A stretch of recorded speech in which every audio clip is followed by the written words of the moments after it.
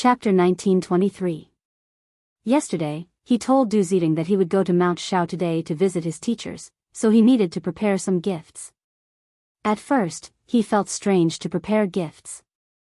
Mount Shao was his own place, and he had to give gifts when he went back. But on second thought, his teachers had been busy these days, and if he didn't prepare something, he would feel that he didn't value them. After thinking about it, he decided to prepare something. After all, there was no harm in being prepared. Du Zedong also knew the importance of this matter. She pointed to the gift boxes on the table and said, "Master, according to your instructions, each gift box contains old ginseng, tea leaves, and wine." "There is no problem." Zhang Feng nodded. He knew that his teachers were experts who were not greedy for gold, silver, and jade, so he could only use these to cater to their liking. He hoped that they would like it. After saying that, he turned around and walked out of the door. But at this time, Jing Shu grabbed Zhang Feng and pleaded, "Prince Zhang, let us sisters go with you." "Yes, Prince Zhang, we also want to go," Zhang Yuyao also said with a hopeful look. This made Zhang Feng confused. He asked, "I'm going to see my teachers." "What are you going to do?" "And I will be back soon." Jingshu shook her head and said with a bitter face, "Prince Zhang, you don't know how we sisters survived when you were not here. We were worried that you would not come back after leaving. We have been looking forward to it for a long time, but you finally came back. Now that you are leaving, please take us with you. We were really worried that you would not come back." Zhang Feng looked at the two women affectionately. He didn't expect that the two women had such deep feelings for him and were so worried about him. If he didn't take them with him now, he felt a little wrong. He had to say, "Okay, then let's go together." Hearing this, the two women were overjoyed. Du Zedong stood on the side and smiled without saying anything. Young people, she could understand. The carriage had been waiting outside for a long time. The group of people boarded the carriage and set off for Shao Mountain. This time, he didn't bring too many people, only Zhang Yuyao, Jing Shu, and 5 servants. Because this was considered paying a visit to his master and thanking him for his kindness, there was no need for extravagance. Naturally, he didn't need to bring too many people. Soon, they arrived at Shao Mountain. The carriage stopped at the entrance of the academy. Zhang Feng poked his head out and felt a familiar smell. It was the smell of the mountains, mixed with the fragrance of countless flowers and trees. Even though it was winter and everything had withered, the academy was still thriving. This was the strength of the students. Wherever they were, it would always be filled with the aura of youth. After enjoying the wonderful feeling, he was about to get out of the car when he heard a series of exclamations. "Dean, the dean is back." Zhang Feng looked in the direction of the voice and saw a group of students calling him. There were quite a few of them, and there were some familiar faces among them, including Yun Ping, Qiu Ran, and the others. This made him a little confused. Why were there so many students here? Were they here to welcome him? Thinking of this, he was overjoyed. He tidied his clothes and walked out of the carriage. He smiled at the crowd and said, "Why are you all here?" Yun Ping stepped forward, scratched his head, and smiled. "I know the dean is coming back today, so I came here to wait for you." "Waiting for me?" Zhang Feng was a little surprised. Even though he knew that these students were here to welcome him, he couldn't help but be surprised. However, he still had to put on a show to avoid disappointing them. Therefore, he said with a happy face, "I didn't expect you to be so considerate. You didn't waste my usual teaching." At this time, he didn't forget to brag about himself. The students were obviously happy to hear this. They smiled and felt a little embarrassed. After a round of laughter, Zhang Feng glanced at the crowd. "Let's go into the academy. You must be waiting for a long time, right?" Qiu Ran nodded. "You are already waiting for us at the dean's residence." After saying that, he took the initiative to step back. The students also stepped aside and made a path for Zhang Feng. The carriage slowly pulled behind them and drove towards the academy. After a while, the group of people arrived at the residence. The students dispersed, leaving only Zhang Feng and the others.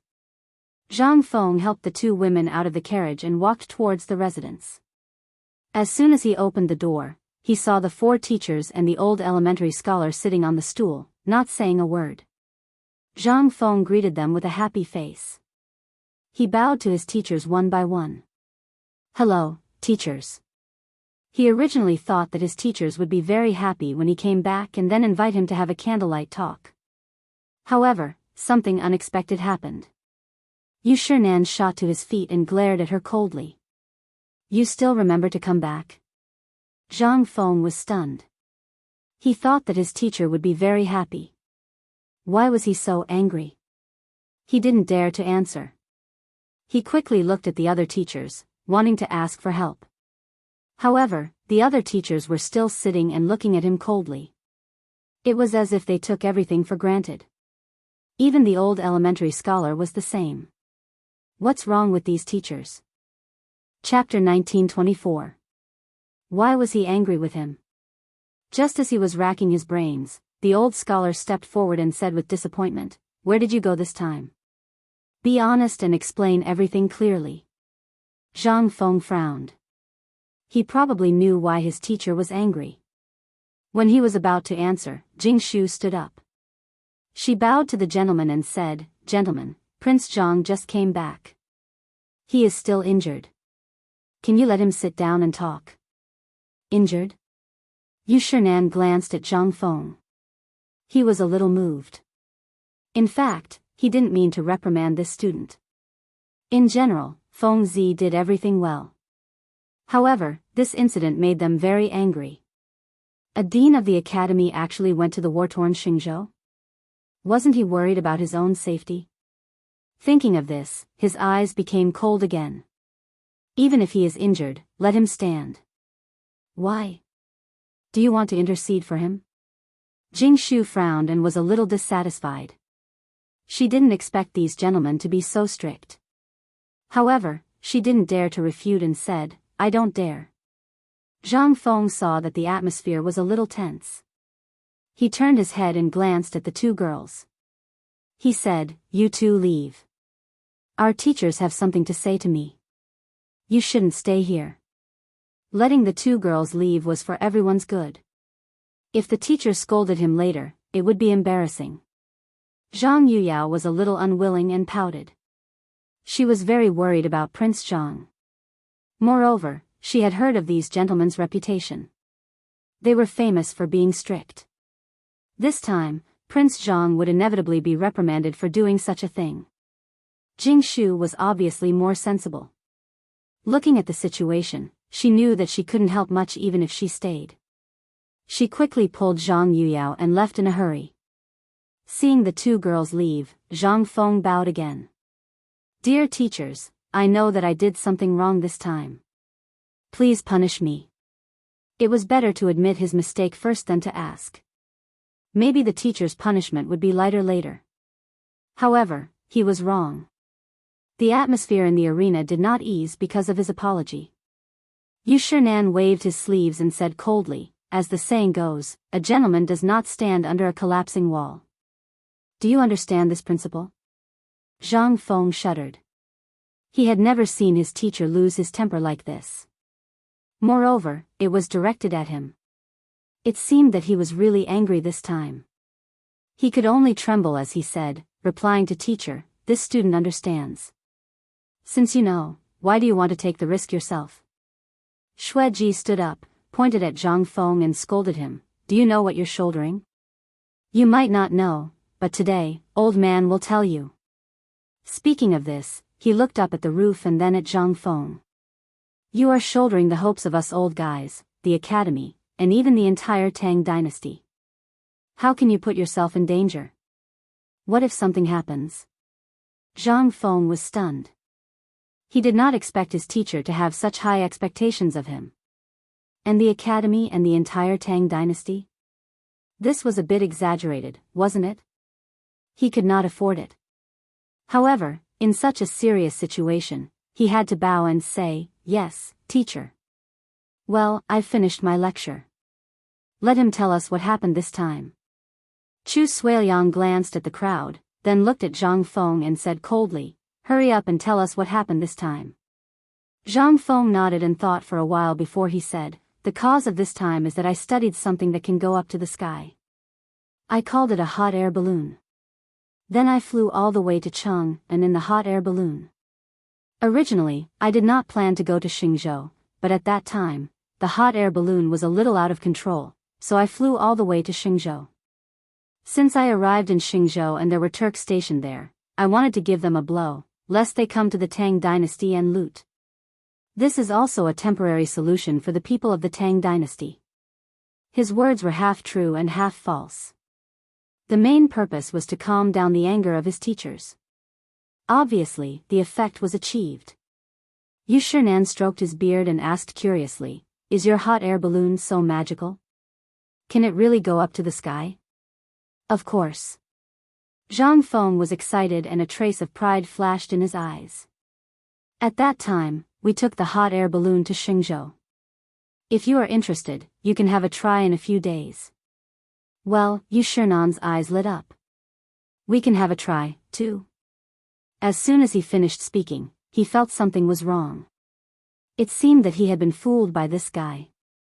He quickly waved his sleeve and said, "Don't try to divert old man's attention. Now we are talking about your private trip to Xingzhou. Don't talk about those useless things."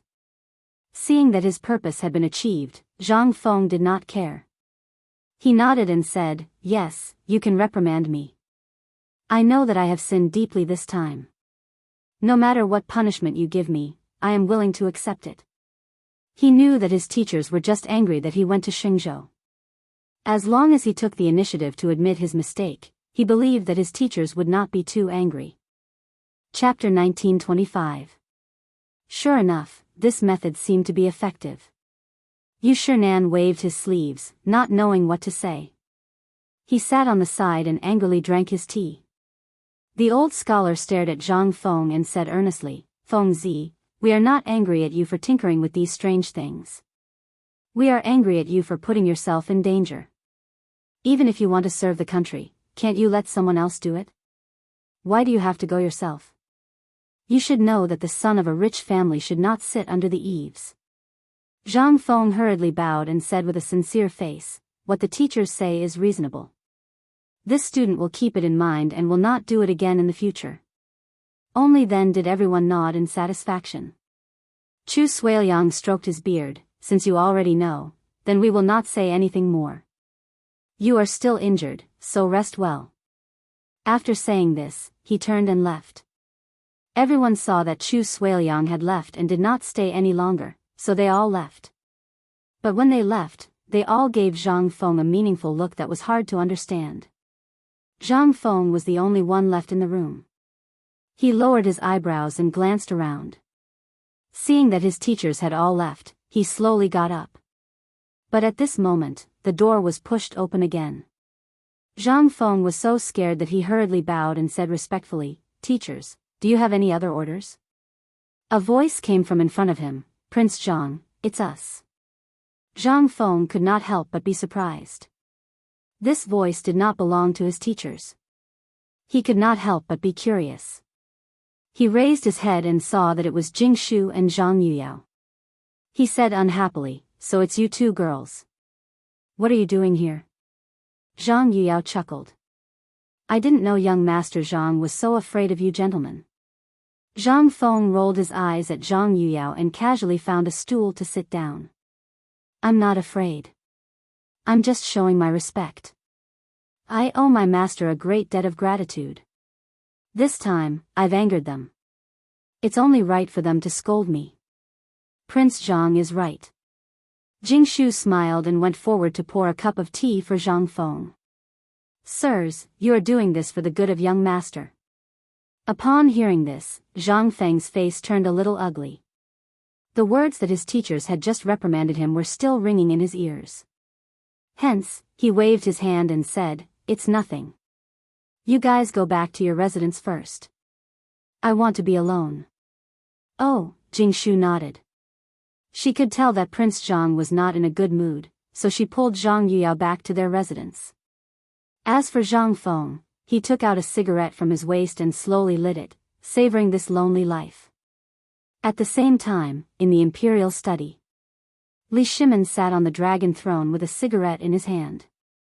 From time to time, he would take a puff. His complexion was not very good. He had been exchanging letters with Xing Zhou for the past few days, but there was no news about Zhang Feng. For this reason, he sent out a few more teams, hoping to find news about Zhang Feng. In fact, he did not have much hope that Zhang Feng would be alive. Thinking about it, after blowing up the Turkic camp, even if he had a flying magical weapon, he could not stay in the sky forever. Since that was the case, he would definitely land. However, until now, why was there no news? Could it be that he was already dead? Or had he been captured by the Turkic people? Or had he been eaten by wild wolves? He had thought about all these. Now, his only hope was to pick up the bones and bring them back. At least, he would have something to remember. However, at this moment, footsteps came from outside the door. Then, little Gizi walked in with small, quick steps. Your Majesty, there is news." He hurried over and almost stumbled. He looked very anxious. Li Shimin raised his lazy eyelids, looking slightly tired. "What news?" Little Gizi hurried forward and said with joy, "There is news about Zhang Feng." "What?" Li Shimin stood up and looked at little Gizi in shock. He could not believe it. "Is what you just said true?" There had been no news about Feng Zi for a few days. He thought that something had happened to this guy. Why was there suddenly news? Could it be that the Turkic people let him come back? Or had this guy met with a misfortune? Thinking of this, his eyes became even more excited. At this moment, little Gizi bowed and said seriously, "Your Majesty, didn't you ask me to inquire about Zhang Feng?" According to the guard outside the palace, Zhang Feng brought his family to Shao Mountain this morning. As for when he came back, I don't know. Li Shimin frowned. He felt that something was wrong. Xingzhou was at least a few hundred miles away from Chang'an. How could Feng Zi come back so soon? This did not make sense. Moreover, even if this guy came back, why was there no news before? Why did he only get the news this morning? All of this was strange. He could not help but be suspicious. Is what you said true? Are you trying to deceive me? Hearing this, little Gizi felt bad. How could he dare to deceive His Majesty? His legs went soft and he crawled on the ground. Your Majesty, what I said is true. The news came from outside the palace. A guard saw Zhang Feng go to Shao Mountain. Li Shimin knew that little Gizi did not dare to deceive him. However, this news was a bit strange. How did Feng Zi come back? How did he escape the eyes and ears of Chang'an? After thinking for a while, he waved his sleeves. Fine, I'll assume that what you said is true. Go to Shao Mountain and take a look. If I find out that the news is false, I'll come back and break your legs. Chapter 1926. Hearing this, little Gizi shuddered. In fact, he didn't know if Zhang Feng had really returned. The news came from outside the palace, and he was only a messenger. Now, he could only pray that the news was true. Otherwise, his leg, what are you waiting for? Li Shimin glanced at little Gizi and said impatiently, hurry up and help me change my clothes. Did Feng Zi really come back? He had to confirm it. Otherwise, he wouldn't be at ease. Relying on these messengers wasn't a solution. Moreover, if Feng Zi really came back, he had to check if he was injured. This was very important. Soon, the clothes were changed. Just as he was about to leave, Fang Xianling, Wei Zheng, and the others walked up. Fang Xianling looked at Li Shimin's plain clothes and asked curiously, Your Majesty, what are you doing? Li Shimin waved his hand impatiently. Aya, there's news that Feng Zi is back. I want to go take a look. Feng Zi was back. Everyone's eyes widened in surprise. They knew that Zhang Feng had been in Xingzhou. Why was he back so soon? There was no news about him. Why was he back so suddenly? Even though they didn't believe it, seeing that His Majesty was so impatient, it seemed to be true. Wei Zheng stepped forward and cupped his hands. Your Majesty, I'm willing to go too. Li Shimin was already impatient. Seeing that everyone wanted to go, he replied casually, do as you wish. With that, he waved his sleeves and left. Wei Zheng and the others looked at each other and followed closely. Actually, until now, they still couldn't believe that Feng Zi was back. After all, Xingzhou wasn't close to Chang'an. How could he be back in just a few days? Although they thought about it, they still wanted to find out. In next to no time, their group arrived at Ballista Mountain's White Deer Academy. Li Shimin hurriedly jumped off the carriage and ran toward Zhang Feng's residence. As Wei Zheng and the others were old, their legs were not as nimble, so they could only run at the back. As they ran, they shouted, Erlang, slow down. However, Li Shimin couldn't wait any longer. He rushed to the residence in a few strides and opened the door. A familiar figure was sitting on a chair, smoking. This person was naturally Zhang Feng. He was startled by the sudden voice and sat up abruptly. When he saw that it was Lao Li, he was so excited that he could not speak. Lao Li was one of his few good friends. Lao Li had helped him a lot in Chang'an City. When he was in Xingzhou, he missed Lao Li very much. Thus, he was naturally excited to see Lao Li again. On the other hand, when Li Shimin saw that it was Zhang Feng, he couldn't help but smile, as if all the grievances of the past few days had been revealed. Ever since Zhang Feng left, there wasn't a day that he didn't miss her. First, it was the Xuanwu Gate incident. Hundreds of officials forced him to abdicate. He even felt that the palace was a little suffocated. Everyone had betrayed him. At that time, he put all his hopes on Zhang Feng. Unfortunately, this guy didn't come back.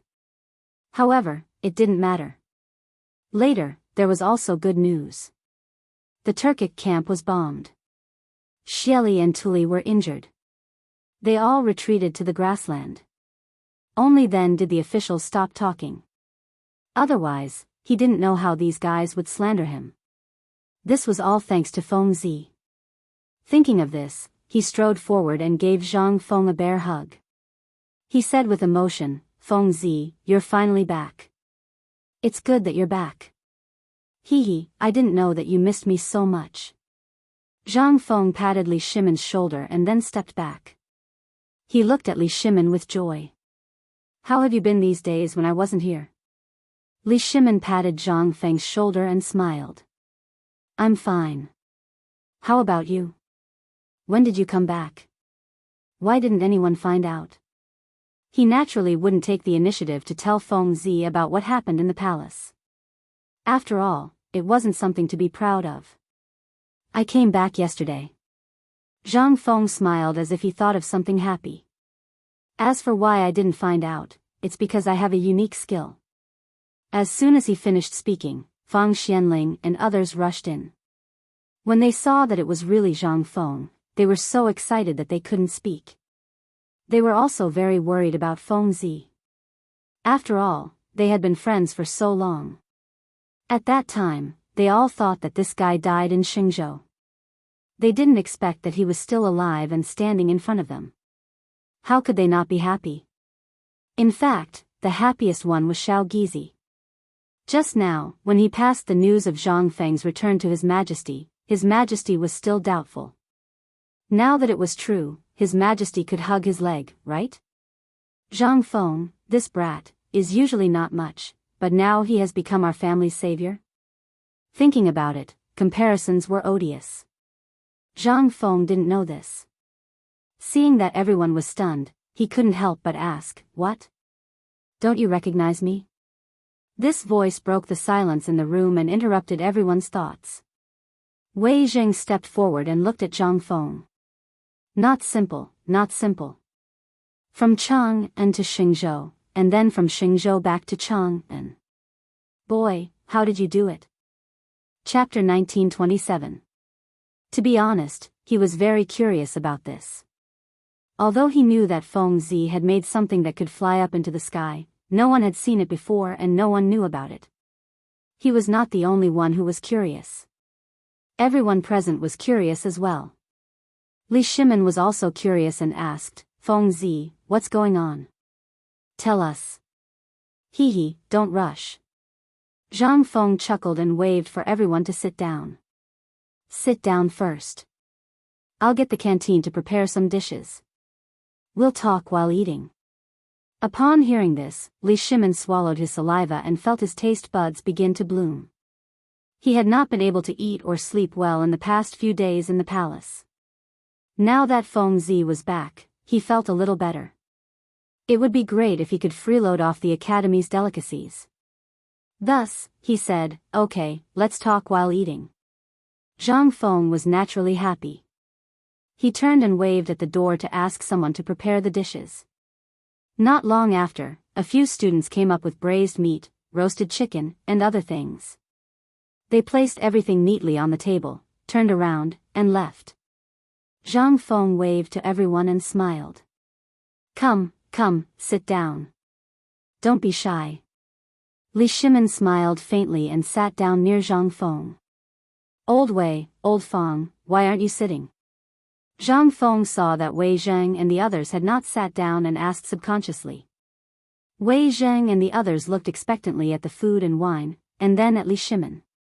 They had no choice. Without His Majesty's order, they did not dare to sit. Li Shimin naturally knew what everyone was thinking. He waved his hand and said, sit down. We're happy today. Don't worry about this. Then, he glanced at little Gizi. You sit too. Little Gizi looked at Li Shimin in surprise. He had wanted to sit down and taste the delicacies for a long time. His Majesty had not eaten well these past few days, so how could a servant dare to eat well? Thus, he naturally starved with His Majesty. Now that His Majesty had allowed him to sit down, this was a great gift. Without hesitation, he chose a seat close to Li Shimin so that it would be easier for him to serve food to His Majesty. When Li Shimin saw that everyone was seated, he looked at Zhang Feng and asked, Feng Zi, you haven't answered my question yet. Don't worry. Zhang Feng picked up the wine jar and poured everyone a cup of wine. Then, he picked up the wine bowl and said, come, let's drink first. Although everyone was curious, the wine stimulated their taste buds. Unable to resist the temptation, they clinked their cups and downed the wine. Seeing this, Zhang Feng put down the wine glass in satisfaction and looked at everyone with a proud face. I can run from Chang'an to Xingzhou and back. It's all thanks to my hot air balloon. After saying that, he picked up a piece of braised meat and threw it into his mouth, gorging himself. Everyone was dumbfounded. What is a hot air balloon? He had never heard of it before. Is it the thing that floated in the sky of Chang'an last time? Wei Zheng coughed softly and asked shamelessly, Feng Zi, is the hot air balloon you mentioned the one that flew in the sky of Chang'an a few days ago? Yes. Zhang Feng chewed 2 mouthfuls, glanced at everyone, and said proudly, this thing is newly developed by me. It can go to the sky, no matter where it goes. Not to mention Xingzhou, it can even go to the Turks and back. No one was surprised by this answer. After all, they had seen the thing in the sky with their own eyes. But there was one thing. Could this hot air balloon float to the Turks? Wasn't this a bit exaggerated? After all, Xingzhou and the Turks were not in the same place. They should be dozens of miles away from each other. Xingzhou was just a border of the Tang dynasty. How could it be as easy as Feng Zi said? If so, why did the Tang dynasty need to resist the Turks? Couldn't they just send a few hot air balloons there? Therefore, Wei Zheng, who had always been strict and old-fashioned, questioned, Feng Zi, you said that it is possible to go to Xingzhou. After all, many people have seen it. But isn't it a bit exaggerated to go to the Turks? You know, Xingzhou is still some distance away from the Turks. Everyone also felt that Wei Zheng's words were reasonable. They nodded and looked at Zhang Feng with confusion. As for Zhang Feng, when he found that his boasting was questioned, he blushed and said, what do you know? The hot air balloon I made was supposed to go to the Turks this time. But I met Xieli in Xingzhou and taught him a lesson. Otherwise, I would have gone to the Turks and blown up these bastards. Oh, Li Shimin nodded and pretended to be suddenly enlightened. Then what did you do to Xieli in the end? In fact, he could see that Feng Zi was boasting. But he was too lazy to expose him. Therefore, he could only change the topic. Zhang Feng did not pay too much attention to it. The moment he heard Xieli's name, he seemed to have regained all his strength. With an excited look on his face, he said, "Let me tell you, when Xing Chumo and I arrived at the Turkic camp, those fellows actually did not dodge or hide when they saw us. They even kept cheering on the ground as if they were celebrating something. This really made me mad. Why didn't those Turks run when they saw you? Didn't they know that you were going to blow them up?" Chapter 1928. Li Shimin looked at Zhang Feng curiously. How would I know? Zhang Feng was also puzzled. Then he changed the topic and said with a smile, "Speaking of this, I want to laugh. Of course, it's best for us that the Turks didn't run away. When we threw down all the gunpowder, those guys were instantly blown apart. Minced meat was everywhere on the ground, and blood stained the whole ground. After that, he picked up the wine bowl in front of him and took a sip. Then he laughed and said, every time I think of this, I feel happy. These bastards have robbed the Tang dynasty every year. It's time for them to pay their debts." "That's right." Li Shimin nodded and looked at Zhang Feng with satisfaction. "Feng Zi, you've really made the Tang dynasty proud. Let's see if those bastards still dare to look down on the people of the Tang dynasty in the future." He was very satisfied. In this battle of Xing province, his side had only sent 4 people, while the Turks had thousands of soldiers. With such a large difference in numbers, they had been beaten to a pulp. It was really inconceivable. He knew the Turks very well. In the past, he had dealt with these guys a lot. These guys could be described as inhumane. They burned, killed, robbed, and did all kinds of evil. This time, they had suffered a blow, but it didn't hurt their foundation at all. What if they made a comeback in the future? Moreover, the Turks had a strong recovery ability, and their cavalry was even more fierce. What if they came to rob the border of the Tang dynasty again? Thinking of this, he quickly asked, "Feng Zi, this time you blew up the Turks, but what about next time? You know, these guys won't give up easily." Zhang Feng frowned. In fact, he also understood this. Although the Turks had suffered losses this time, it didn't affect their foundation. After a few years of recuperation, they should be able to make a comeback. At that time, the people on the border of the Tang dynasty would suffer again. While he was lost in thought, Zhang Sun Wuji's voice sounded. "Feng Zi, didn't you use that hot air balloon to attack the Turks this time? Can we use the same method next time?" As soon as he finished speaking, Zhang Feng slammed the table and stood up. "That's right, why didn't I think of that? The hot air balloons could fly in the air. Even if the Turks were somewhat inferior, they could only flee for their lives. There was no way for them to guard against the hot air balloons. If he could make more hot air balloons, he would be able to catch them off guard during the battle." Thinking up to this point, he glanced at the crowd excitedly. The hot air balloon is flying in the air.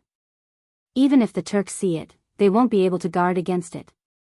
Furthermore, at night, the Turks' vision will be impaired. We can definitely catch them off guard. Li Shimin nodded. "Feng Zi, what you said makes sense. However, when can you finish making this hot air balloon?" Zhang Feng was stunned. The first generation of hot air balloons had already been sacrificed. If they wanted to recreate it now, they would have to innovate. In particular, they had to modify equipment that could prevent air leakage and also install equipment that could turn. Otherwise, the danger of the hot air balloon would be greatly increased, and the losses would outweigh the gains. After thinking for a while, he said, "I still need to study the hot air balloon again. As for when it will be ready, I don't know." "What about the hot air balloon you used to go to Xingzhou?" Wei Zheng asked curiously. "The one before?" Zhang Feng spread his hands awkwardly. That one has been destroyed. Wei Zheng's eyes widened. How could it be destroyed? He remembered that this thing flew from Chang and to Xingzhou and then back to Chang and from Xingzhou. How could such a powerful thing be destroyed? This was a reckless waste of God's gift. The others also looked at Zhang Feng as if they were looking at a sinner. It was as if they were saying that he had done something very wrong. Zhang Feng couldn't stand it anymore. He waved his hand and said impatiently, "I didn't want it to be destroyed. There was an accident on the way back to Chang and it was destroyed. What's the use of looking at me like this?" Of course, he couldn't tell them about the time when he was treated as a beggar. He still wanted to save face. However, the others didn't want to hear this. They only cared about the things that were beneficial to the country and the people. But on second thought, Fengzi's contribution in blowing up the Turks was indispensable.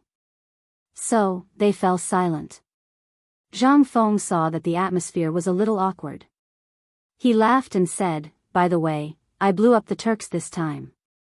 I still don't know how that old guy Shili is doing. Do you have any news?"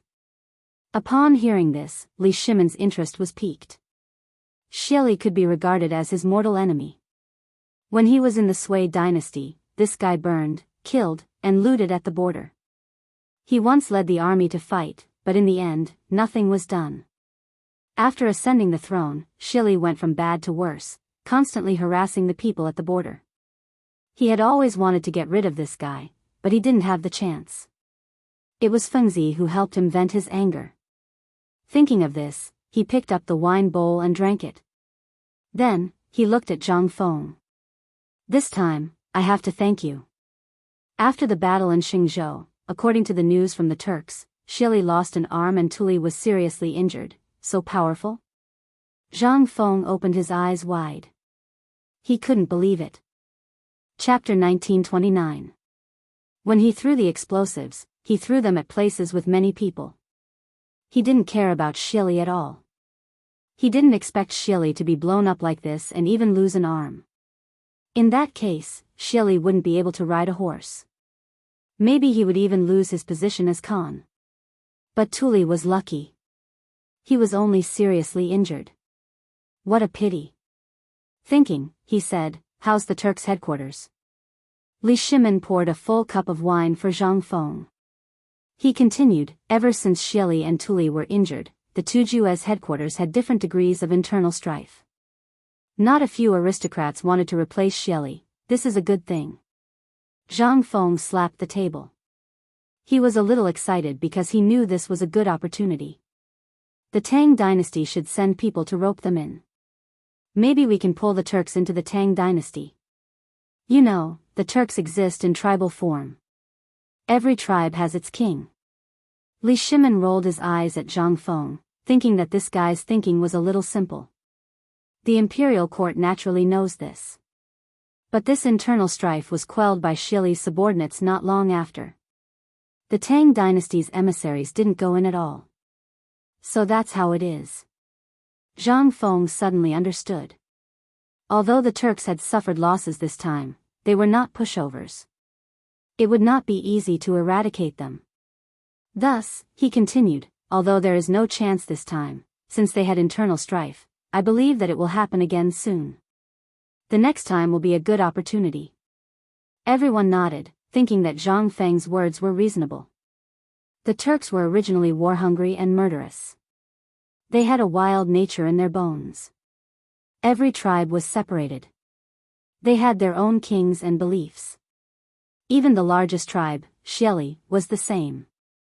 He had used force to conquer the other tribes, and that was how he became the Khan. Now that this guy had lost an arm, the other tribes would definitely not accept it. At that time, there would be another great battle, and the grassland would change owners. Zhang Feng was naturally well aware of this. He glanced at everyone and said, "When I make the hot air balloon, everything I just said will be fine." Li Shimin nodded. He believed in Feng Zi's ability, so he didn't say much. He directly picked up the wine bowl and said with a smile, "After the hot air balloon is done, you have to let me try it. I want to see what's going on with that thing that can go up to the sky." "No problem, it's just a small matter. Zhang Feng took a sip and smiled. Then, he seemed to have thought of something and changed the topic. What happened in Chang'an City recently? Why do I hear rumors about me everywhere?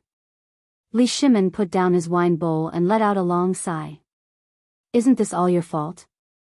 Me? Zhang Feng looked puzzled. I've always been in Victory Prefecture. What trouble could I have caused? Li Shimin snorted and was a little unhappy. Then, he looked at Zhang Sun Wuji and said, You tell him. Zhang Sun Wuji could naturally understand Li Shimin's feelings. He was still angry about being forced to abdicate a few days ago, so he coughed softly and said, Feng Zi, when you flew over Chang'an City that day, the people in Chang'an City thought that you were a jinx, causing the whole city to be in a panic. That's not all. You made the emperor suffer. Speaking of this, he glanced at Li Shimin intentionally or unintentionally. Seeing that the latter didn't respond, he continued, the ministers also thought that you were a jinx, and even the ghosts of the Xuanwu Gate. So, all the officials asked the emperor to issue an edict. What?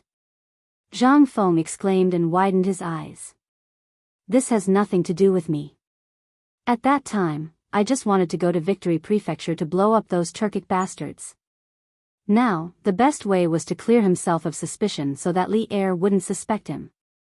Otherwise, if he was punished like this, he would probably be sentenced to death.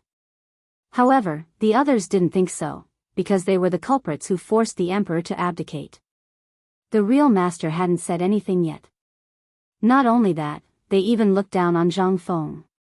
Just now, he said that he would go to Victory Prefecture halfway, but now he changed his words and went to Victory Prefecture of his own accord. How shameless. However, they didn't care. After all, the real master didn't blame him. What could they say? Therefore, Zhang Sun Wuji continued, I don't mean to blame you. His Majesty did issue an edict, but the storm passed quickly. That's good. Zhang Feng patted his chest and relaxed his nervous mood. What happened after that? Zhang Sun Wuji paused and then said, later, he also prepared a sacrificial ceremony and a Waterland Conference. Waterland Conference? Zhang Feng was stunned and vaguely remembered something. Didn't Xuanzang get to know Li Er at the Waterland Conference and become brothers? Now that Li Er was going to hold a Waterland Conference, would Xuanzang participate? This guy was going to India. If he got to know Xuanzang, maybe he could get some information about India? Or maybe he could arrange a few spies around Xuanzang. When the time came, they could go to India to gather information. Thinking of this, he quickly asked, when will the Waterland Conference be held? I also want to see the world. Chapter 1930. Seems like you still have some conscience. Li Shimin snorted, then looked at Zhang Sun Wuji. When will the Waterland Conference be held? He wasn't worried that Feng Zi would see him, because there would be a lot of people. Moreover, the place where the emperor stayed was off limits. There were tens of thousands of guards, so it was impossible to get close. Zhang Sun Wuji thought for a while, then lowered his eyebrows. I'm not sure yet, because there are a lot of rules that haven't been drawn up yet. It will probably be after the ceremony. Zhang Feng nodded. He wasn't in a hurry, since Xuanzang would surface sooner or later. Then, they began to eat heartily. Before they could eat to their heart's content, footsteps came from outside the door. After a while, Yu Shinan and the others walked in with a gloomy face. He glanced at the dishes on the table, then looked at Li Shimin and the others. His face fell. What are you doing? He was teaching students just now, but when he heard that Li Shimin and the others were here, he knew that this guy wasn't easy to deal with. He would definitely urge Feng Zi to do this and that, so he rushed over. But when he came, he saw that they were drinking. Li Shimin was a little confused.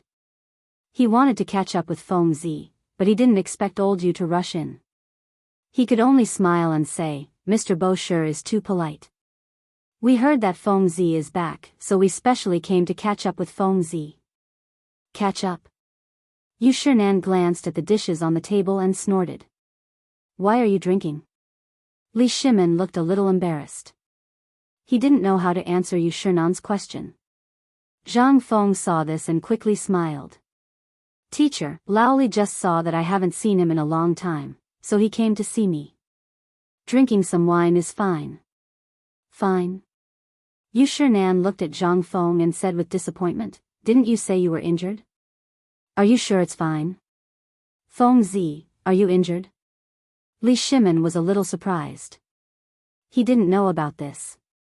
If he had known, he wouldn't have dragged Feng Zi to drink, let alone now that he was caught by Yu Shernan. Zhang Feng waved his hand, not minding it at all. It's just a small injury, no big deal. Hearing this, Yu Shernan was a little unhappy. He snorted coldly and said, even if it doesn't matter, you can't drink. Take away all the wine now. After he finished speaking, he waved his hand towards the door. Soon, a few students came in and took away the wine jars on the table. Li Shimin, Zhang Feng, and the others could only watch helplessly. Their hearts ached, but there was nothing they could do. It was impossible to snatch the wine back, right? Until all the wine was moved away, they didn't say a word. Li Shimin saw that there was no more wine to drink, and Yu Shernan was also here. He had to say goodbye to Zhang Feng. Feng Zi, we'll visit you again next time. Zhang Feng naturally saw the awkwardness in the scene, so he could only wave goodbye. The group of people cupped their hands and bid farewell to Yu Shernan and the others. Yu Shernan was like an old monk in meditation, not saying a word. He had brought disgrace upon himself, so he could only leave secretly. Seeing that everyone had left, Yu Shernan's expression eased a little. He looked at Zhang Feng and said earnestly, Feng Zi, don't interact with these guys in the future. They're not good people. In his heart, he had already blacklisted Li Shimin. As for Zhang Sun Wuji and the others, they were treacherous ministers. Zhang Feng didn't know this. He had always regarded Lao Li and the others as good friends. How could he let others speak ill of them? However, it was different for his teachers. He still had to agree on the surface, so he said, yes, teacher. This student will remember. Yu Shernan didn't say anything else, because he knew that it was better to do it himself. He flicked his sleeves and left. Only Zhang Feng was left in the room. He sat on a chair, lit a cigarette, and let the smoke stimulate his brain. He thought about how to break free from the restraints of his teachers, and how to not make them angry. Time slowly passed as he thought about it. It was night. A cold wind blew, and the white birch trees in the courtyard rustled. The white snow that hung on the treetops from the day before fell, making a crackling sound. After a while, silver-white snowflakes fell from the sky, and the ground was once again covered in silver. The next day, the golden crow slowly peeked through the clouds, revealing half of its red cheeks, like a shy little Kyanang. The golden sun sprinkled on the ground, and the snow seemed to be covered with gold bricks. It was so bright that people couldn't open their eyes. From time to time, the mountain stream stopped these sparrows. They flew back to their nests with scattered fruits in their mouths. They even cried out happily, as if they were composing a victory movement. The loud sound of reading came from the academy.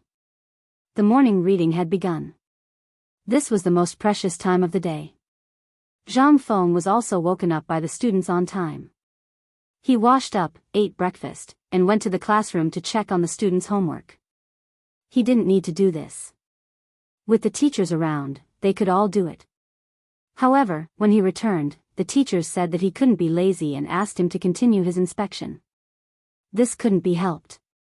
He couldn't disobey his teachers. Chapter 1931. So, he came to the classroom. As usual, the students buried their heads in their books and began to read aloud without the need for others to urge them. Zhang Feng nodded pretentiously. These students made him feel at ease. He didn't need to worry about anything. His teacher was worrying for nothing. After seeing the students, he walked towards the research institute. Because of the hot air balloon incident last time, he was still brooding. Falling from the sky? It was too humiliating. Moreover, he was regarded as a child beggar in Chang'an City. Even his family couldn't recognize him when he returned home. This was simply shameful. In addition, he promised Lao Li and the others yesterday that he would let them try the hot air balloon after making it. Thinking, he arrived at the research institute in a short while. As soon as he stepped through the door, he heard cheers. "The dean is back, the dean is back." Zhang Feng turned around abruptly, thinking that the brat had such good eyesight to recognize Lao Tzu at a glance. Following the sound, he saw a guy as thin as a monkey waving at him. Who else could it be but Pihu? He walked towards Pihu with quick steps, and said with a smile, "Little guy, your eyes are quite bright, huh?" Pihu scratched his head and smiled. "I don't have any other good points, but my eyes are good." There was a hint of pride in his words. After saying that, he seemed to have remembered something and shouted again. "The dean is back." The sound was ear-piercing and attracted a large number of students in a short while. Among them were many familiar faces, including Peng Shui, Jin Kai, and the others. They surrounded Zhang Feng, cheering excitedly like a flock of sparrows. "Dean, I heard you went to Xing State this time. How was it there?" "Yeah, I heard the dean almost killed Shili, but in the end, that bastard ran away." "Is it true?" Everyone was talking at once, discussing animatedly. To be honest, Zhang Feng liked the feeling of being the moon surrounded by stars. However, couldn't these guys talk one by one? Were they going to make a fuss now? Each one of them was more anxious than him. It was too much. He was a little annoyed and couldn't answer. He could only wave his sleeves and raise his right hand. "Keep." The students were very tactful. Seeing that the dean was a little unhappy, they stopped talking. They just surrounded him and waited for him to speak. But at this moment, a familiar voice came from not far away. "Who is it? Who was talking about the dean? Am I going to break his legs today?" Immediately, Ma Zhou and Hao Chujun walked over angrily. They were just studying how to modify the hot air balloon in the laboratory so that they could give their teacher a satisfactory answer. Then, he heard a series of shouts outside the door, saying that the dean had returned. Wasn't this bullsh*t? The dean was far away in Xingzhou. How could he have returned so quickly? Therefore, the two of them rushed out in anger. But when he took a closer look, he was shocked. He was truly a benefactor, a living benefactor. Tears welled up in their eyes as they couldn't believe what they were seeing. Ma Zhou took a step forward and touched Zhang Feng's broad shoulders. His voice trembled as he asked, "Are you really my teacher? If I'm not your teacher, then are you my teacher?"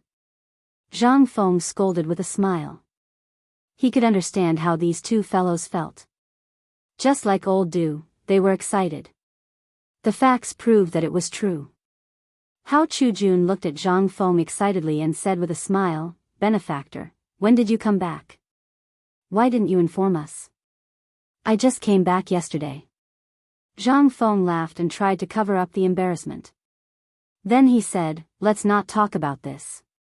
I have something important to tell you. Let's go to the laboratory." After that, he walked quickly to the laboratory. Ma Zhou and Hao Chujun followed closely behind. But when they turned around and saw that these students didn't seem to want to leave, they said, "You can all go back. Benefactor has something to say." They didn't mean to dismiss these students. Since their teacher said that he had something important to say, it was definitely not suitable for others to hear. The students were sensible enough to leave in twos and threes. But they glanced at the laboratory unwillingly. Inside the room, Ma Zhou and Hao Chujun came to Zhang Feng. They were still excited. "Benefactor, what is going on? We were worried to death." This was true. A few days ago, when the academy sent the news that the dean had disappeared, they sent the students out to inquire about the news. But they found nothing, which made them very disappointed. Now the dean suddenly appeared in front of them. They found it hard to accept for a while. This was inevitable. Zhang Feng didn't care about this. He just roughly told them what had happened. Of course, he omitted the part where he fell from the hot air balloon and was treated as a child beggar. If the students knew that he had such a side, how embarrassing it would be. After the two heard this, they looked at Zhang Feng with respect. This time, they looked at him as if they were looking at a hero. Ma Zhou couldn't hold back the excitement in his heart. He couldn't help but ask, benefactor, so what the outside world said is true? You really attacked the Turkic camp and injured Shili. You are really amazing. Chapter 1932. That's right. Our teacher not only dampened the Turk spirit, but also boosted the prestige of the Tang dynasty. He is indeed worthy of being our teacher. Hao Chujun nodded and gave Zhang Feng a thumbs up. Then, he seemed to think of something and his eyes flashed with pride. But this time, we also contributed. Wasn't this hot air balloon made by me and Ma Zhou in cooperation with our teacher?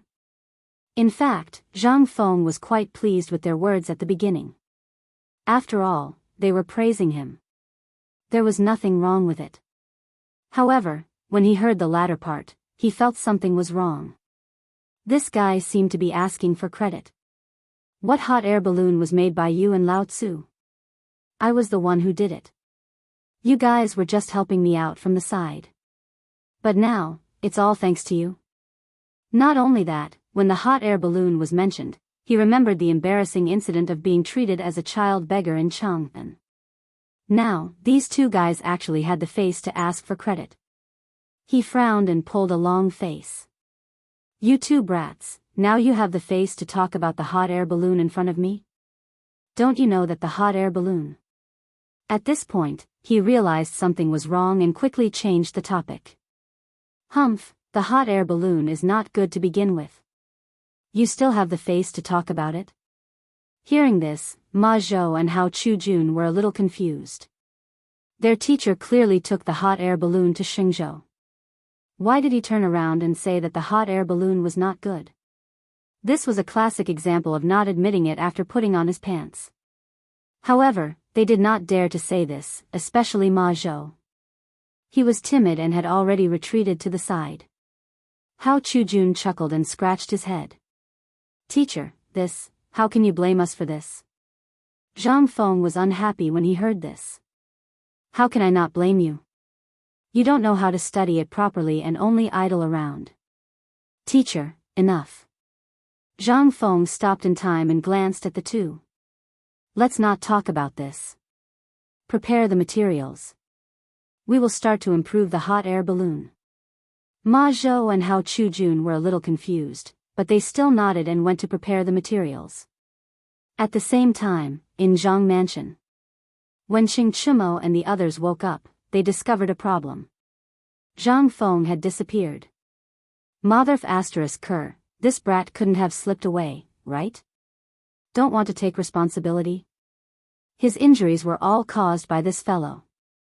If he didn't see him now, who would he look for in the future?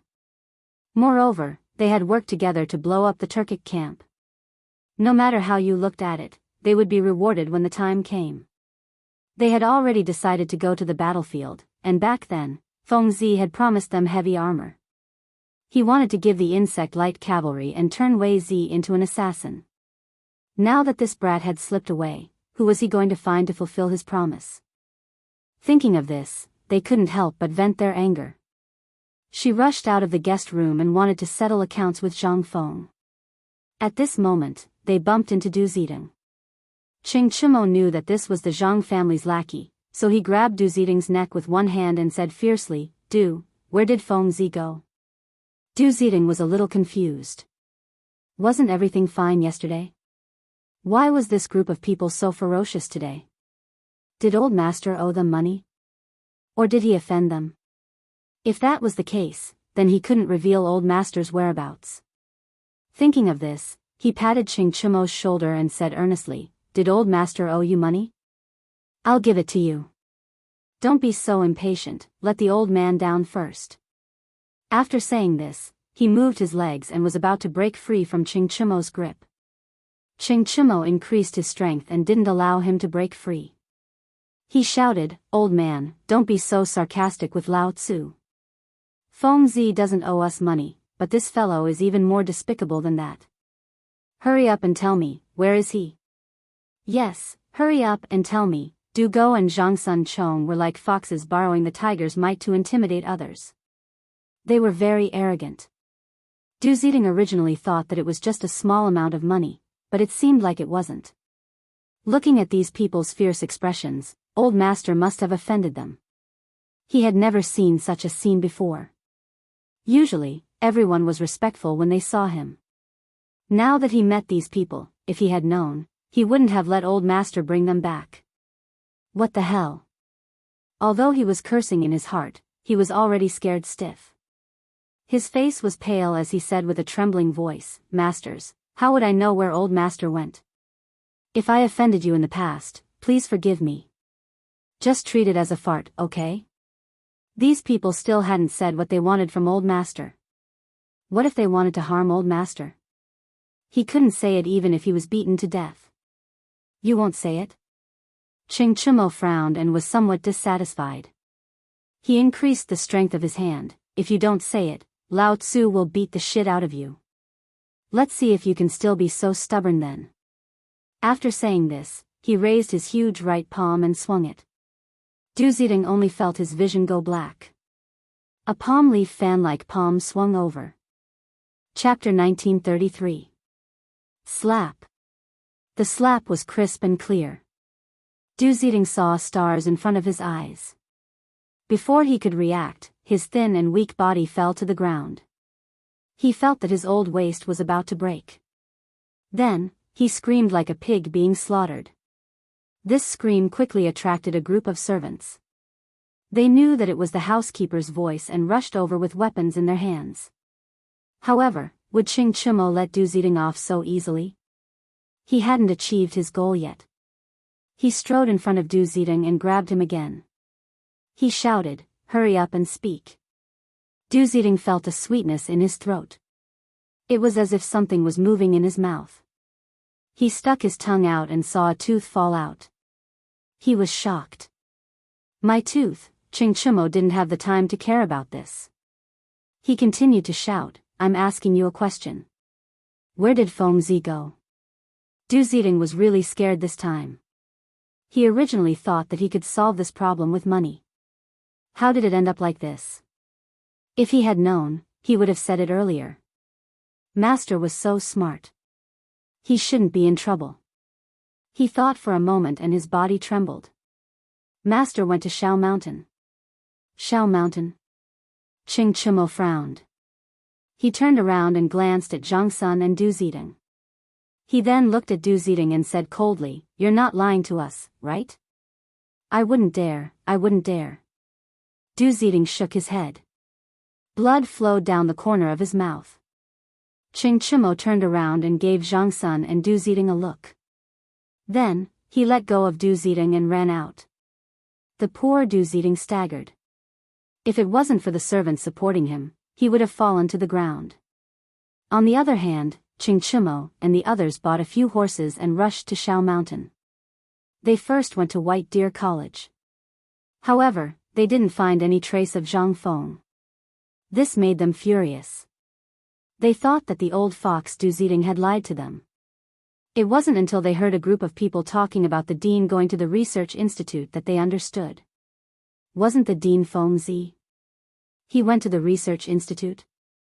Thinking of this, everyone rushed back to the research institute. When he arrived at the research institute, he saw Zhang Feng leading Ma Zhou and the others in an experiment. They hurriedly went up and shouted, Feng Zi, Feng Zi. Feng Zi frowned. Why did this voice sound so familiar? He turned around and saw that it was Ching Chumo and the others. He instantly lost all interest because he knew that these fellows were definitely up to no good. He said with a helpless expression, Why are you guys here? Didn't the doctor tell you to rest well? Upon hearing this, Ching Chumo jumped 8 feet into the air and glared at him. You still have the cheek to say that? Why did you run away and leave us in the Zhang mansion? Tell me, do you not want to take responsibility for us? Stop. Zhang Feng quickly waved his hand and rolled his eyes. What do you mean by taking responsibility? You make it sound like Lao Tzu did something to you. After saying that, he crossed his arms and said with some dissatisfaction, tell me honestly, why are you looking for me? Hee, isn't this attitude good enough? Zhang Sun smiled and took a step forward. It was unknown if he didn't see Zhang Feng's dissatisfaction or if he did it on purpose, but he acted as if he didn't care at all. He said shamelessly, Feng Zi, look, we went to Xingzhou together this time and even blew up the Turkic camp. Didn't we make a great contribution? Something was wrong? This was Zhang Feng's first reaction. When these fellows went there, each of them was more afraid than the other and almost peed their pants. Now that they were finally back, they were actually concerned about the Turkic matter. What great contribution was this? Could it be that these fellows still wanted to enter the government? That shouldn't be possible. These fellows were usually lazy and gluttonous. It was impossible for them to change today. What was going on? Thinking of this, he looked at everyone with a strange expression. We did make a great contribution. So what? That's right.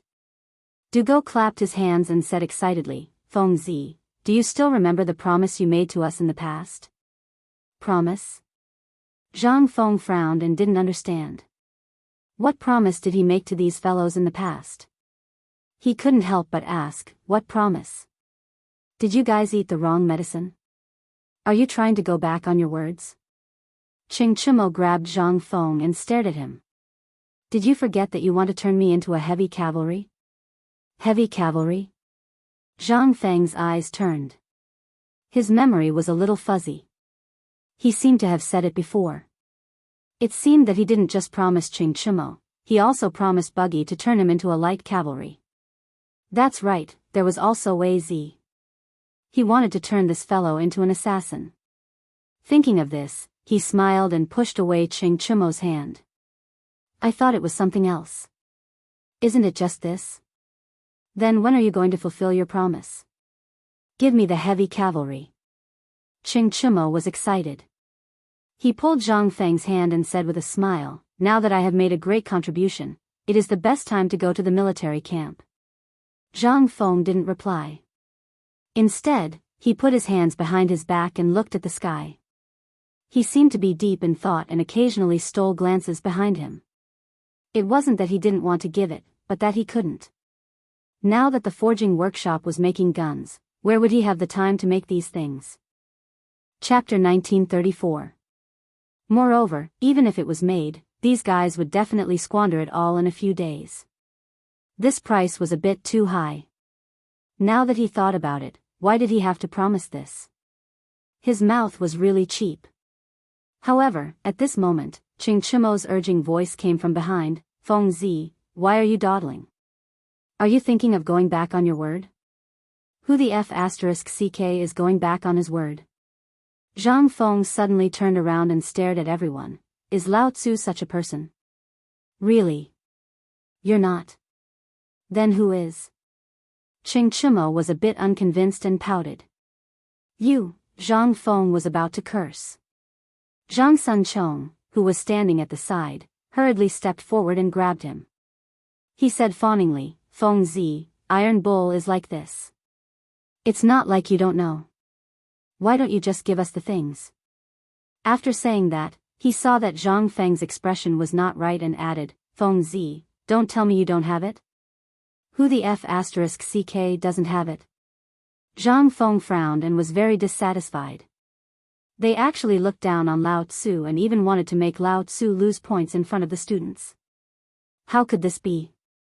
He said angrily, I can't give it to you for now because Lao Tzu is now modifying the hot air balloon. Yes, the hot air balloon. We'll talk about it later. Hot air balloon? The three of them were stunned. They surrounded the equipment on the ground and looked at it. They were talking about the heavy armor just now and did not pay attention to this thing. Now that they looked at it, wasn't this the same as the hot air balloon? It was this thing that caused them to fall to the ground and be treated as beggars. Why was this guy still researching this thing? Qing Chimo turned to look at Zhang Feng and was a bit angry. Feng Zi, why are you doing this thing again? Do you think you haven't harmed enough people? If it wasn't for this thing, we wouldn't have fallen from the sky. At this point, Zhang Feng hurriedly rushed forward and covered Qing Chimo's mouth. and quickly gave him a look. Ching Chimo was a little confused. He looked at Zhang Feng and saw that Ma Zhou and Hao Chujun were looking at him curiously, as if they were looking forward to what was to come. He immediately understood and winked at Zhang Feng. Only then did Zhang Feng loosen his grip. He let out a long sigh and corrected himself. Have you forgotten how badly this thing has caused us? What's going on now? Zhang Feng rolled his eyes at Ching Chimo and said snappily, if it weren't for these hot air balloons, would you have been able to perform meritorious deeds? Can you blow up the Turkic camp? You really have no conscience. Ching Chimo chuckled and scratched his head in embarrassment. He knew that Feng Zi's words made sense, but he was still a little unhappy. Every time he thought of the hot air balloon falling on him, he felt disgusted. Zhang Sun was a little smarter. Seeing that Ching Chimo had nothing to say, he laughed and said, Feng Zi, then why are you making this hot air balloon again? Don't tell me you want to blow up the Turkic camp again? Blow up your sister. Zhang Feng rolled his eyes at Zhang Sun and said snappily, have you all forgotten what happened last time? This time, I want to modify the hot air balloon again to avoid the danger last time, understand? Zhang Sun nodded, not quite understanding. Then, he thought of something and asked, if you're making hot air balloons here, what about our heavy armor and light cavalry? Hearing this, Ching Chimo was also interested. Yes, if Feng Zi kept making hot air balloons here, then his heavy armor would be ruined soon. Thus, he quickly asked, Feng Zi, you can't do this. You can make hot air balloons in the future, and I can help you personally. Now, you have to help me make the heavy armor. Dugo also nodded. Although he didn't get a share of these things, as brothers, he naturally hoped that Tai Nyo and the others would get something. In the future, when he wanted to play, he could just borrow it. Zhang Feng shook his head disapprovingly. You don't understand. There are many problems with hot air balloons now, and they must be improved immediately. Otherwise, they won't be able to be used in the future. Moreover, I promised Lao Li to make one for him to see. When everyone heard Lao Li, they instantly understood what was going on. Feng Zi didn't know who Lao Li was, but they knew. Since His Majesty wanted to see it, it meant that His Majesty also attached great importance to it. Then, this couldn't be delayed. However, what about their heavy armor and light cavalry? Were they going to just let it go? The three of them looked at each other, their eyes filled with unwillingness. In the end, it was Ching Chimo who spoke. Feng Zi, since you want to do this, then we have nothing to say. What about the heavy armor and light cavalry you promised us? You can't just let it go, right? Zhang Feng had a headache. Why were these guys so obsessed with heavy armor? He let out a long sigh. How about this, let's talk about it after I finish modifying the hot air balloons. Right now, the forge is making guns. Don't worry, I'll give it to you sooner or later. When the three of them heard this, they felt that this was Feng Zi's final compromise. There was no other way. After all, His Majesty also wanted to see it, so they could only nod and agree. Zhang Feng finally let out a sigh of relief. Since there's no problem, you guys should hurry up and leave. I feel annoyed just looking at you. No, we can't leave. Ching Chimo's head twitched, his face filled with reluctance. Chapter 1935. This confused Zhang Feng. He asked subconsciously, why? Why don't you guys leave? Ching Chimo rolled his eyes. What if you run away again after we leave? Chang'an is so big, it's not easy for us to find you. Zhang Feng finally understood what was going on. These guys just wanted to follow him. They looked like misers, afraid that he would not give them heavy armor. But this was also good. If there was any heavy work later, he could let these guys do it. After thinking about it, he pretended to be reluctant. You guys can't stay. This is confidential and can't be seen by outsiders. No, we have to stay. Yes, this is the biggest concession we can make. The three of them argued until their faces were red. They were unwilling to back down. Zhang Feng saw that they were so determined and wanted to laugh. Since they wanted to stay, they could do hard work for Lao Tzu.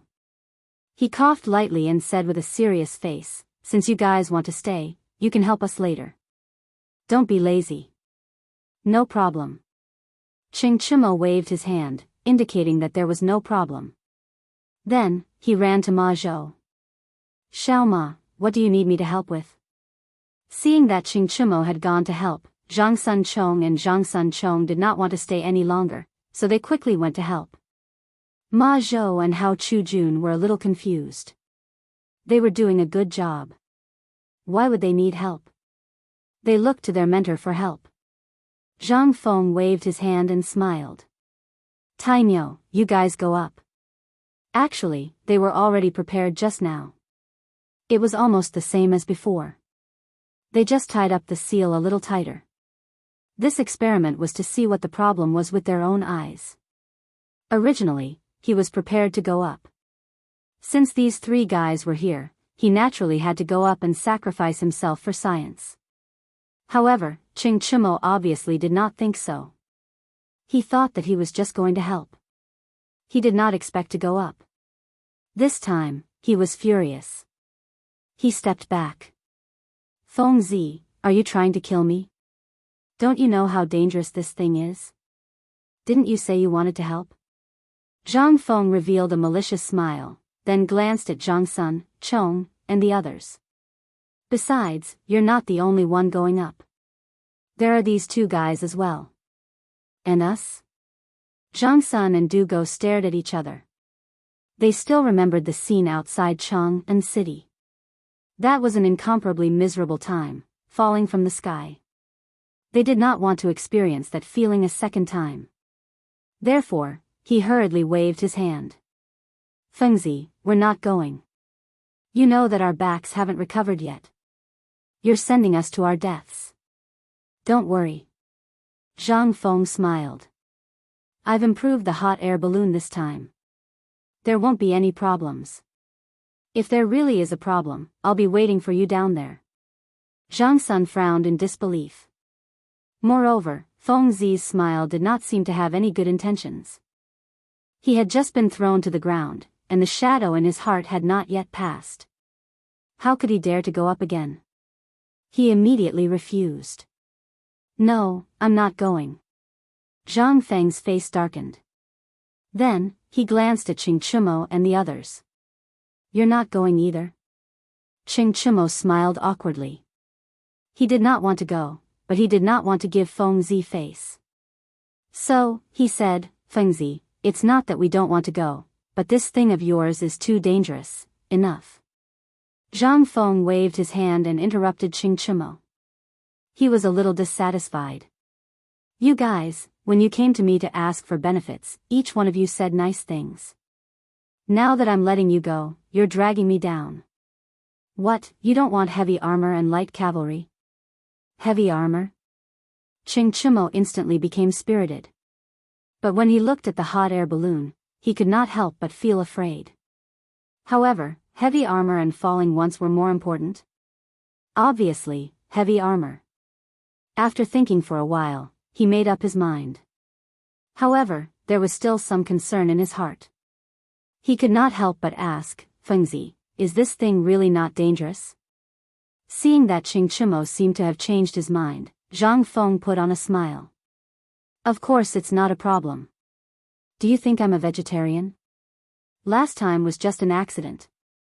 Besides, didn't the hot air balloon make a round trip last time? This time, we'll experiment in this field. We'll be back in a few minutes. What are you worried about?" Ching Chimo's eyes turned. Seeing that Feng Zi's words made sense, he nodded and agreed. Seeing that he had convinced one, Zhang Feng turned his gaze to Zhang Sun Chong and Du Go. "De Bing, Gu Zong." Ah, the two seemed to have been awakened and hurriedly responded. In fact, they were just discussing whether or not to board Feng Zi's pirate ship. Halfway through the discussion, they were awakened by Sha Kai's sudden appearance. At this time, the two of them were still a little flustered. They subconsciously asked, "What's wrong?" Zhang Feng did not care so much. He just smiled.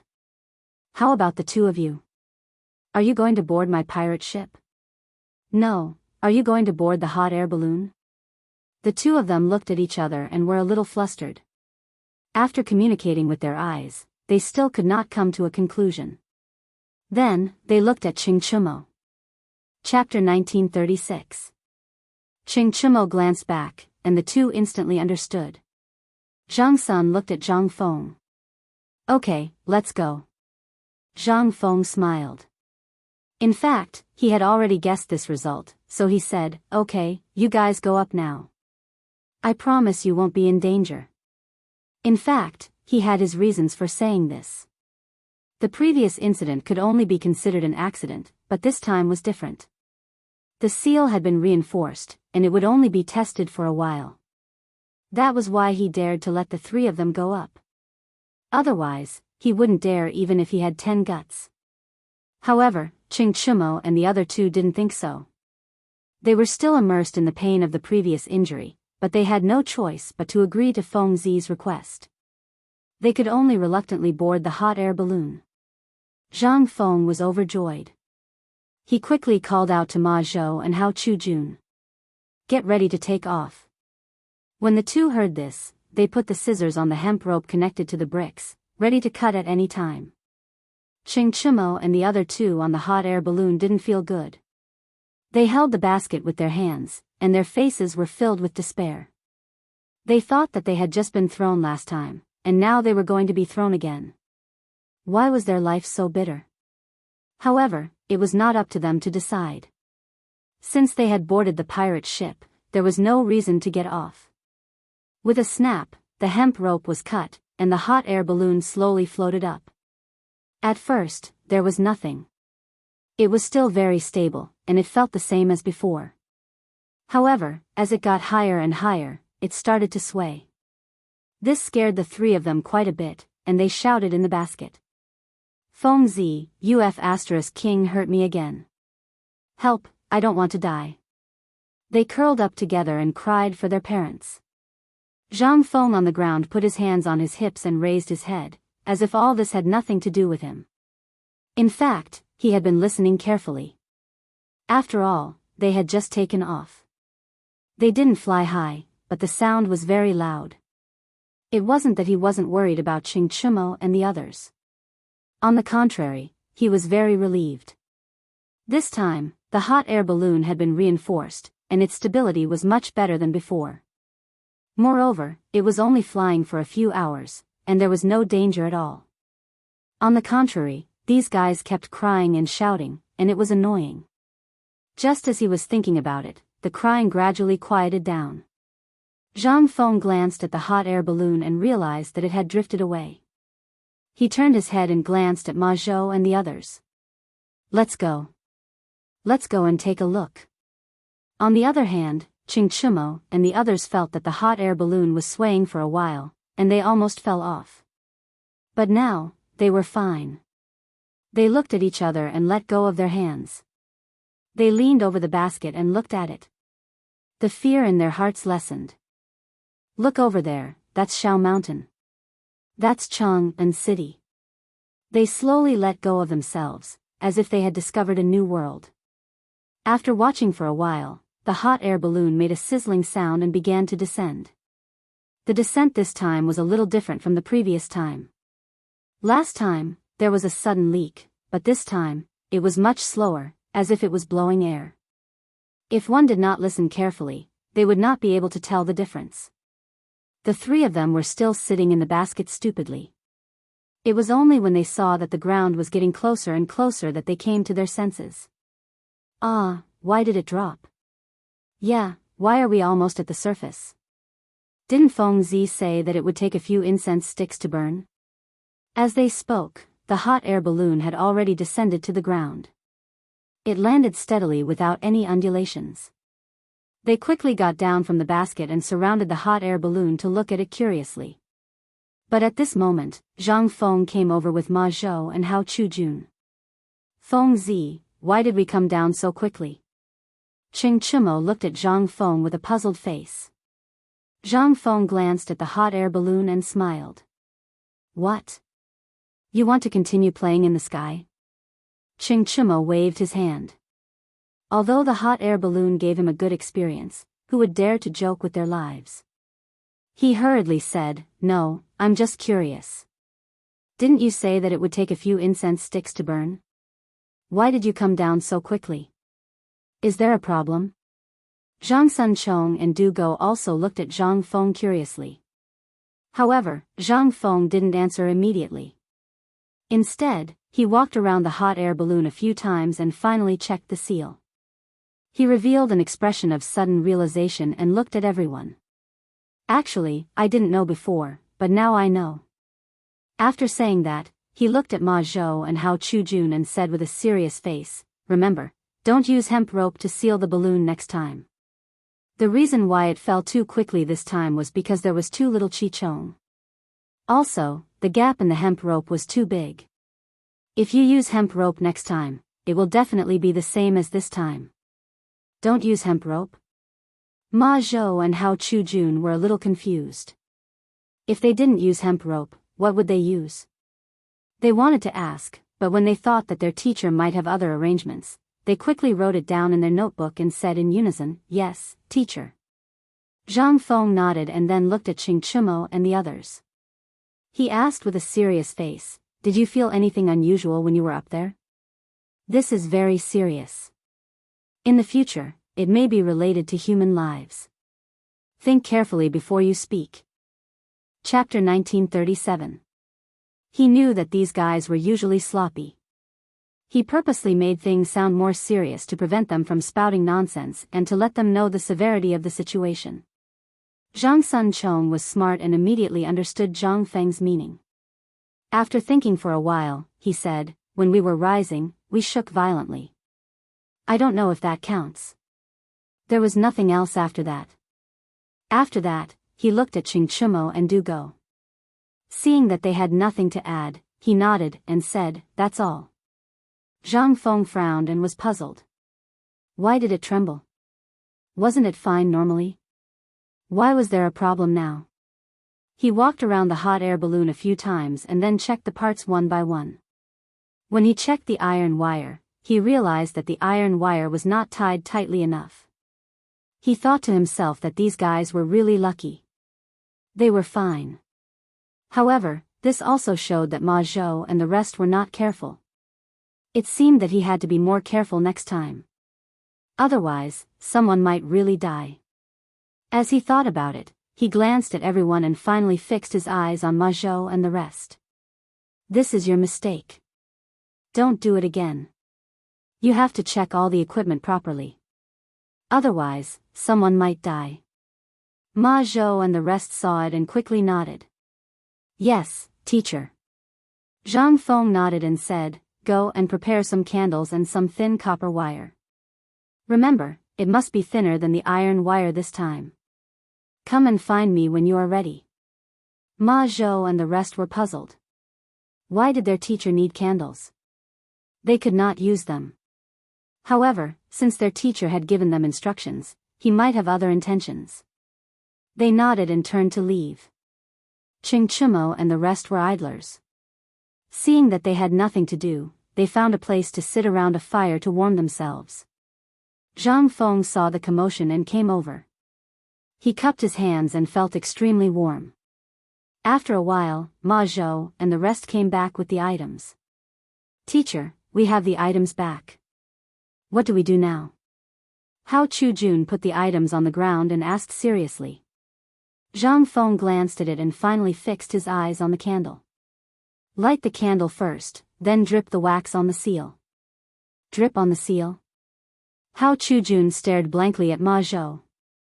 He seemed to understand a little. There was a history of using wax to seal envelopes in the military. The wax was airtight. Once it dripped onto the envelope, it would be easy to tell if it had been tampered with. Even now, the military still uses this method to seal envelopes. Could it be that a STEAM teacher wanted to use wax to isolate the airflow? He thought for a moment and asked, "Teacher, are you planning to use wax to isolate the airflow?" "Not bad." Zhang Feng did not hesitate and said directly, "Since you can see it, then I will tell you." Wax water has a very good airflow isolation property, and it can also isolate water flow. It is very important in the experiment, but it is very afraid of high temperature.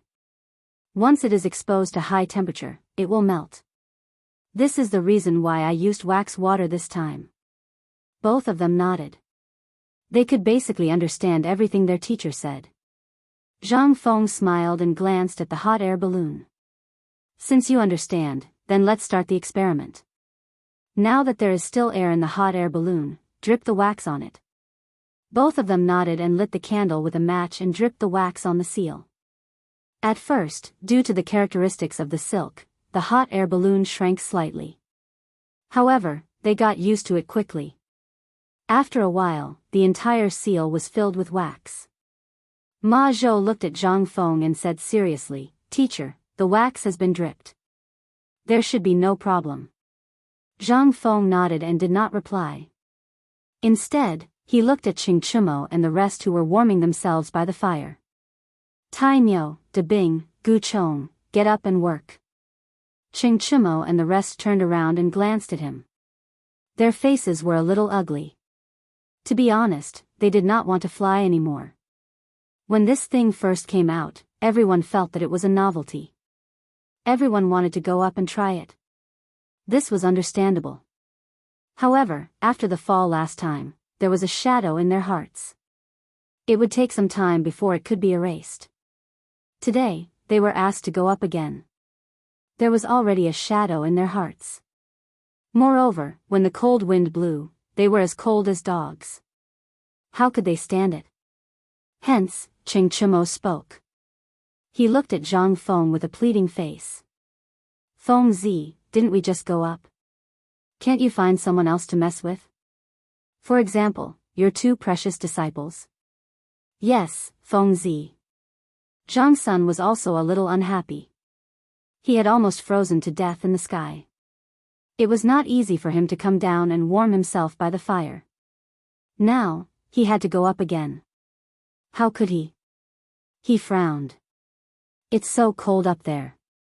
We finally came down to warm ourselves. Don't you know how to be considerate? Why don't you let those two guys go up instead?" As he said that, he pointed at Ma Zhou and Hao Chujun. Du Go also acted according to the situation. He pointed at the two as if he wanted them to go up. Chapter 1938. Hao Chujun and the other two were at a loss as to what to do. They looked at Zhang Feng and were about to say something when Zhang Feng waved his hand to stop them. He smiled at Qing Chumo and the others and said, "Iron Bull, I know you feel cold in the sky, but this is for science and for the Tang Empire. You have to sacrifice once.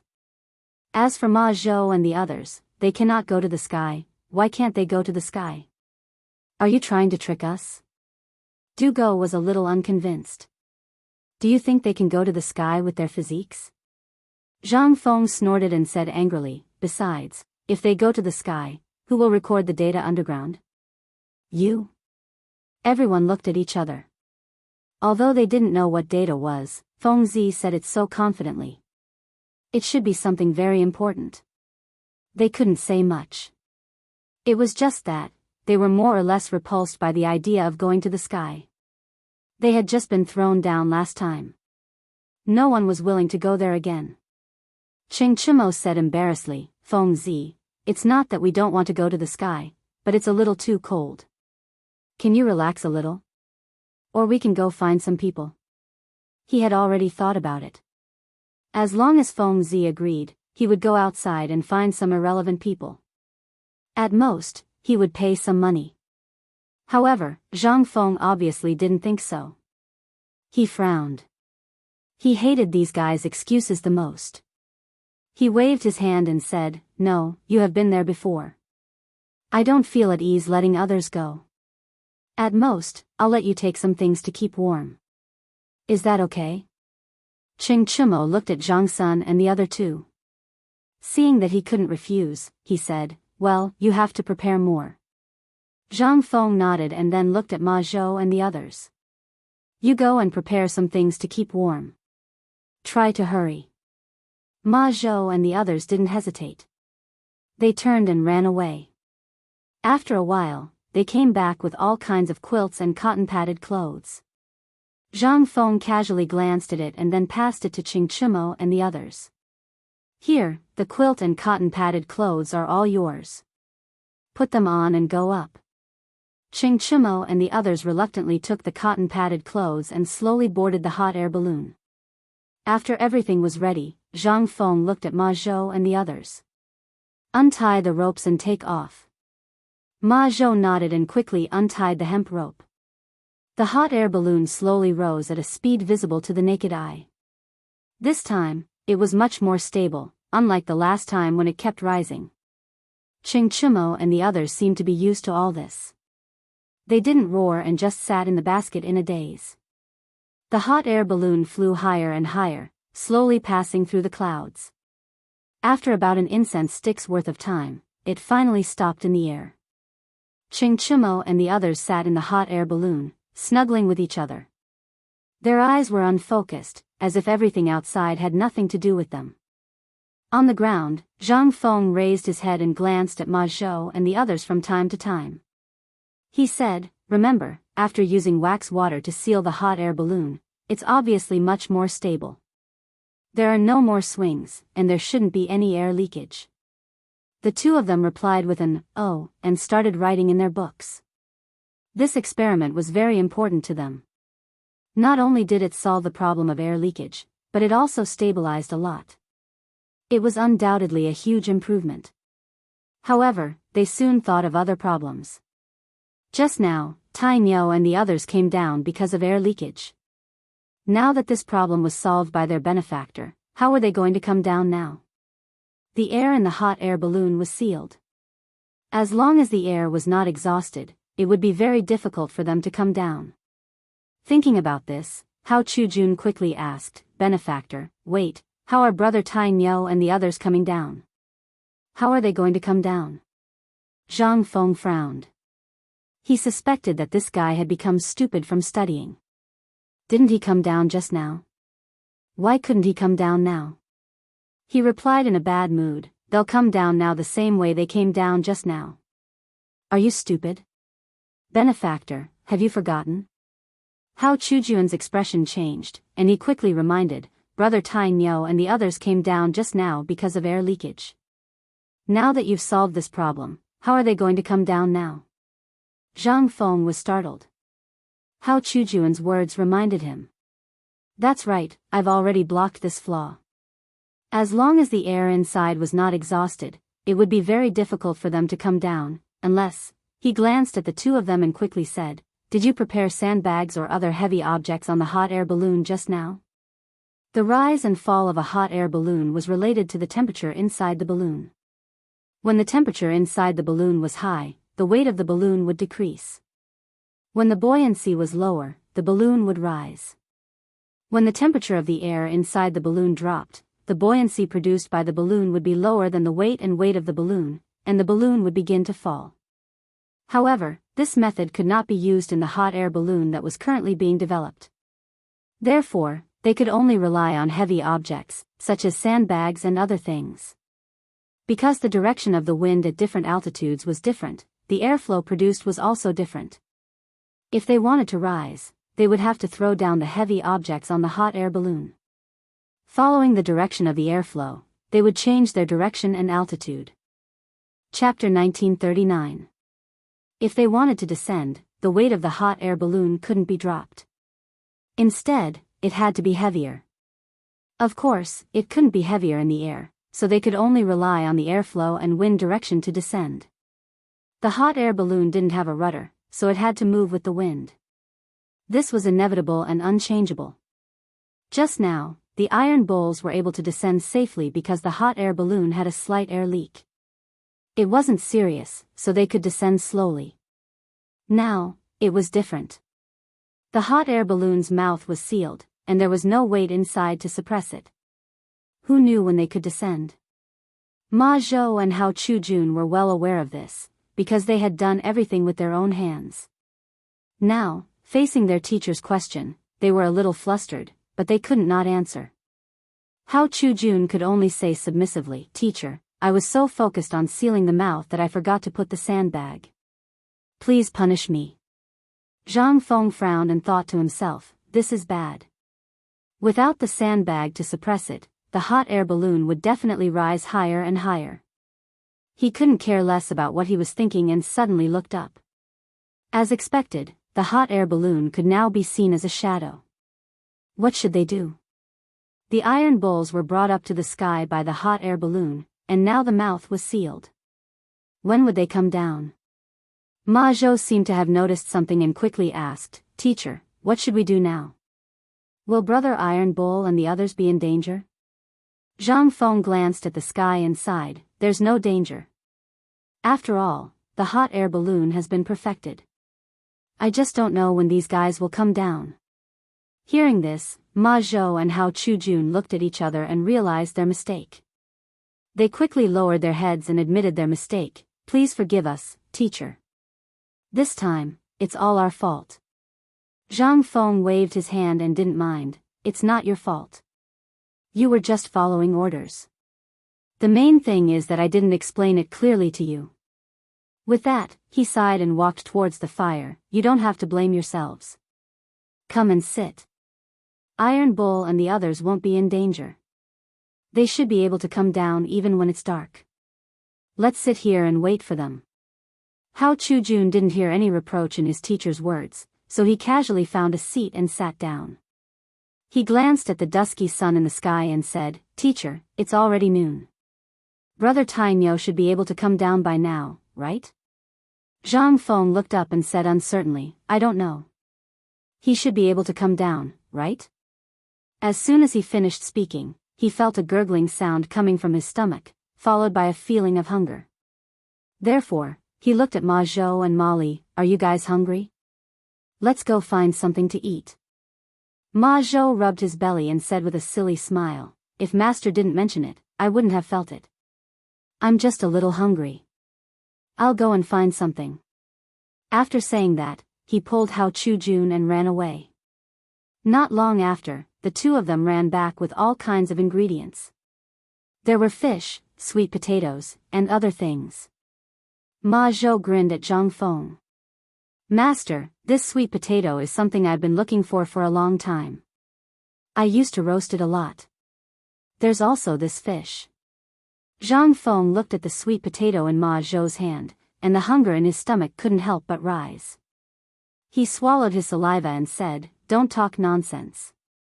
Let's get started. Ma Zhou chuckled and his hands were already moving.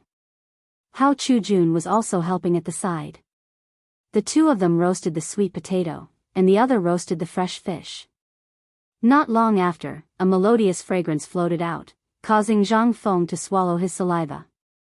Time seemed to pass very quickly in winter.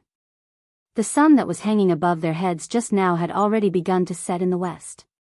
Zhang Feng ate the roasted sweet potato in his hand and glanced at the sky.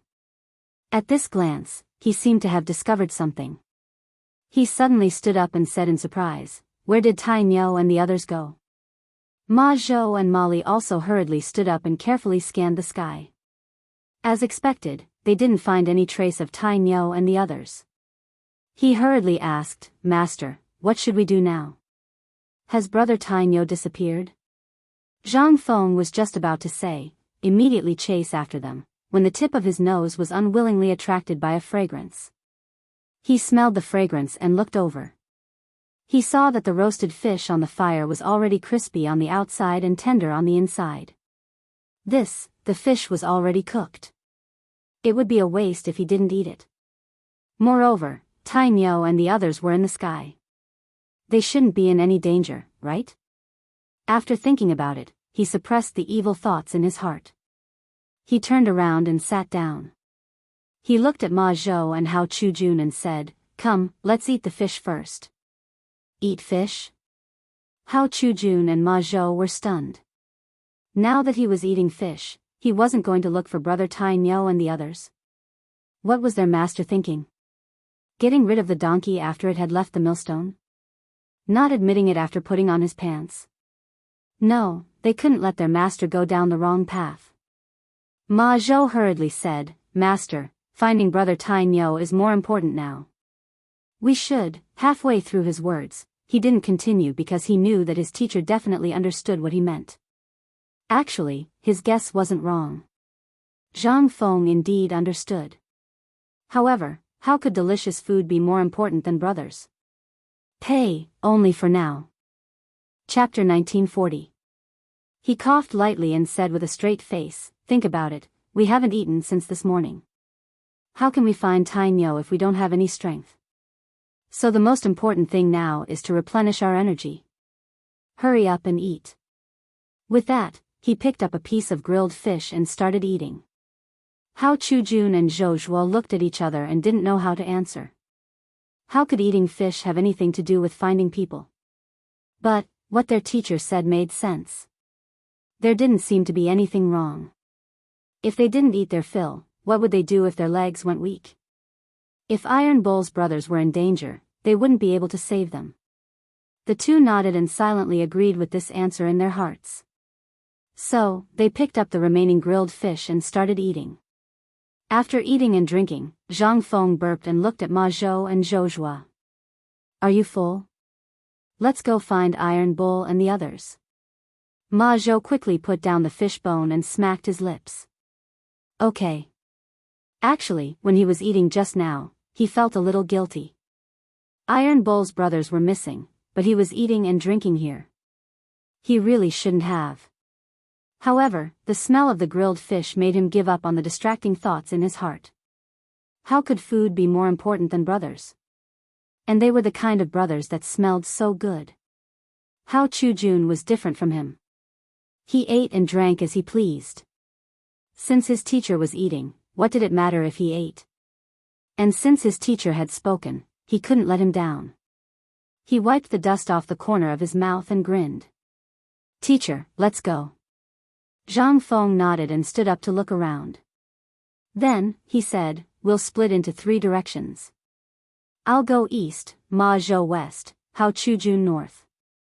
If you find him, shout a few times and I should be able to hear you. If you don't find him, go south. If you don't find him in the south, come to the east. There must be one in the 4 directions." Ma Zhou and Zhou Zhuo nodded and turned to walk in different directions. Zhang Feng didn't hesitate and walked straight to the east.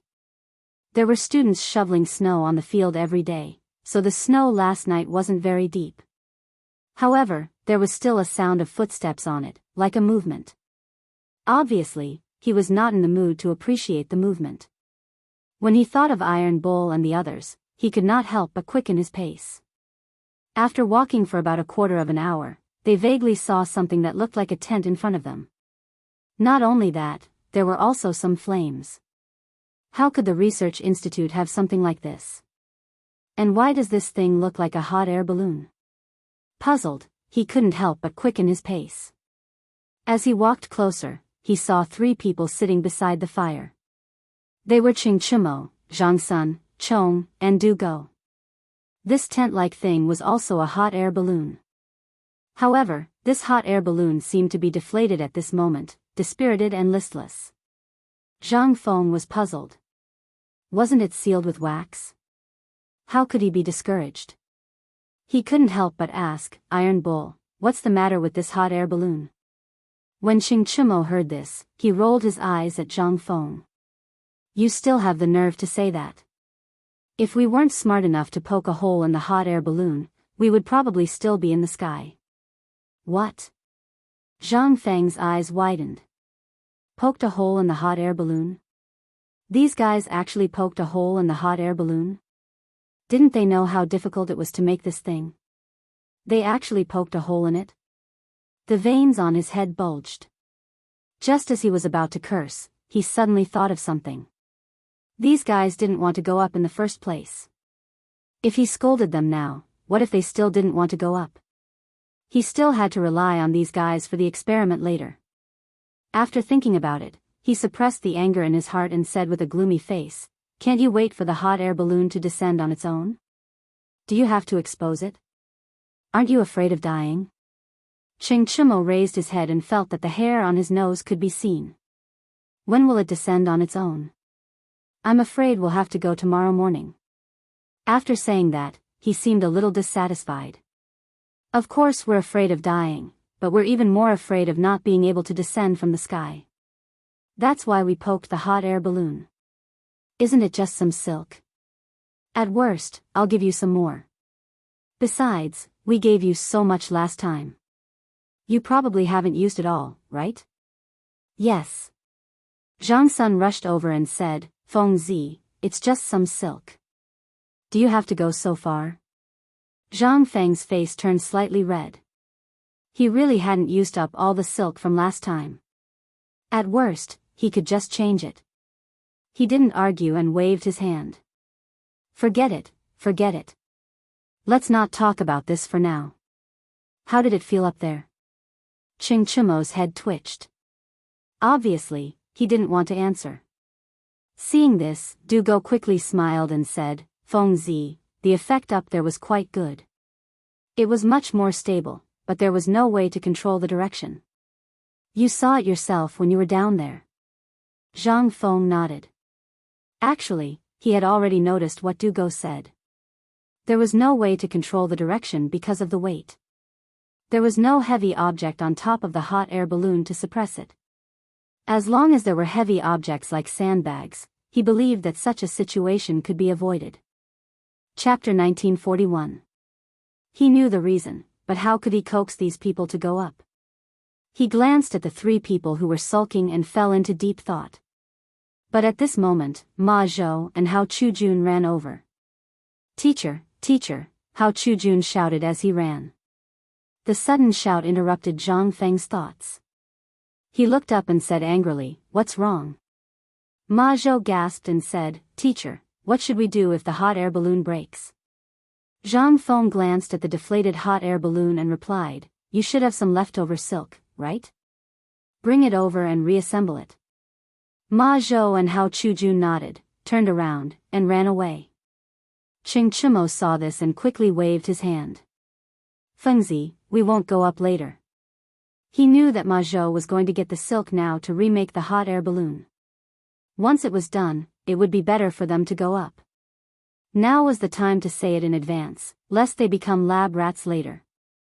Zhang Feng naturally knew what this guy was thinking, so he had to persuade him. Tai Niu, think about it. You're sacrificing yourself for science. If you succeed, the people of the Tang dynasty will remember you, and your Qin family will be proud in the future. Qing Chimo was stunned. Why did this sound so strange? It sounded like he was going to die. Sacrifice himself? The people of the Tang dynasty would remember him? Was this a trap waiting for him to fall into? The more he thought about it, the more he felt that something was wrong. He quickly refused. No, no, no, I don't want the people of the Tang dynasty to remember me. Lao Tzu hasn't married yet. I don't want to die yet. Zhang Sun also seemed to understand something and quickly interjected, Yes, you want to experiment on us. We're not stupid. Didn't we already experiment just now? Du Go was also about to say something, but unexpectedly, Zhang Feng was one step ahead of him. He said, That was then, and this is now.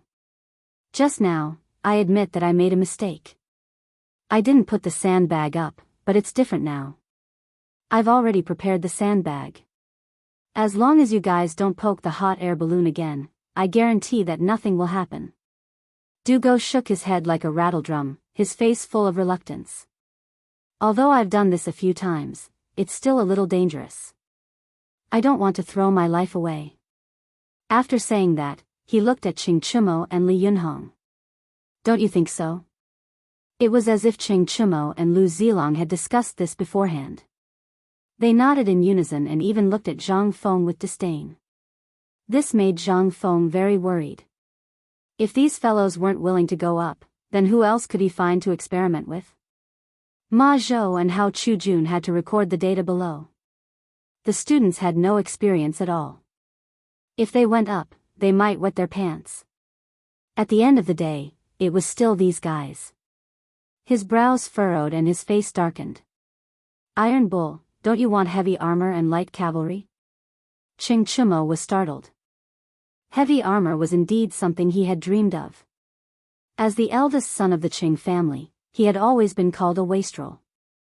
This made him very uncomfortable. He had always wanted to get rid of this unpleasant title. His father had often beaten him because of this. However, how could it be so easy? When he met Feng Zi, he knew that it was possible.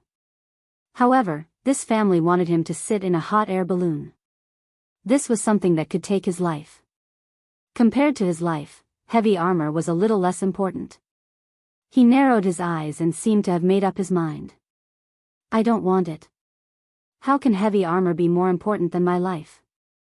When he said this, Zhang Sun and Du Go both widened their eyes, as if they didn't know this guy in front of them. They all knew that Iron Bull viewed heavy armor as more important than his life. Now, he actually said something like this? It was hard to believe. Did this guy really not want heavy armor? They looked at Iron Bull in disbelief, but they couldn't see anything. And, this guy was really good at lying. This was the conclusion that the two of them had for Iron Bull. Because they didn't believe that Iron Bull would give up on heavy armor, the only possibility now was that this guy was lying. Then, could they give it a try? With that thought in mind, Zhang Sun also said, I don't want the light cavalry either. Zhang Feng was stunned. He thought that Iron Bull might have said this on impulse, but he never thought that Zhang Sun would say the same thing. One had to know that this guy loved to urge others from behind. This time, it was completely different. He didn't urge others, but he fell into it himself. Zhang Feng had nothing to say. He could only admit defeat. Now that these two guys didn't want heavy armor and light cavalry, wouldn't he have no way to do anything to them? How could he coax them into the hot air balloon? If he went up, would he be able to do it? In fact, it wasn't a bad thing for him to go up. The hot air balloon was basically not dangerous now. It was just a matter of how it rose and fell. Moreover, he could understand the hot air balloon more directly if he went up. However, if he went up, would these guys also come up? He probed with some uncertainty, if I go up, will you guys come up? You want to go? Qing Chimo frowned, then looked at Zhang Sun and Du Go. They seemed to be exchanging glances. Chapter 1942. If Feng Zi went up, then there would be no danger. To be honest, they were not willing to go up because they were worried about the danger. Now that Zhang Feng went up, these worries were basically eliminated. Zhang Sun understood in his heart and revealed a malicious smile. If we go up, then what about the heavy armor and light cavalry that you promised before? These words reminded Qing Chimo. He looked at Zhang Feng and quickly said, yes, do you still honor your promise? Zhang Feng smiled, thinking that these guys really knew how to take advantage of the situation. Just now, they said that they would not go up, but now that they heard that he was going up, they immediately thickened their faces and came. However, this was understandable. After all, he had promised these guys. He could only say, honor the promise, okay?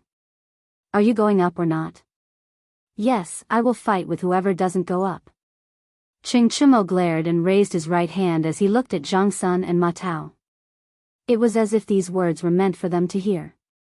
In fact, Zhang Sun was extremely happy. If Feng Zi went up, then there would be no danger. He could also get a light cavalry for free. Only a fool would not go up. He quickly raised his right hand and imitated Qing Chimo. I'm going too. Whoever doesn't go up, I will deal with him right now. Now, only Du Go was left. He was unwilling to go up. These heavy armor and light cavalry had nothing to do with him. Why should he go up? Although it should be dangerous up there, it was cold. Just thinking about the cold wind was enough. However, when he saw Qing Chimo and Zhang Sun look like they wanted to eat him up, he swallowed his words of refusal. He could only say submissively, then let's go. Zhang Feng nodded in satisfaction. Good, Lao Tzu did not misjudge you. As soon as he finished speaking, Ma Zhou and Hao Chujun both staggered back. They were holding silk and many sandbags. They were so tired that they were panting. Hao Chujun quickly stepped forward and threw down the sandbags in his hands. He panted heavily. Teacher, I got the things back. Zhang Feng nodded and glanced at the materials. Start preparing now. You must be quick. After saying that, he glanced at the setting sun. Time passed very quickly in winter, and it was almost Yushur hour. He estimated that it would be dark soon, so he had to speed up. Thus, he looked at Qing Chumo and the others. You guys work together and try to finish it before dark. Qing Chumo and the others didn't say anything and hurriedly went to help. In a short while, the hot air balloon was remade. Ma Zhou looked at Zhang Feng and said seriously, Teacher, the hot air balloon has been prepared. This time, I have checked it 3 times. There is absolutely no problem. Yes. Zhang Feng nodded. Then, he pointed at the sandbags on the ground. Put the sandbags there. Put as many as you can. If there are any other heavy objects, you can put them there too. Ma Zhou and the others nodded and put all the sandbags up one by one. Only then did they stop. Zhang Feng saw everything clearly from the side. Seeing that there was no problem, he took the lead and walked up the hot air balloon. Then, he looked at Qing Chumo and the others. You guys come up too. Qing Chumo and the others saw that there was no problem and that Feng Zi had also gone up. Only then did they slowly step onto the hot air balloon. Zhang Feng glanced at Ma Zhou and said, Untie the hemp rope. Ma Zhou nodded and immediately untied the hemp rope. Soon, the hot air balloon began to slowly float up. It was unknown whether it was because of the sandbags or other reasons, but the rise this time was particularly slow. Qing Chumo and the others no longer had the fear from before. It was as if with Feng Zi as a protective talisman by their side, there was nothing to be afraid of. They each leaned on the edge of the basket and admired the beautiful underground scenery. Zhang Feng was not so leisurely. This time, he went up to record the approximate deviation of the hot air balloon's rise and fall due to the airflow, so as to avoid accidentally drifting far away next time. The hot air balloon rose higher and higher, slowly passing through the clouds in the sky. After a quarter of an hour, it stopped in the air with very little shaking. Zhang Feng stood up and glanced down. The beautiful scenery was in his eyes, but he still did not stop writing. Iron Bull, how far do you think we are from the ground now? He turned to look at Qing Chumo and the others. In fact, he had a rough idea in his heart, but he was still a little uncertain, so he wanted to ask these guys. Qing Chumo raised his head and was a little puzzled. Are you full? Why do you care about this? Zhang Feng did not like to hear this. The height of the hot air balloon was related to the gas inside. If there was more gas, it would be easier to rise higher, and if there was less gas, it would be easier to fall faster. This guy had such an attitude towards such an important matter? And most importantly, the hot air balloon could be used in the military and agriculture in the future. Height was very important. However, it was a little difficult to explain to these guys, and he did not intend to do so. He waved his hand and said with a serious face, Don't worry about what I'm doing. First, how far are we from the ground? Qing Chumo curled his lips and was a little impatient, but he still glanced at the ground and said slowly, This should be 2 miles. After that, he looked at Zhang Sun and raised his eyebrows. Bug, what do you think? Chapter 1943. Zhang Sun obviously did not have much interest in this question, but seeing that everyone was discussing, he could only glance at it and reply, 2 miles it is. I don't think so. Dugo crossed his arms in front of his chest. He seemed to have a different opinion. He also looked down and curled his lips, I think 1.5 miles. Zhang Feng nodded and did not refute. He recorded everything everyone said in his notebook. These were all important data. Even if they were 1.5 miles above the ground, the hot air balloon had stopped moving in the air. This meant that the hydrogen this time could only support the weight of 4 people, and it was 1.5 miles above the ground. If they wanted to fly higher next time, they would need to add more hydrogen, at least more than this time. This way, they could basically guarantee that they could fly higher than this time. This could be used in the military. On the other hand, if they wanted to fly lower, they could add less hydrogen, at least less than this time. That way, they could fly lower than this time. This way, they could use it for agriculture. After recording everything, Zhang Feng was just about to speak when a gust of cold wind blew. Feeling the chill, he quickly said, "Throw 2 sandbags down."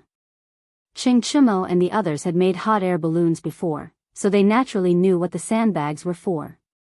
It was nothing more than to lighten the load and use the wind to change the direction of the balloon. Knowing this, each of them threw a sandbag down. As the weight of the hot air balloon decreased, the cold wind blew and its direction slowly began to change. Soon, the hot air balloon began to make a sharp turn and floated down. Zhang Feng sat in the basket, holding a pen in one hand and a notebook in the other, recording the wind direction and the speed of the hot air balloon's deviation. Ching Chimo and the other 2 snuggled together. This time, it was strange that they did not shout. Perhaps it was because they were curious. The 3 of them stared closely at Zhang Feng's notebook and were somewhat puzzled. Zhang Sun could not help but ask, "Feng Zi, the wind is so strong. What are you writing in that notebook of yours?" Zhang Feng rolled his eyes at Zhang Sun Chong. "What do you know? If Lao Tzu didn't record an experiment again and again, how many times could you survive? I'm afraid there aren't any left." After that, he ignored the 3 of them. However, his words made Zhang Sun, Chong, and the others feel uncomfortable. Did he really think that Lao Tzu was a lab rat? The last experiment? Resentment was resentment, but on second thought, this kid was still a responsible person. He even knew how to record it down and wouldn't do any useless experiments. With that thought, Dugo looked at Zhang Feng and asked, "Feng Zi, what are you recording? Take it out and let me have a look." Zhang Feng frowned. He put down the pen in his hand and glanced at the 3 of them. "You don't understand. It's useless even if I show you. If you have the time, why don't you see how far we are from the surface?" Dugo nodded and did not refute. He glanced down and said in surprise, "We're almost there. It's less than half a mile." As soon as he said that, Ching Chimo and Zhang Sun Chong stood up and looked down. Sure enough, they were not far from the surface. They cheered, "We're here. We're almost there." Zhang Feng glanced at Ching Chimo and the others. "We're here. What's there to be surprised about?" Ching Chimo was deflated. He glared at Zhang Feng and did not say anything. He cheered with Zhang Sun Chong and the others. After about the time it took to smoke a cigarette, the hot air balloon swayed as if it had hit something. Zhang Feng quickly got up and glanced down. It turned out that they had reached the surface. He was about to ask Ching Chimo and the others to get down. Unexpectedly, these fellows were even more enthusiastic than him. The hot air balloon had just touched the ground when these fellows had already jumped down. Zhang Feng shook his head and smiled. He slowly walked down from the hot air balloon. As soon as he came down, Ma Zhou ran over. He looked at Zhang Feng expectantly. "Teacher, how was it just now? Is there any important news?" Zhang Feng handed the book in his hand to Ma Zhou and said with a serious face, "Just now, we were about half a mile to 2 miles in the sky. This is related to the hydrogen you injected into the hot air balloon. Remember, if you want to fly higher next time, you have to inject more hydrogen and put less sandbags. If you want to fly lower, inject less hydrogen and put more sandbags. Understand?" Ma Zhou handed the book in his hand to Hao Chujun and nodded. "Understood, teacher." Hao Chujun also nodded, indicating that he understood. Zhang Feng glanced at the sun in the sky. Seeing that the sun had set and the surroundings were starting to fog, he looked at everyone. "That's all for today. If there's anything else, we'll talk about it later." Ching Chimo and the others finally breathed a sigh of relief. The experiment was finally over. There was no need to suffer. They kept cheering as if they were celebrating something. The corner of Zhang Feng's mouth twitched. He thought to himself, "Is it so torturous to sit in my hot air balloon? These fellows." With that thought, he turned around and prepared to leave.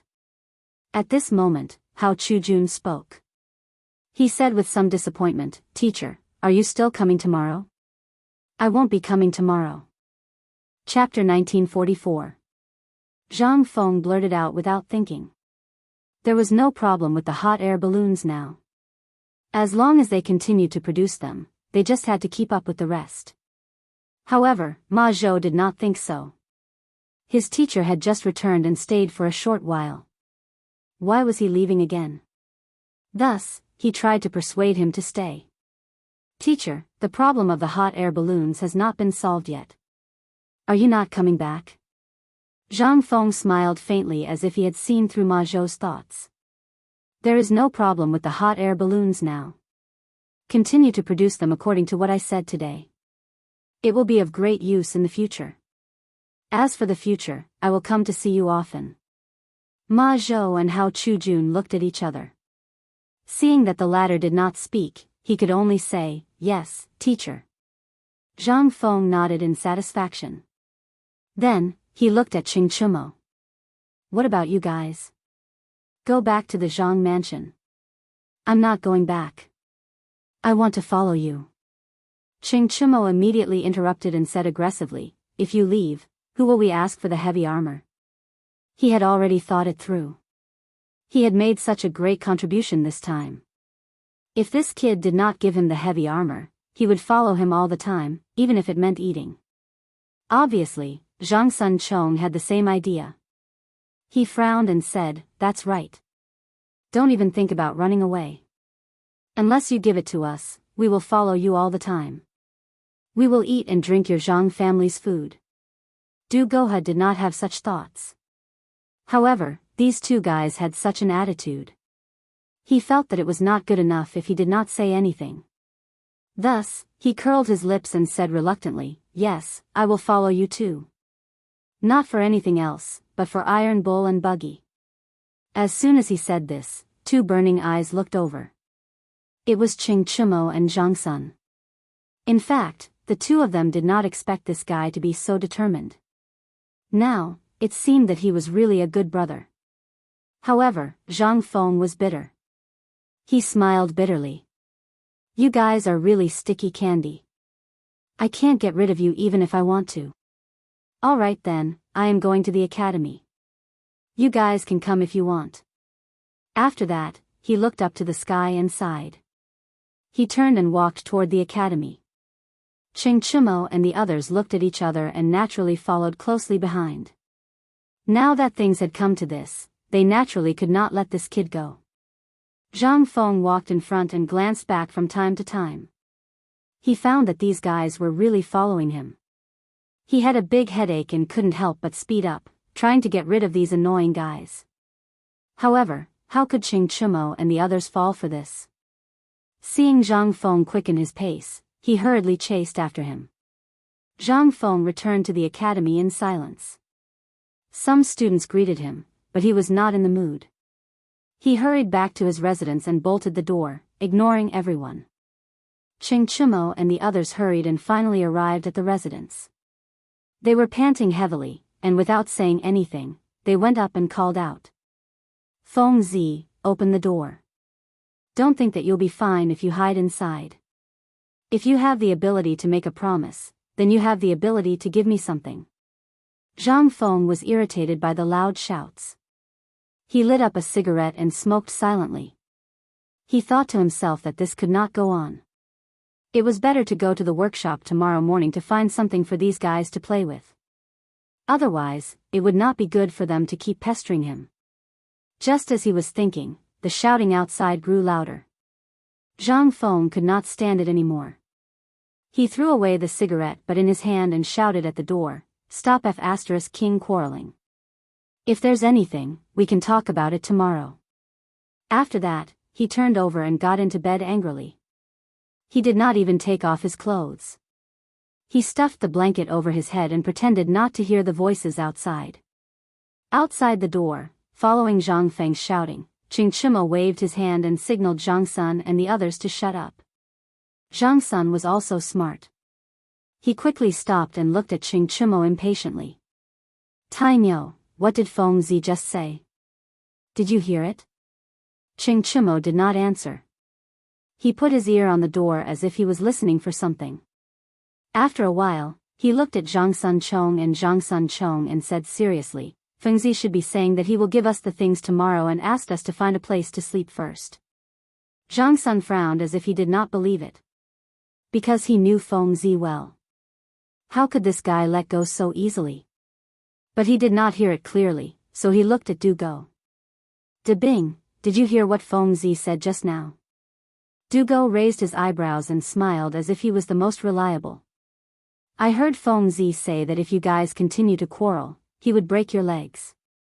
That's all. Zhang Sun frowned again. According to Fengzi's personality, it was very likely that he would say something like that. But these two guys each said something different. Who should he listen to? He said with some doubt, can you two be sure? What did Fengzi say? Ching Chimo looked at Du Go and was puzzled. Could this guy be right? Actually, he was just guessing, so he was not sure. But no matter what Fengzi said, he would not leave. Chapter 1945. Thus, he made up his mind. No matter what this bastard says, we have to give him the thing. We'll wait here today. Anyway, it's already dark and he can't go out. Tomorrow morning, we'll ask him for the thing. What do you think? Zhang Sun looked at the dark sky and seemed to have made a decision. He nodded. That's right. It's already dark and we can't go down the mountain. We'll wait here for this kid and ask him for the thing tomorrow. Du Go felt that he had boarded a pirate ship, but it seemed like he couldn't get off now. He could only nod reluctantly. After making up their minds, the three of them didn't say much. They found an empty space near the door and sat down. Time passed by bit by bit. The fog started to rise and the air was moist, making people feel cold. They didn't know what was going on tonight. Perhaps the heavens were looking at these guys. It didn't snow, but layers of fog passed through, making people shiver from the cold. Ching Chimo and the other two also seemed to feel the cold. They hugged each other tightly to keep each other warm. However, it didn't seem to be of much use. They were still shivering and their lips were a little blue. They wanted to sleep, but the cold seeped into their bones, making it impossible for them to sleep. Ching Chimo opened his blue lips and said with a trembling voice, brothers, why don't we start a fire? Fire? Zhang Suan's eyes lit up. It was so cold now. The only way was to start a fire. He blurted out, let's go and find firewood. After saying that, the two of them supported each other and ran away. Du Go was a little slow on the uptake and hurriedly followed. The academy had basically been cleaned up, so it was difficult to find firewood. However, these guys had found some dried grass and branches from somewhere, and they were all green. After striking flint for a long time, they finally started a fire. They huddled together and cupped their hands. They felt waves of warmth and were satisfied. Finally, they snuggled together again. However, it was much better this time. There was no coldness. Soon, the three of them hugged each other and fell asleep. Just like that, the night passed. The next day, the sun slowly rose, and the golden sunlight shone on their faces. Ching Chimo was the first to open his eyes. He felt something strange in front of his chest. He glanced at it and found that it was Zhang Sun who put his hand on his chest. He quickly pushed it away and shouted, "Insect, what the hell are you doing?" With this roar, Zhang Sun Chong was startled. He suddenly sat up and looked around. Who? Ching Chimo looked at Zhang Sun angrily and slapped him. Motherf *Ker, it's me. Zhang Sun covered his face and looked at Ching Chimo with an aggrieved expression. Iron Bull, why the *CK did you hit me? Ching Chimo was stunned. Could it be that this fellow had forgotten everything that had happened just now? He sighed and thought that the heavens were unfair. Then, he looked at Zhang Sun and tried to comfort him. Insect, you were having a seizure. Lao Tzu hit you to wake you up. After saying that, he seemed to have thought of something and quickly said, let's go and find Feng Zi. Zhang Sun was still thinking about what had happened just now. Was he having a seizure? How was that possible? However, when he heard Feng Zi, he immediately threw this matter to the back of his mind and said to Qing Chimo, Iron Bull, wait for me. After saying that, he was about to leave when he found someone hugging his leg. He looked down and saw that it was Dugo. This guy's eyes were closed and he was still drooling. He was obviously still sleeping. Zhang Sun was furious. He raised his other leg and kicked him. You dog, wake up quickly. Lao Tzu and the others are going to do something important. You're still sleeping? Dugo's body curled up in pain and he instantly woke up. He said angrily, that dog kicked Lao Tzu. When Zhang Sun saw that Dugo was awake, he didn't care whether he was in pain or not. He grabbed him and ran towards Zhang Feng's door. Just as he reached the door, he saw Qing Chimo knock the door open and rush in. Zhang Sun Chong also hurriedly followed. When they reached the bed, they all stopped in their tracks. They saw that Zhang Feng's eyes were closed and he was snoring. It was obvious that he was still sleeping soundly. Qing Chimo couldn't stand it. Lao Tzu was freezing outside, and you were sleeping inside? Therefore, he lifted the blanket and shouted, Feng Zi, get up quickly. Zhang Sun didn't hesitate. He pulled Zhang Feng's arm and shook it. He shouted, Feng Zi. Feng Zi, Dugo was still in pain, but when he saw Zhang Feng and heard the shout, he seemed to wake up a lot. Even the pain lessened. Why? There was someone more pitiful than him. Zhang Feng was stimulated by the noise and finally couldn't stand it. He opened his eyes and stared at everyone. Are you looking for death? You want to come in when Lao Tzu is sleeping? Zhang Sun laughed and let go of Zhang Feng's right arm. Feng Zi, we had no choice. It was too cold outside, so we came in to avoid the cold. Yes, Feng Zi, to avoid the cold. Qing Chimo smiled awkwardly and deliberately shivered. You don't know how cold it was outside your door last night. Chapter 1946. What? Zhang Feng's eyes widened in disbelief. You guys stayed outside for the whole night? The weather was so cold these few days, and these guys actually stayed outside for the whole night? Were they looking for death? Qing Chimo didn't think much of it and patted his chest. It's just one night. With my physique, there's naturally no problem, but De Bing is in trouble. Look, De Bing's legs are frozen. As he spoke, he pulled Dugo over and said with a smile, come, walk a few steps for Feng Zi, see if he's frozen. Dugo looked aggrieved and Qing Chimo walked a few steps, and it looked like it was really the case. Zhang Feng looked at Dugo in confusion. How was this King frostbite? This was clearly from being beaten up. However, these guys said that they stayed outside for the whole night, and even said it so seriously, it didn't look like it was fake. Moreover, these guys had some white frost on their heads, and it didn't look like it was fake. Now he was convinced. These guys really didn't care about their lives for the heavy armor. Forget it, he'd better find something to send them off. Thinking about it, he glanced at everyone and said, all right, we'll go find it later, okay? Qing Chimo's face lit up, and he hurriedly said, okay, then don't be happy too early. Zhang Feng immediately interrupted and waved his hand. The thing shouldn't be made yet, we can't be sure if we can find it. Now he had to give them a heads up, or else these guys would definitely not let it go later. Sure enough, his words instantly made everyone's hearts turn cold, as if they were splashed with cold water.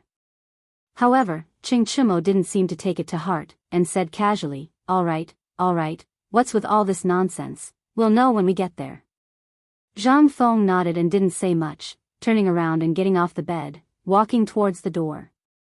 As he walked, he said, let's go eat something first, we'll go find it later. After that, he didn't care about their reactions and walked straight to the cafeteria. In fact, Zhang Sun, Chong, and the others were already hungry. When they left Zhang Mansion yesterday, they didn't eat a single bite. When they arrived at the research institute, they were dragged to be lab rats. Their stomachs were already numb. This was especially true for Chingchumo. This guy had a huge appetite. Usually, he would not be full without some food. Yesterday, he was already hungry when he was doing the experiment. However, in the end, his stomach no longer felt hungry, so he did not feel hungry anymore. Now that he heard about eating, it was as if his primitive desire was awakened. His eyes began to turn green. Without waiting for Zhang Feng's instructions, they rushed to the cafeteria one after another. "Boss, give me your braised meat, roasted chicken, roasted duck, and steamed buns." Chingchumo randomly found a seat, waved his hand and shouted at the boss. When the boss heard this, he realized that this wasn't a meal. This was clearly a robbery. Just as he was about to step forward to speak, he saw Zhang Feng walk in from the door. He quickly went up to him and said with a smile, "Director, you're here. What would you like to eat today?"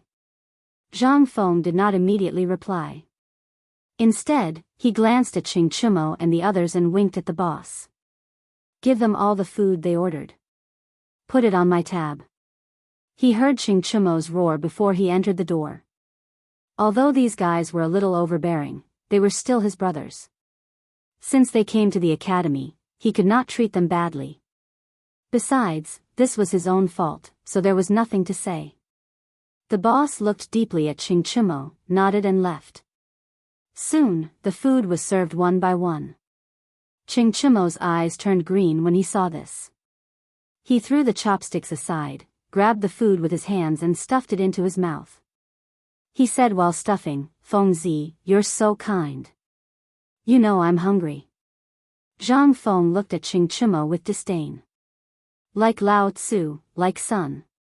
This guy ate the same way as old Cheng, directly holding the food in his hands. However, he could not say this. He smiled and said, "Well, eat as much as you want." In his heart, he thought, "I hope you don't bother Lao Tzu when you're full." Zhang Sunchong and Du Go were somewhat educated. At first, they ate slowly with chopsticks. Later, perhaps they were not satisfied with this way of eating, or perhaps they were envious of Chingchumo, so they directly stuffed their hands into their mouths. However, these two guys usually did not have a big appetite. How could they eat so much food? Moreover, after being hungry, they started to vomit. Seeing this, Zhang Feng had no appetite at all. He had no choice but to open another table to avoid being tormented by these fellows. The meal was finally over. Chingchumo patted his round belly, looking very satisfied. "Feng Zi, thank you for your hospitality this time. Next time we go to Chang'an, I'll entertain you. Now, should we go find something?" Zhang Feng glanced at Chingchumo unhappily. "Wipe the oil on your mouth first." After that, he turned and left. Chingchumo rolled up his sleeves and casually wiped his mouth. He hurriedly chased after him. "Feng Zi, wait for me." Chapter 1947. When Zhang Sunchong and Du Go saw this, they hurriedly chased after him, afraid that the duck in their mouths would fly away. The group walked towards the workshop and arrived in a short while. Before they entered the cave, they felt waves of heat. Chingchumo felt that the oil on his body was about to be squeezed dry. He opened the hole and glanced inside. "Feng Zi, why is it so hot in here?" "You think it's hot?" Zhang Feng glanced behind and smiled. "You don't have to come if you don't think it's hot. I didn't force you to come." After he finished speaking, he walked into the cave. Zhang Sunchong glanced at Chingchumo and smiled. "Tainyo, are you defeated? I told you not to speak when you shouldn't. Are you happy now?"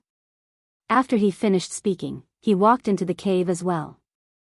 Du Go didn't say anything and followed Zhang Sun into the cave. Chingchumo was stunned. Did he say something wrong? He only said one sentence of truth.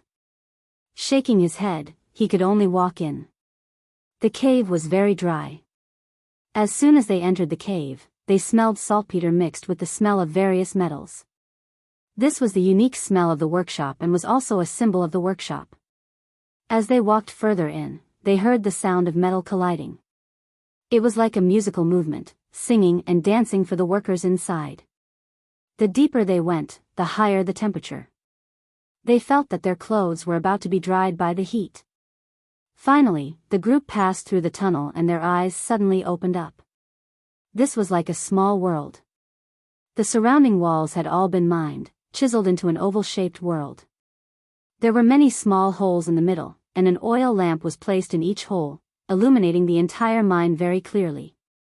Below, a group of workers were holding metal hammers and hammering some kind of weapon. From time to time, they would put the weapon in the furnace to quench it. Then, they would take it out and put it in the water. Then, they would examine it carefully. Just like that, they repeatedly hammered, quenched, and quenched. They kept repeating the same process. Behind this group of people, there was a round table, and around the table sat 3 to 5 big men. Their upper bodies were naked, and there was a cup of turbid liquid in front of them. It looked like some kind of tea, and under these cups, there were some papers with all kinds of pictures drawn on them. A burly man picked up the cup in his hand and was about to drink when he inadvertently glanced at the cave entrance. As if he saw something, he suddenly stood up and shouted, "Dean!" This roar immediately alarmed everyone. "Dean, it's the Dean is back."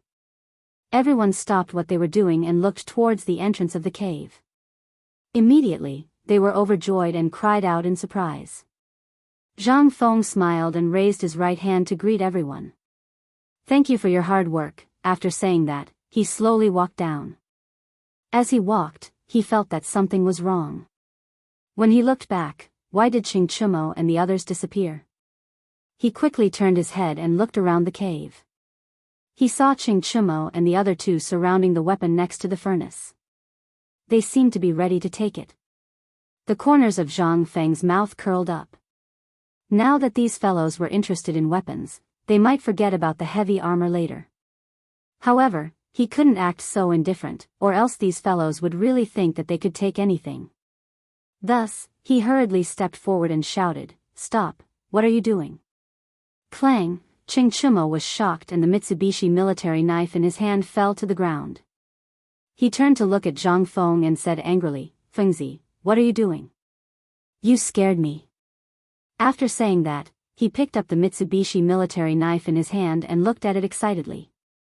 How could Zhang Feng let him take it so easily? He went forward and snatched it.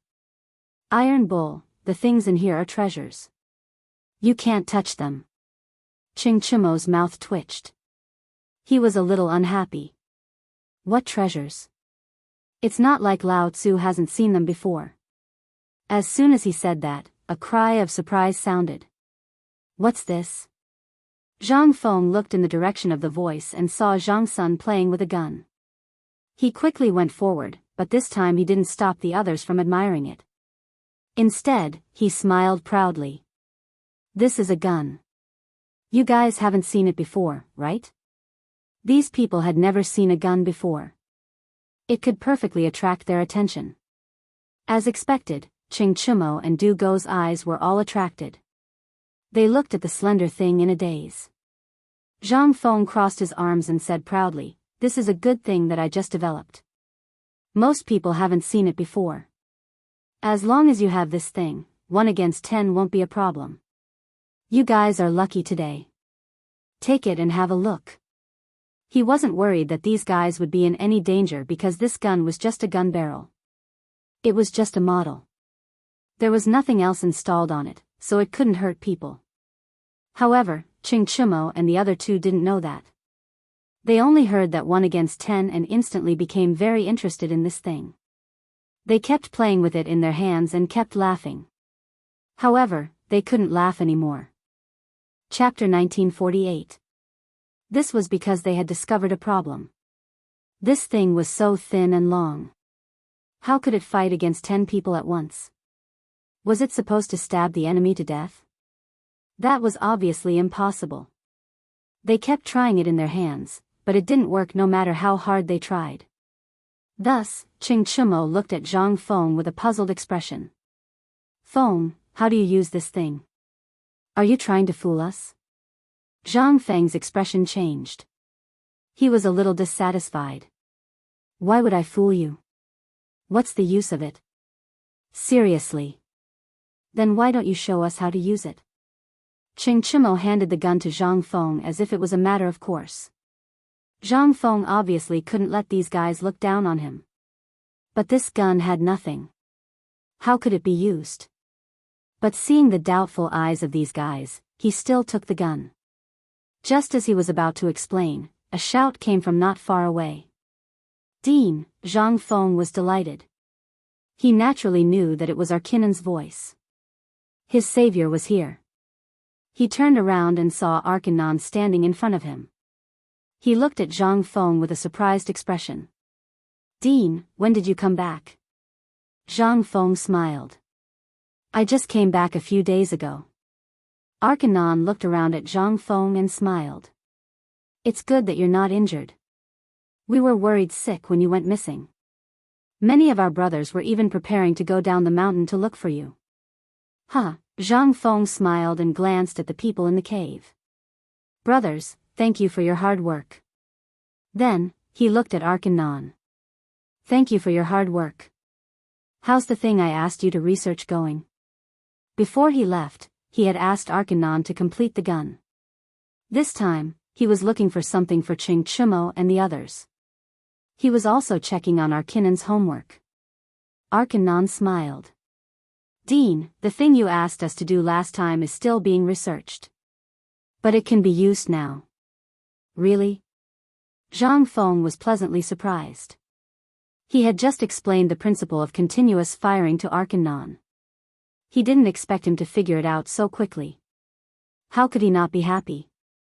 If it could be mass-produced in the future, the army of the Tang dynasty would definitely be stronger. Arkinon smiled and replied, Yes, Dean. Speaking up to this point, his tone was a little low. It's just that it's just been researched, so it can't be mass-produced. Don't worry. Zhang Feng patted Arkinon's shoulder and smiled. Let's go take a look. Just as he was about to leave, a voice suddenly sounded behind him. Feng Zi, where are you going? Zhang Feng frowned, thinking that it was these unlucky stars again. However, he still turned his head and smiled. I'm going to take a look at the weapons I'm researching. Where are you going? As soon as he finished speaking, Arkinon pointed at Ching Chimo and the others and asked, Dean, why did you bring outsiders here? Usually, the workshop was isolated from the outside world and no one would come in. There were also some precautions inside. Firstly, it was to prevent people from stealing. Secondly, it was also dangerous inside. There were all kinds of weapons, so it was better to prevent people from stealing and other dangerous situations. Zhang Feng naturally knew about this, but he didn't care because Iron Bull and the others were his people. Therefore, he looked at Arkinon and smiled. They are my people. Arkinon nodded and didn't say anything. Since the dean had said so, he didn't want to interrupt. However, Ching Chimo seemed to be a little dissatisfied. He waved the gun in his hand and asked, How do you use this thing? Zhang Feng took the gun and threw it aside. He smiled and said, This is just a small thing. I'll take you to see the world later. Then he looked at Arkinon and said, Let's go and see your thing. Ching Chimo and the others were confused. They had been here before, but they didn't know what was inside. What did he mean by the world? Although they were curious, they still followed. The group walked into another cave. There were all kinds of weapons here. There were Mitsubishi army knives, and some strangely shaped weapons. This attracted the eyes of Ching Chimo and the others. So this was what Feng Zi meant by the world. Compared to the outside world, this was indeed the world. There were so many weapons here. The three of them couldn't suppress their excitement anymore. They ran to their favorite weapons.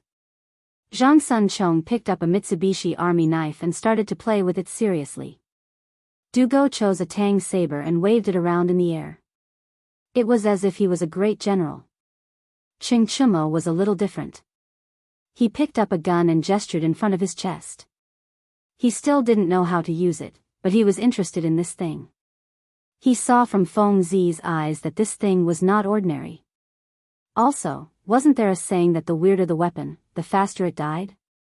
This thing was so weird. Maybe it was good for killing people. Thinking about this, he held the gun and looked at Zhang Feng. Feng Zi, can you tell me how to use this thing now? Zhang Feng didn't answer. Instead, he turned to Arkanon and asked seriously, are these new things you researched? Chapter 1949. Algernon nodded and glanced at the gun in Qing Chimo's hand. According to what you said last time, I've improved all of these guns. They can now fire continuously, but only 5 times. Zhang Feng's eyes lit up with surprise. 5 times is already very good. Indeed, with the current technology, being able to fire continuously was already a good achievement. Moreover, it wasn't easy to achieve. Hearing the Dean's praise, Algernon was excited.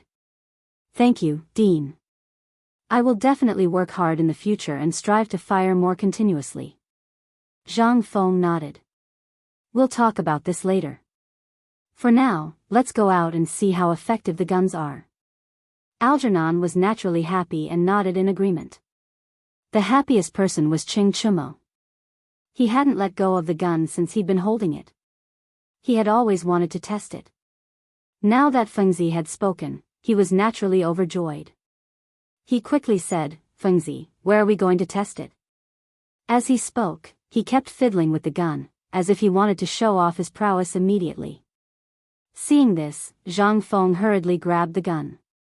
He was a little angry. This thing can't be aimed at people. If it accidentally fires, it will kill people.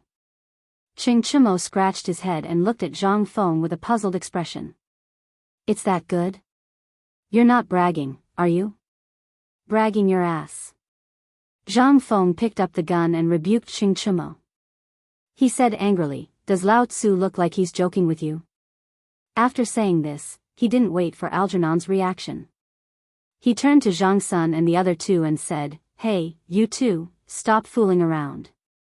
Let's talk when we get out. Zhang Sun and the other 2 had no choice but to stop what they were doing and look at Zhang Feng with disappointment. Zhang Feng turned to Algernon and smiled. Get the guns, and this, and this. As long as it's empty, move it to the back of the mountain. Let's go practice. Algernon nodded, turned around, and walked out of the door. After a while, a few big men came in. They first greeted Zhang Feng, then went to carry all kinds of weapons. Zhang Feng didn't say much. He turned around and walked towards the door. Qing Chimo and the others quickly followed him. At the back of the mountain, various weapons were placed on the ground. Qing Chimo still chose his favorite gun. He waved it majestically and said, Feng Zi, can we begin now? Zhang Feng ignored him. He turned to look at Arkanon and said, just like before, put up 3 signs with circles on them. Algernon nodded and whispered a few words to the people around him. A moment later, the sign was set up. Zhang Feng turned his head and looked at Qing Chimo and the others. Weren't you interested in the gun just now? Now that I've prepared everything for you, choose one for yourselves and get ready. After that, he looked at Algernon and said, teach these guys how to use it. In fact, he didn't want Qing Chimo to play with guns. After all, these guys didn't hold back. However, when he thought about the heavy armor, he had to bear with it. Now that these guys were interested in the gun, they might forget about the heavy armor later. Sure enough, the moment Zhang Sun Chong and the others got their hands on the guns, they couldn't bear to put them down, as if they were their own treasures. Coupled with Algernon's teaching, their interest was greatly increased, and they all raised their guns to try it out. Zhang Feng didn't want to be outdone. Algernon had just modified the gun, so he had to try it out. He picked up the gun and loaded a few bullets. Then, he aimed at the target and narrowed his eyes. He aligned the gun with the gun's muzzle and the bull's eye. This time, he felt better than last time. The straight line was much clearer, and the gun was thicker than last time. It was obvious that some other material had been added. As for what it was, he didn't know. He would have to ask Algernon later. Without thinking too much, he put his finger on the trigger and pulled lightly. Immediately, a tongue of flame shot out and the target shook slightly. Why is there no smoke this time? Zhang Feng put the gun in front of him and looked at it with a strange expression. He remembered that the last time he tested it, there was smoke. But this time, there was no smoke. In other words, it couldn't be seen with the naked eye. In this way, it would greatly reduce the danger to those who used the gun. In the past, when those who used the gun fired, there would be a lot of smoke. No matter where they were, they would be discovered by the enemy and their whereabouts would be exposed. But now, without smoke, those who used the gun would not be easily discovered by the enemy. Of course, it was inevitable that there would be noise. But in general, it was much safer this way. In this case, wouldn't it be possible to secretly kill the enemy? Or even create a batch of guns specifically for killing the enemy? As he was thinking, there was a sound not far away. Bang, bang, bang, Zhang Feng turned around. It was Qing Chumo and the others who were practicing with the gun. Algernon was teaching them from the side. However, it didn't seem to be ideal. The three of them didn't hit a single point. Chapter 1950. Zhang Feng patted Arkinon's shoulder and smiled. Arkinon, how did you modify the gun this time? Why is there no smoke? And it's a lot heavier than before. Arkinon glanced at the gun in Zhang Feng's hand and smiled. Director, this time we added a thin layer of steel to the pipe. That's why it's so heavy. As for why there's no smoke, I think it's because of this thin layer of steel. After repeated experiments, we were able to make it. Zhang Feng suddenly understood. Steel could quickly lower the temperature of a bullet, especially something that could rapidly produce intense heat. It was often effective. However, using it often would still consume it. Therefore, he reminded Arkinon, your idea this time is very good. Science is about repeated experiments, failure, success, and so on. However, the effect of the thin layer of steel this time is not permanent. It can only be considered semi-permanent because it consumes very quickly. In the future, you can continue to experiment and see if there are any other materials that can replace it. Yes, Director. Arkinon nodded. In fact, he also knew that this thing was not permanent. However, it was not a problem to use it now because the smoke was not a big problem for now. Just as the two of them were talking, the sound of gunfire came from the side. Then came the sound of complaints. What the hell is this? It looks powerful, but why can't we hit it? Yeah, we can't even hit it. What's the point of playing? Needless to say, the people complaining were Qing Chumo and the others. Zhang Feng turned to Qing Chumo and found it funny. How can you not blame others for not hitting it? Hearing this, Qing Chumo was not happy. He threw the gun to the side and said, just now I thought that this thing was very powerful, but now it seems that it is not even worth mentioning. Feng Zi, you have to find us something else. Not powerful? Zhang Feng smiled and bent down to pick up the gun on the ground. He waved it around. You guys have eyes but can't see. How dare you say this thing is not powerful? Lao Tzu will show you today. After saying that, he raised the gun and pointed it at the target. With a snap of his fingers, the steel ball shot out and the target shook violently. Qing Chumo's disdainful expression froze. Because he saw a thumb-sized hole on the target. White smoke was still rising from the hole, and there was no sloppiness at all as the hole was directly pierced through. Zhang Sunchong and Du Go were also stunned. Just now, none of them had hit the target. They had always thought that this thing was useless. But now, it seemed like that wasn't the case. This thing had easily pierced through the wooden planks, and it wasn't damaged at all. If it hit a person, then, wouldn't his flesh be torn apart? At this moment, they immediately changed their view of the blunderbuss. This was a divine weapon, a sharp weapon for killing. Zhang Sunchong could no longer suppress the excitement in his heart. He quickly went forward and grabbed the gun. With a face full of excitement, he said, Feng Zi, quickly teach me how to use this thing. Why can't I hit it, but you can? That's right, that's right. Feng Zi, tell us quickly. Ching Chumo also rushed in front of Zhang Feng, his face full of anticipation. Zhang Feng waved his hand impatiently. Didn't you guys just say that this thing is useless? Why are you saying that it's powerful now? Dugo chuckled, feeling a little embarrassed. Feng Zi, that was just then, but now is now. We've seen you display your invincible might, and right now, our admiration for you is like a torrential river. Don't tell me you want to refuse? The corner of Zhang Feng's mouth twitched. This guy had some martial arts, and even knew how to flatter people. But why did it feel like he had heard these words before? It wasn't bad. Thinking about this, he raised his head and said proudly, seeing that you guys respect me, I'll reluctantly teach you guys a few moves. Dugo frowned. He thought to himself, you really think you're something? However, he still had a smile on his face. Fengzi, hurry up. Don't dawdle here. Zhang Feng rolled his eyes at Dugo and placed the gun on his shoulder. He then looked at the crowd and said, watch carefully. I'll show you once. With that, he squinted his eyes and looked at the crosshair. He aimed at the target and pulled the trigger.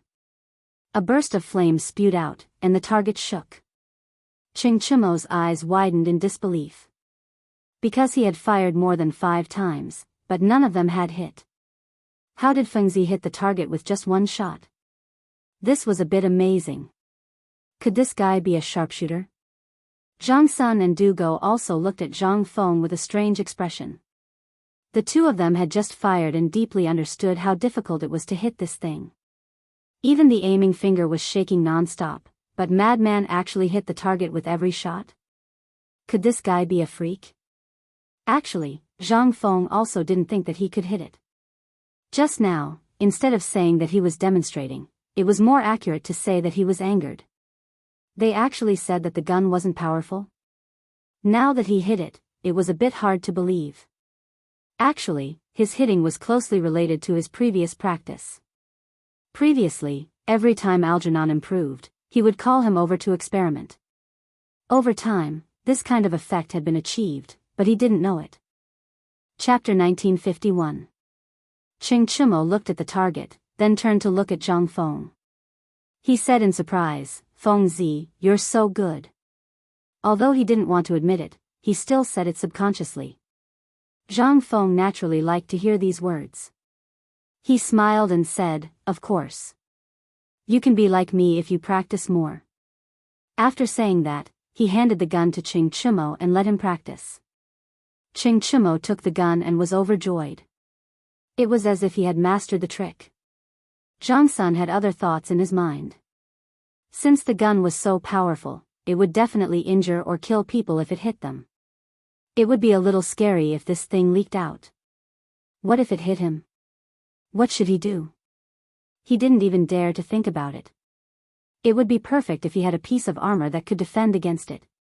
Thinking about it, he looked at Zhang Feng and asked expectantly, Feng Zi, your gun is so powerful. Is there anything that can restrain it? For example, armor or something like that? Something that could restrain it? Zhang Feng frowned. He didn't think so much when he was researching this thing. And he didn't need it. However, this fellow's words reminded him of something. If he needed to defend himself in the future, or if the gun leaked out, it would be bad for him. With that thought in mind, he looked at Alkinnon and asked with a serious expression, Alkinnon, have you ever thought about this? Arkannon naturally heard Zhang Suan's words. He thought for a moment and said, Dean, have you forgotten? You made something like armor and made it into a special combat suit. It's bulletproof. But I don't know if the improved gun can defend against it. Zhang Feng seemed to remember something. He had made a special combat suit before, but it had been a long time. He didn't know how effective it was against guns. Thinking of this, he quickly asked, Arkannon, do you still have a special combat suit? Yes. Arkannon nodded. The dean left a lot of them in the workshop. Zhang Feng thought for a moment and immediately said, take out all the special combat suits immediately. Let's test them and see if they can defend against the firearms this time. Algernon nodded. He turned around and said a few words to the big man beside him. The big man turned around and walked into the cave. After a while, he came back with a pile of clothes that looked like armor. Zhang Feng knew that this was the special combat uniform from back then. He hurriedly went forward to take one and weighed it in his hand. It seemed to weigh about a few kilograms, and the inside was very thick. It was all steel plates. He handed the special combat suit to Arkanon and said seriously, "Arkanon, tie this special combat suit to the tree." Right now, the special combat uniform was still in its previous configuration. It was hard to say if it could defend against the current firearms. Before the results of the experiment were out, they definitely couldn't experiment on humans. Tying them to a tree was the safest method. Arkanon understood. He led his men to tie the special combat suit to the tree. Seeing this, Zhang Feng looked at Qing Chimo and the others. He smiled and said, "Now I'll give you a chance to practice shooting. Let's see who can hit the clothes on the tree." "There's no reward for hitting it?" Qing Chimo asked shamelessly. "How dare you ask?" Zhang Feng looked at Qing Chimo unhappily and snorted. "I let you hit it so you can practice. You want to ask me for something? If you don't want to hit it, Lao Tzu will find some people. Anyway, there's no shortage of people here. Hit, hit, hit." "I didn't say I'm not hitting." Qing Chimo laughed and hurriedly gave Zhang Sun and the others a look. Zhang Sun and the others were smart. They all raised their firearms and started to fire according to what Arkanon had taught them. Bang, bang, bang, a few shots were fired, but none of them hit. Instead, the birds in the forest were scared and flew away. Zhang Feng saw this and curled his lips. He raised the gun in his hand and shouted, "Get out of the way for Lao Tzu. I gave you a chance, but you didn't use it. Watch Lao Tzu." Everyone had no choice but to give way. Zhang Feng aimed slightly and raised his gun. The flame spurted out and the tree shook slightly. It seemed that he had hit it. He hurriedly raised his gun and walked to the tree. He saw that half of the special combat suit had been pierced and half of the steel ball had sunk in. Arkanon also walked over. He frowned and said, "Director, this special combat suit is a bit useless. It's been pierced." Zhang Feng did not answer. He took off the special combat suit and studied it carefully. Soon, he found a problem. Although there was a steel plate inside, it could not achieve the effect of cushioning. Moreover, steel plate and steel ball were both very hard materials. When they collided with each other, one of them would definitely be damaged. However, if there was no steel plate, what could be used to block the gun? After all, modern bulletproof vests were also made of steel plate. However, there were also some nylon, organic fibers, resins, and so on.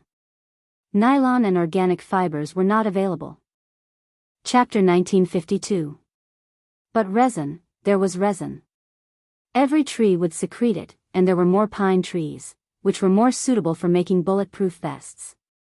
As long as he put it in his special combat suit, it might work wonders. Although it was winter and there wasn't much resin, as long as there was, it would be enough for an experiment. After making up his mind, he turned to Arkanon and asked excitedly, "Do you have any resin here?" "Resin?" Arkanon was stunned. He didn't understand why the director was asking this. He didn't know what it was used for. But he couldn't ignore the director's question. He said, "Director, we don't have resin in the cave because we don't usually use it. But there should be some on the mountain. There are a lot of pine trees. Okay, gather some people immediately." Zhang Feng interrupted him and said excitedly, "Remember, the more the better." Arkanon was even more confused. He asked doubtfully, "Director, you're not going to make resin, are you? What's the use of it?" Zhang Feng waved his hand and didn't intend to explain. "Don't worry about that. It'll be useful later. Go gather some people and get some basins to store the resin." He couldn't guarantee whether it would be useful or not since the experiment hadn't been completed yet. He had to wait until it was done. Otherwise, he would ruin his reputation. Seeing that the director didn't want to explain, Arkanon went to gather the people. Soon, there were a lot of people standing on the mountain.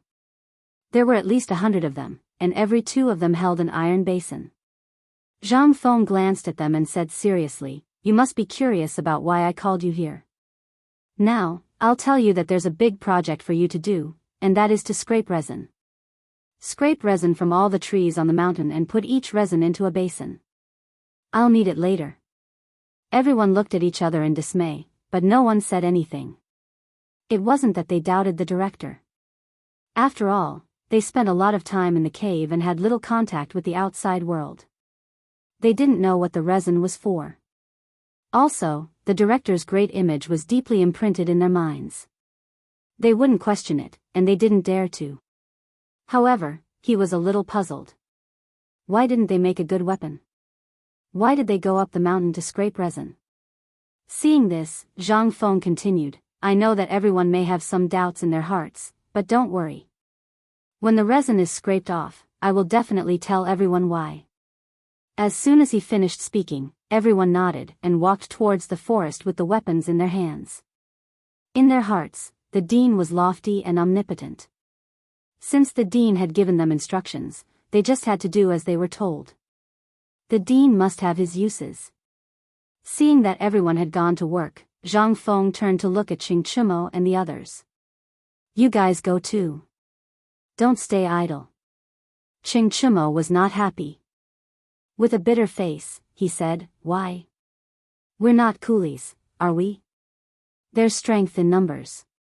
Zhang Feng smiled and glanced at the forest. "Look, everyone has gone to work. Don't you feel embarrassed to be here?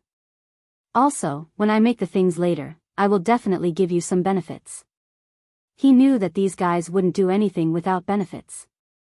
When he made the new special combat uniform later, they would definitely ask for it. In that case, it was better to let these guys work first. Moreover, as long as he promised them benefits, they would be more eager than the other. As expected, Qing Chumo's eyes lit up and he said excitedly, "Really?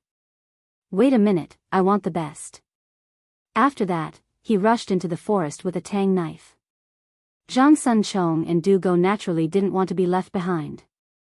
They picked up a tang knife and chased after him. "Tai Miao, wait for me."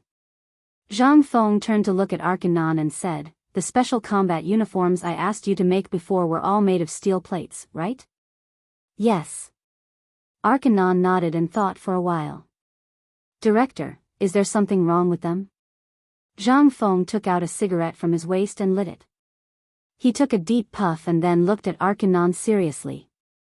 "Actually, we were wrong before. Think about it. Steel balls are made of steel, and steel plates are also made of steel. What will happen when the two collide?" Arkanon lowered his head and pondered. Zhang Feng took a puff of his cigarette and continued, "The speed of the steel ball is very fast, we all know this. The moment it is fired from the barrel of the gun, it will produce an extremely high temperature. If it suddenly hits a wooden board, it can easily penetrate it because wooden boards are not strong. This is very easy to understand, but what about steel plate? They are made of the same material. The moment they come into contact, they will produce a higher temperature. That's why the experiment just now failed and the special combat uniform was penetrated. Do you understand?" Arkanon nodded as if he didn't fully understand. He asked with some doubt, "Then, as you said, steel plates are useless, right?" No. Chapter 1953. Zhang Feng shook the cigarette between his fingers and said seriously, "The steel plate is not useless. It's just that it's not very effective when it collides with the steel balls. However, we still have to use the steel plate." Alkinen nodded again, but this time he seemed to have understood something. He quickly said, "So you're going to use resin to mix it in?" Zhang Feng smiled with satisfaction. "Yes, resin has a softening effect, especially when it has a tendency to flow under the influence of external forces. When you punch it, you won't be able to exert any force at all. For example, if a steel ball moves very fast and can cause great damage to anything, it may not be the same for resin. First of all, resin is neither soft nor hard. When you hit it, it will immediately break down the strength of the steel ball.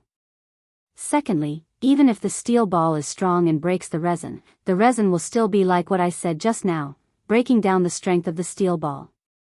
Moreover, there is a steel plate behind the resin. In this way, the safety factor of the special combat suit can be greatly improved. Alkinnon nodded and lowered his head to digest what the director had said. Don't rush. Take it slow. Zhang Feng smiled and said, I just thought of this thing. You'll know the effect when it's done. As soon as he finished speaking, Ching Chimo and the others ran over with a basin in their hands. Inside the basin was a yellow, sticky substance. It was the resin. Alkinnon looked at the basin and frowned. Director, is this the resin you were talking about? Although he had seen resin hanging on trees before, he had never seen such a large basin. Moreover, it was collected. It looked a little strange. Zhang Feng nodded with satisfaction. That's right. This is the resin I was talking about. Then he looked at Ching Chimo. What tree's resin is this? Every tree's resin had a different effect and usage, so it had to be distinguished. Ching Chimo scratched his head and looked at Zhang Sun. What kind of resin is this? Pine resin. Zhang Sun rolled his eyes at Ching Chimo. Oh, yes, it's pine resin. Ching Chimo quickly looked at Zhang Feng and smiled. It's pine resin. Zhang Feng nodded and said to Arkanon, when the others come back, tell them to bring the resin to the cave. We'll go back and do the experiment first. With that, he led Ching Chimo into the cave. Arkanon gave a few orders to his subordinates and hurriedly followed. Inside the cave, Zhang Feng looked at the resin in Ching Chimo's hand and said, pour all the resin into the furnace. The resin had just been scraped off, and there were still many impurities. It needed to be quenched at a high temperature to obtain the final essence. Although some of it would be lost, it had to be done for better effect. Moreover, the resin would turn into a liquid after high temperature, which was more suitable to be added to the special combat suit. However, Arkanon didn't know this. He asked worriedly, Director, will it all evaporate if it's poured into the furnace? Zhang Feng shook his head and said, no, it won't.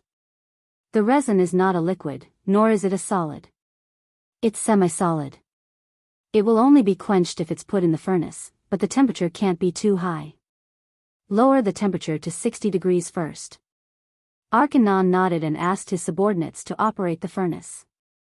After a while, the furnace's temperature was lowered. Zhang Feng looked at Ching Chimo and the others and said, now pour the resin into the furnace and see what happens. Ching Chimo curled his lips and glanced at the furnace. He felt the heat before he even got close. How could he pour it? He looked at Zhang Feng reluctantly, but Zhang Feng gave him a cold look. He had to carry the basin into the furnace and pour the resin into it despite the intense heat. However, the resin didn't seem to want to go down. It was lying on the bottom of the basin. Ching Chimo had to dig with his hands. After a long time, he finally got the resin into the furnace one by one. Soon, there was a crackling sound in the furnace, like firecrackers. Ching Chimo looked at the furnace in surprise and stammered, Fengzi, what's going on? Zhang Feng didn't answer. Instead, he leaned forward to take a look. He saw that the resin was rolling in the furnace and constantly making noises. In a few moments, it turned into a liquid, just like water. However, the color didn't change. It was still yellow. He turned around and glanced at the others. He smiled and said, it's okay. It's just the resin rolling in there. It'll be fine in a while. Let's sit down and have a rest. After that, he didn't care about the others' reactions. He walked to the round table and sat down. Arkanon glanced at the furnace and came to Zhang Feng. Director, how long will it take to quench it? Zhang Feng frowned. In fact, he didn't know. This was the first time he had experimented with this thing. How could he know? He could only say, I don't know. It'll be fine after the noise stops. Chapter 1954. Then he seemed to think of something and added, "Go and prepare some steel plates and steel bars. We'll need them later." Alkinnon nodded. He didn't say much and gave his men some orders. As for Chingchumo and the others, although they were curious, they couldn't see anything. They just sat aside and waited quietly. Time passed bit by bit. After about the time it took for an incense stick to burn, the crackling sound inside the furnace stopped. Zhang Feng stood up abruptly and went forward to take a look. The resin had changed color and was completely transparent. There were no impurities at all. He hurriedly said to the worker next to him, "Pour the resin out quickly." Alkinnon had already prepared a basin. The resin was as clear as water. However, unlike water, the resin was slightly thicker and gave off a faint smell of flowers and plants. Chingchumo looked at the resin and smiled. This thing was yellow just now. Now it's white. How amazing. Zhang Feng didn't pay any attention to this guy's nonsense.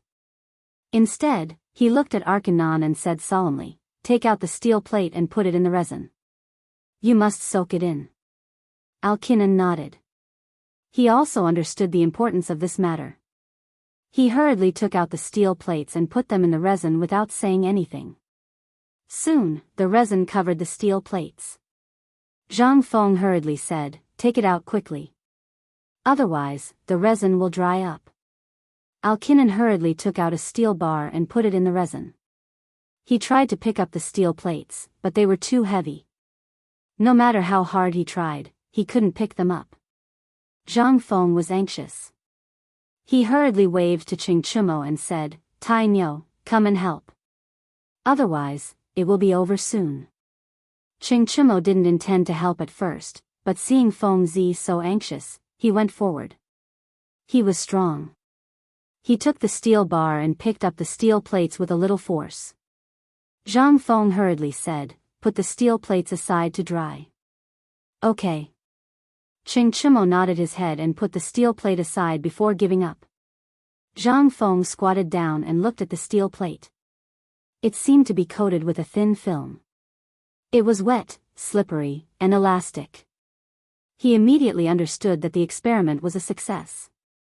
He quickly turned to Alkinnon and said with a look of surprise, "Continue to put in the steel plate until all the resin is used up." Alkinnon nodded and put down the steel plates beside him. He repeated the process until all the steel plates were covered with resin. Alkinnon and Chingchumo did not stop until all the steel plates were covered with resin. Zhang Feng glanced at the neatly arranged steel plates. There were about 50 of them, which was enough to make 20 special combat suits. Thinking about it, he turned to Alkinnon and asked, "How much resin do we have left?" Alkinnon thought for a moment and replied, "About 5 more pots." Zhang Feng nodded. "Pour all the resin into the furnace. Then take out the cloth for the special combat suit. Let's start." The cloth for the special combat suit was different from the traditional ones. It was soaked in plant sap to increase the fiber of the cloth. It could also dye the special combat suit and conceal it. Alkinnon said a few words to his subordinates and they quickly brought the cloth over. Zhang Feng touched the cloth. It was indeed stronger. He looked at Chingchumo and the others. "Don't just stand there. Come and help." Then he handed the other end of the cloth to Chingchumo. He cut along the thread and a large piece of cloth was cut off. "Cover the steel plate with this cloth." Zhang Feng handed the cloth to Chingchumo and ordered. Chingchumo nodded and covered the steel plate with the cloth. Then he looked at Zhang Feng. "Now what?" "Put the steel plate in the pot." Zhang Feng pointed at the pot beside him. Then he looked at Alkinnon and said seriously, "Pour the resin out of the furnace onto the cloth." Alkinnon nodded and ordered the workers to pour the resin onto the cloth. In an instant, the cloth shrank and covered the steel plate perfectly. There was no gap. The surface of the cloth was covered with a layer of resin. If one didn't look carefully, they wouldn't be able to see it. Alkinnon looked at the steel plate. Then he looked at Zhang Feng with a strange expression. "Director, it's done." Zhang Feng crossed his arms and looked at the steel plate seriously. He thought for a moment and said, "Were there any other steps to make the special combat suit?" Arkanon shook his head. "No. Just put 2 steel plates and it took shape. Then it's done." Zhang Feng nodded slightly and said seriously, "Now we just have to wait for the resin to cool down. Then we can start the experiment." After he finished speaking, he casually found a stool and sat down. He took out a cigarette from his waist, lit it with a lighter, and started smoking with a satisfied expression. Seeing this, Qing Chumo and the others also came over and said with a smile, "Feng Zi, give us one too." Chapter 1955. They hadn't smoked since they came to the academy. Now that they saw Feng Zi smoking, they craved for it. Zhang Feng also understood that these guys were probably addicted to smoking. He smiled and took out 3 cigarettes from his waist and threw them to the 3 of them. Qing Chumo took out a lighter from his waist. The 3 of them huddled together like a group of drug addicts. Of course, Algernon didn't have such hobbies. He squatted in front of the steel plate and felt that the temperature was about right. He touched it with his hand. As expected, the temperature had dropped. He quickly turned to Zhang Feng and said, "Director, the temperature has dropped." Hearing this, Zhang Feng threw away the cigarette in his hand and stood up abruptly. He touched the steel plate and couldn't help smiling. "It's not as fast as this thing." Then he looked at Algernon and said, "Take it out and get ready for the experiment." Algernon nodded, picked up the special combat suit and walked out of the door. Qing Chumo hurried to follow him. At the back of the mountain, Zhang Feng looked at the special combat suit in Algernon's hand and said with a smile, "Tie it to the tree. Let's start." Algernon nodded and tied the special combat suit to the tree. "Now I'll give you a chance. Shoot that suit. How about it?" Zhang Feng turned to Qing Chumo and the others and smiled. Qing Chumo and Zhang Sun looked at each other and didn't say anything. They knew that it was a practice and there was no harm in it. So they took out their guns and started to aim. Bang, bang, bang. After 3 shots, the tree only shook a little. It seemed that only one of the shots hit the target. Zhang Feng didn't care who hit the tree. He strode forward and saw a steel ball scattered on the ground. The special combat suit on the tree only had some marks, but it didn't crack. He quickly took off his special combat uniform and checked it in his hands. Sure enough, the effect was much better than before. There were only some marks left, and there was no damage at all. Arkanon also bent down and looked at it carefully. He said in surprise, "Director, your method is really effective. This special combat suit not only blocked the steel balls, but also didn't get hurt." Zhang Feng nodded and stroked the marks on the special combat uniform. He smiled and said, "This method needs to be widely promoted." At this point, he frowned. "It's just that the resin alone isn't good enough. If you have other things in the future, you can try adding a little more." Algernon nodded. Suddenly, he thought of something. "This special combat suit is so effective. I wonder how it will look on a human. Wearing it on a human body?" Zhang Feng raised his eyebrows. He hadn't tested this yet, so he didn't know what would happen. He had already tested it on a tree, but humans and trees were different after all. If someone, with that in mind, he turned to look at Qing Chumo and the others. Qing Chumo only felt his body tremble, and a wave of coldness hit him in an instant. Because he felt that Feng Zi's gaze was somewhat malicious. It was similar to the gaze he had when he went to Xingzhou last time. He quickly took 2 steps back and said with a trembling voice, "Feng Zi, what do you want to do?" Zhang Feng stood up and chuckled. "Nothing much. It's just like an experiment. I wonder which one of you is willing to sacrifice yourself for science." Sacrifice himself? Hearing this, Zhang Sun felt a chill. He still remembered that Feng Zi had almost killed him when he said this last time. Now he was asking him to sacrifice himself? Wasn't that asking him to die? He quickly shook his head. "No, no, no. I'll leave such a great thing to you." Zhang Feng's face changed slightly, but he still smiled. "Don't worry, it's not a big deal. Just one of you put on the special combat suit and stand there. Nothing will happen. Sure enough, it was like this. Dugo's legs were a little weak. Just now, he had already guessed that this Feng Zi was crazy. He wanted him to be the target. If he didn't pay attention and missed, wouldn't he die? He had personally used the gun just now. Although he didn't hit the target, he could see the power. If he hit a fatal spot, he would definitely die. How could he go? He quickly waved his hand. No, no, no, I'm not going. Zhang Feng's face completely changed. He frowned and said angrily, "You bastards, when we went up the mountain, all of you ran faster than me and insisted on some benefits. Now I'm asking you to do an experiment and you're refusing. Are you itching for a beating again?" Qing Chimo's face was bitter. When they went up the mountain, they didn't say that they were going to do such a deadly experiment. Why was he blamed now? He quickly explained, "Feng Zi, you're wrong. You didn't say it when we went up the mountain. Now that we're here, you don't admit it. How can there be people like you? Yes, Feng Zi, you're not kind." Zhang Sun hugged Qing Chimo, his legs trembling. Dugo also had a look of reluctance. He hugged Zhang Sun and shouted at Zhang Feng, "Feng Zi, you're a little unreasonable. We're people, not trees. If you want to do an experiment, are there not enough trees for you to shoot?" Chapter 1956. How can a tree be the same? Zhang Feng roared in annoyance. He knew that these guys were afraid, and what he said made sense. Trees could be used for experiments, but the effects of trees and humans were different. Even if these guys didn't want to do the experiment, they still had to find other people to do the experiment. There was no difference at all. He thought for a while and put on a smile. "I know you guys are afraid. How about this, whoever wants to do the experiment, I'll give him the special combat uniform later. You guys can see that it's not dangerous at all. Look, isn't the special combat uniform fine?" Special combat uniform? Qing Chimo was stunned. He really wanted this thing.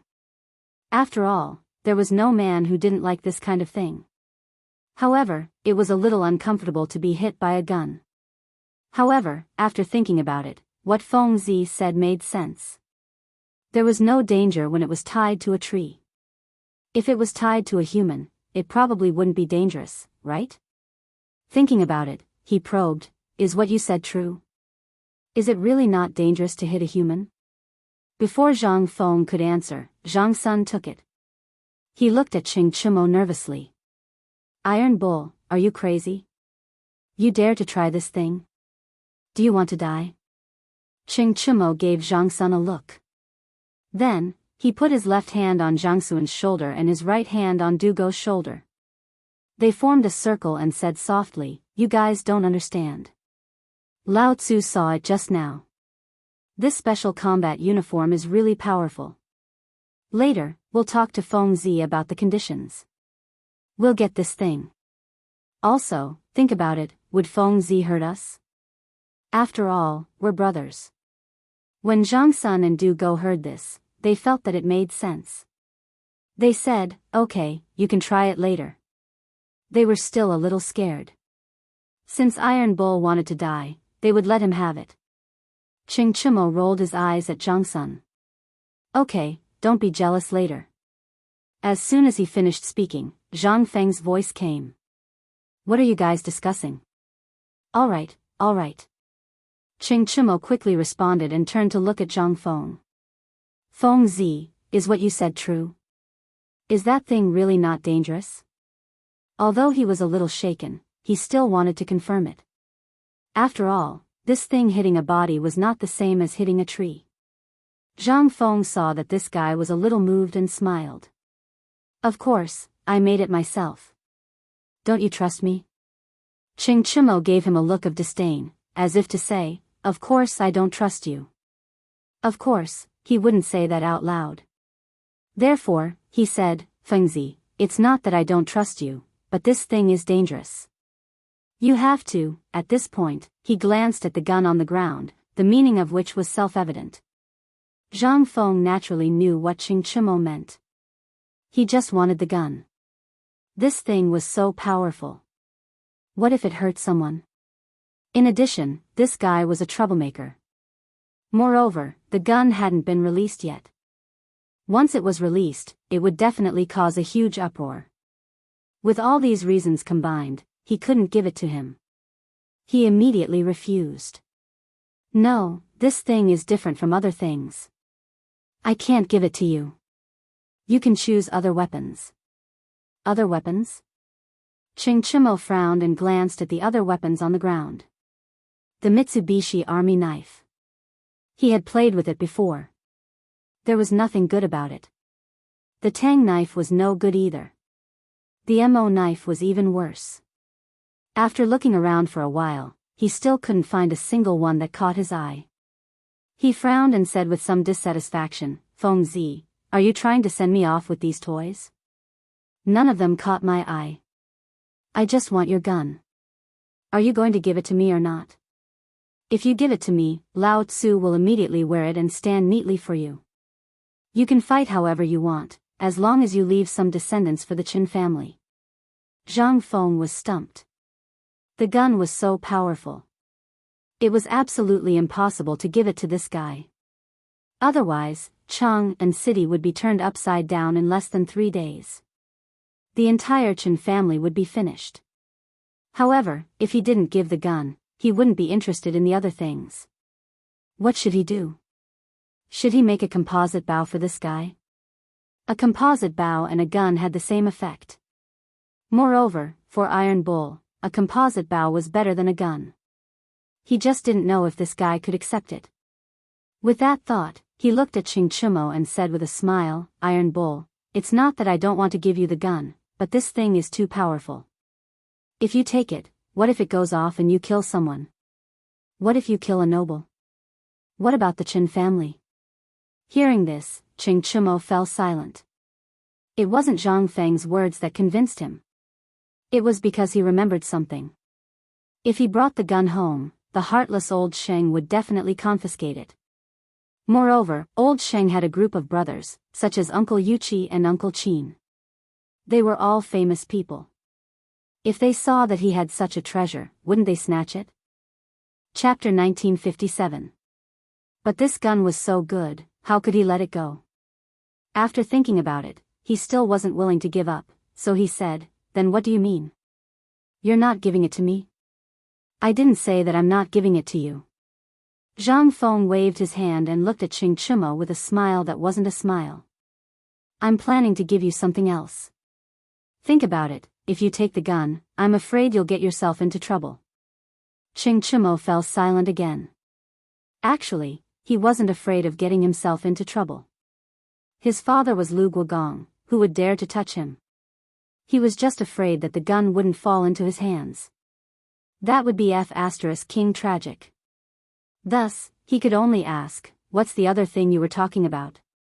Zhang Feng saw that this guy was interested and felt that there was a chance. He quickly said, "It's a type of bow, I call it a composite bow." Before he could finish, Qing Chimo gave him a look of disdain. "I was wondering what it was, but it turned out to be a bow and arrow. What a stupid name. What composite bow? Bah, Lao Tzu has a lot of them at home. If you want one, Lao Tzu can give it to you." Zhang Feng was unhappy when he heard this and immediately retorted, "Don't King look down on Lao Tzu's bow and arrow. Lao Tzu's bow and arrow isn't something that trash like yours can compare to. Listen carefully, Lao Tzu's bow and arrow requires at least 200 dan of strength to draw. Every arrow can pierce through stone and gold, and has a range of 3 li. Its power is even more powerful than a gun." Of course, this was a bit exaggerated, but it was to attract Qing Chimo's attention. Exaggerating a bit would have a miraculous effect. As expected, Qing Chimo was stunned. What the hell? 200 dan of strength to draw? One arrow could pierce through stone and gold? And the range was around 4 li? Then wouldn't it be around 1,500 meters? If he could get a bow like this, it would be a wonderful thing. Moreover, what Feng Zi said made sense. Even if he obtained the gun, he might not be able to enjoy it. Perhaps that unscrupulous old Sheng would snatch it away. After thinking for a while, he probed, "Is the bao you mentioned real?" "Of course it's true." Zhang Feng rolled his eyes at Qing Chimo and snapped, "Are you being reasonable? If you don't come, Lao Tzu will find someone else." "Come." Just as Qing Chimo was about to agree, Zhang Sun couldn't take it anymore. He grabbed Qing Chimo and laughed, "Brother Tai Nyo, you were in the limelight just now. Why don't you give this bao to me?" Du Go also laughed and said, "Yes, yes, yes. Brother Tai Nyo, let us have this thing." Qing Chimo's expression changed. He looked at Zhang Sun and Du Go with dissatisfaction. When Lao Tzu went to negotiate, the two of you were like dead people. Now King jumped out. And you want Lao Tzu's godly bao? Dream on. He waved his hand and hit the two of them to the side. He said angrily, "Get lost, you two. Did you go eat just now?" After saying that, he walked towards Zhang Feng with a smile. It was a stark contrast to his disdainful attitude just now. Zhang Sun and Du Go were unhappy. How could they let go of such a good thing? They strode forward and hugged Zhang Feng. They cried, "Feng Zi, we will also be your target. Give us one of your godly bao." Zhang Feng laughed. Just now, the two of them were on the same side as Qing Chimo. Now, they changed their attitude so quickly. And they were still acting shamelessly. If he didn't give it to them, the two of them definitely wouldn't give up. If he gave it to them, Iron Bull probably wouldn't be willing. After thinking about it, he decided to give it to them. He couldn't let these guys drag him down. He shook his legs and said helplessly, "Are you guys bored? Isn't it just a bao? I'll give it to you." Anyway, the bao hadn't been made yet. When the time came, he would make more. Moreover, these two guys' physiques weren't suitable for using a bao. They were just enjoying the novelty. However, Zhang Sun felt different. He thought that the bao was awesome. He jumped 8 feet high and said with a smile, "Feng Zi, let's start. Use the gun to hit me. Hit me first, hit me first." Qing Chimo pushed Zhang Sun away. He was a little dissatisfied. Looking at these guys fighting to be the first, Zhang Feng wanted to laugh. Just now, they were all unwilling, and now they were fighting to be beaten. He suspected that these guys were a little perverted. He smiled and waved his hand. One by one. Don't rush. Iron Bull came first. Let Iron Bull eat the bullet first. Qing Chimo snorted and pushed Zhang Sun away. He raised his head high as if he was showing off. When he came in front of Zhang Feng, he immediately changed his expression and said with a smile, "Feng Zi, how do we start?" Zhang Feng handed the special combat uniform to Qing Chimo and smiled. "Put on this uniform and wait under the tree." After saying that, he seemed to have thought of something and reminded him, "It's best to close your eyes. Otherwise, you'll be scared." Qing Chimo didn't think too much. He put on the special combat uniform and strode to the tree. Now, he only remembered the bao. Everything else had been thrown to the back of his mind. Chapter 1958. After standing still, he shouted excitedly at Zhang Feng, "Feng Zi, you can start now. Hurry up." Zhang Feng nodded. He picked up the gun and placed it on his shoulder, ready to aim. When he saw Qing Chimo's face, he couldn't help but feel nervous. In the past, he had shot a lot of targets, but this was his first time hitting a person. If he missed, then Tai Nyo's life would be gone. However, there was no problem with shooting targets just now. There shouldn't be any problem with shooting people now, right? He tried to comfort himself, but his palms were still sweating. On the other side, Qing Chimo couldn't help but ask when he saw that Zhang Feng hadn't fired yet, "Feng Zi, what are you waiting for? Hurry up." Qing Chimo's words pulled Zhang Feng back from his deep thoughts. He looked carefully, wiped the sweat on his hands, and decided to shoot. There was no way to be nervous. No one had shot anyone before, and he was the same. This time, it was for science. Even if he missed Iron Bull, it was a sacrifice for science. Moreover, he shouldn't miss. Thinking, he narrowed his eyes and looked at the crosshairs and the special combat uniform. He deliberately didn't look at Ching Chimo's face so that he wouldn't be nervous. Sure enough, this method had some effect. His palms weren't sweating anymore. He focused and gently pulled the trigger. A burst of flame spewed out. Ching Chimo screamed and fell back. Zhang Feng was taken aback. He had clearly taken aim. Why did this guy fall to the ground? He quickly stepped forward and picked up Ching Chimo. He glanced around and didn't find any external injuries. Could it be an internal injury? He quickly reached out and checked around, but still didn't find any injuries. Wasn't this thing knocked out by the shock? Thinking of this, he quickly shook Ching Chimo and shouted, "Iron Bull, don't die, Iron Bull." Zhang Sun also rushed over. When he saw Ching Chimo lying on the ground, his expression changed. He couldn't help shouting, Tai Niu, what happened to you?"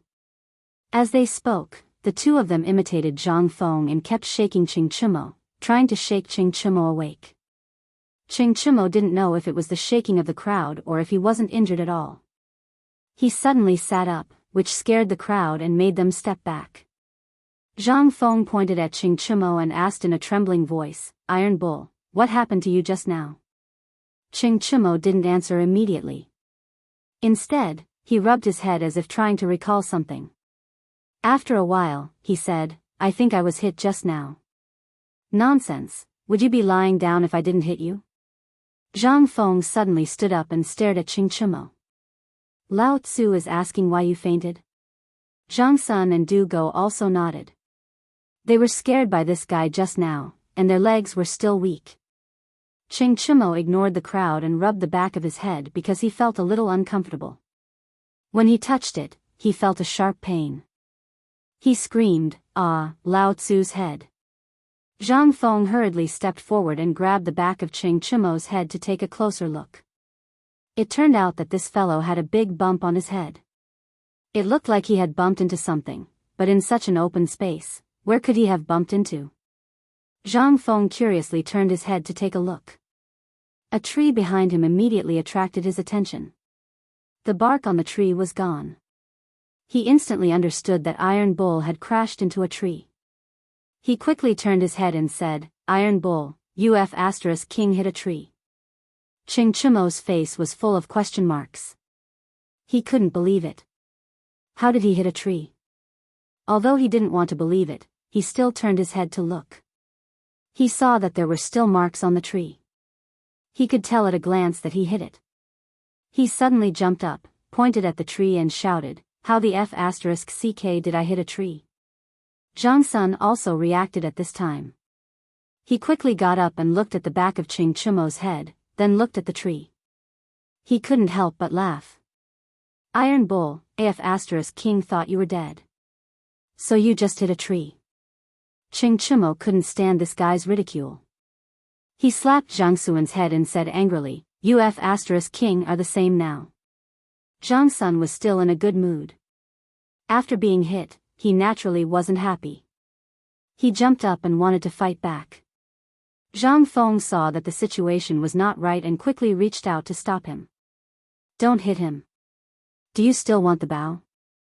After saying that, he didn't care about the other's reaction. He looked at Ching Chimo and said, "Iron Bull, take off your clothes and let me see." Ching Chimo said, "Oh." He unwillingly stared at Zhang Sun and took off his clothes. Zhang Feng took the clothes and saw that there was no damage. It was almost the same as before. However, he had already guessed this result. After all, Iron Bull was completely fine. If there was a problem with the special combat uniform, this guy might really be lying here. Thinking of this, he looked at Zhang Sun and smiled. "Bug, it's your turn. Come, put on your clothes." Zhang Sun waved his hand and took 2 steps back. He smiled and said, "Feng, didn't Iron Bull already try it? I don't think it's necessary." Chapter 1959. When he saw Iron Bull's appearance just now, he was already a little scared. After all, lying on the ground was not a good feeling, and he did not want to experience it again. However, Zhang Feng did not agree. He stared at Zhang Sun and shouted, "Damn it, weren't you very enthusiastic just now? Why are you so scared now? Are you still a man?" He did not want to force this guy to go, but this guy had already agreed. It was too unreliable to go back on his word now. Besides, it was always good to have one more person to do the experiment. What could Iron Bull alone prove? It could only prove that this guy had a good physique, and the advantages of the special combat suit were not fully reflected. Zhang Sun did not know what Zhang Feng was thinking. He looked bitterly at Qing Chumo, but he did not expect that the latter would directly look back at him with a contemptuous look. This immediately aroused his competitive spirit.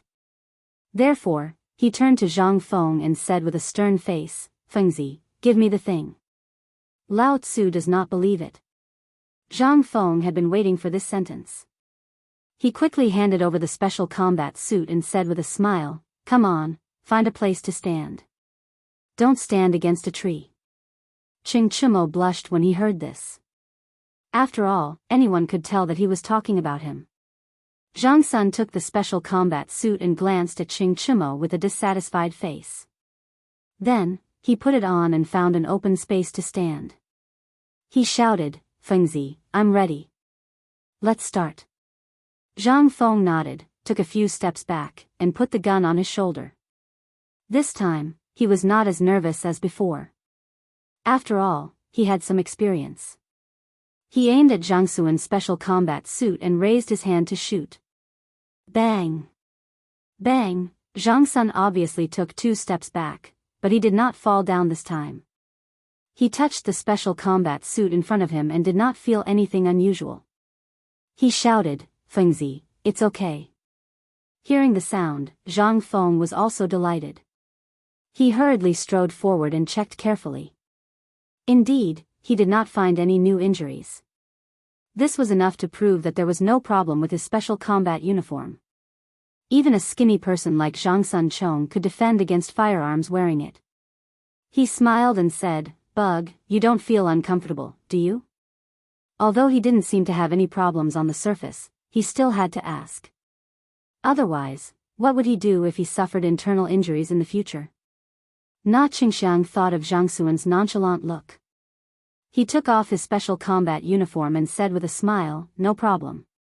Zhang Feng nodded. He just needed to make sure that this guy was fine. Then, he looked at Du Go. "De Bing, it's your turn now." Du Go was originally afraid. But seeing that Zhang Sun Chong was fine, he thought that he would be fine too. He took the special combat uniform from Zhang Sun Chong's hand and smiled at Zhang Feng. "No problem, come on." After saying that, he stood at the position where Zhang Sun Chong was standing just now. His face was full of righteousness, as if he was going to sacrifice himself for science. Zhang Feng nodded and took 2 steps back. Then, he aimed and pulled the trigger. A burst of flame spewed out. Du Go took 2 steps back and touched the special combat uniform in front of him. Seeing that there was no problem, he shouted, "Fengzi, I'm fine too." Zhang Feng hurriedly went forward and checked. Sure enough, there was no injury at all. It could be said that it was lucky if there was no injury during the experiment. However, if there were 2 or 3 people and there was no injury, then it was definitely due to the special combat uniform. Thinking of this, he handed the special combat uniform in his hand to Arkanon and said with a serious face, "From now on, all the special combat uniforms will be made according to this method." Arkanon also saw the effect of the uniform just now. Naturally, he didn't dare to be negligent. He nodded and said, "Yes, Director." Qing Chumo jumped up. He remembered that Fengzi had promised to give him a composite bow. Now that the experiment was done, he naturally couldn't let it go. "Fengzi, what about the bow you mentioned just now? When will you give it to me?" "Yes, when will you give it to me?" Zhang Sun Chong also asked loudly. He was beaten back a few steps just now. He couldn't just let it go. Zhang Feng naturally knew what these guys were thinking. He smiled and said, "We'll do it when we get back. Don't worry." "You haven't done it yet?" Dugo exclaimed. He thought that the bow and arrows were ready. Who would have thought that they hadn't done it yet? "What the hell are you shouting for?" Zhang Feng rolled his eyes at Dugo. "Lao Tzu didn't say that he wouldn't give it to you. We'll do it when we get back." It was a good thing that these guys were interested in the composite bow. At least they wouldn't pester him for heavy armor and light cavalry. At worst, he could make some to whet their appetites. Ching Chimo and the others were a little unhappy when they heard that they hadn't done it yet. However, when they heard that they were going to do it immediately, they couldn't help but be excited. Okay. Fengzi, hurry up." Zhang Feng nodded. He called Arkanon and the others and walked into the cave. Ching Chimo and the others naturally followed closely behind. Chapter 1960. As soon as they returned to the cave, Ching Chimo couldn't wait to urge Zhang Feng. "Fengzi, can we start now? What can we do for you?" Zhang Feng didn't answer. He turned to Arkanon and said, "Go and prepare some tuber wood and some ox horns. It's best if they're white. If you can't find any, find some cyan ones. Also, some ox tendons, deer gelatin, horse gelatin, fish gelatin, rhinoceros gelatin, cow gelatin, and other 5 kinds of gelatin." Hearing this, Arkanon frowned. At first, he didn't think it was difficult. Tuber wood was easy to find. After all, they were on the mountain and there were countless woods. But as he listened, he felt that something was wrong. Why were there ox horns? Wasn't this a little difficult? Ox horns were on the head of an ox. If you wanted ox horns, you had to kill the ox. But this was the Tang dynasty. Killing an ox for no reason was punishable by death.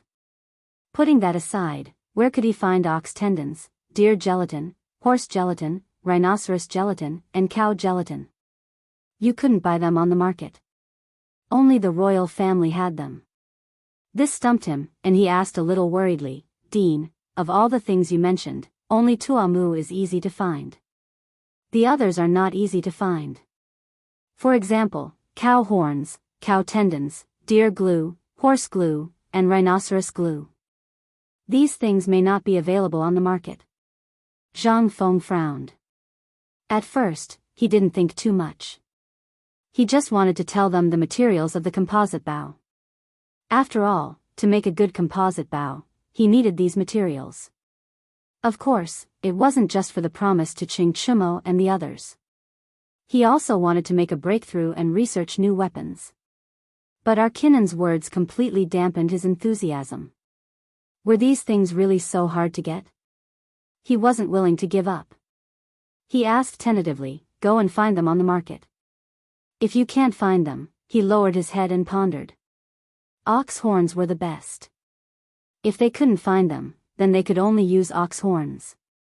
For beef tendons, he could only use sheep tendon, deer gelatin was replaced with sheep gelatin, horse gelatin was replaced with donkey gelatin, rhino gelatin was replaced with dog gelatin. In any case, he had to collect all 5 types of glue. Otherwise, the bowstring of the composite bow would not last long, and its power would be greatly reduced.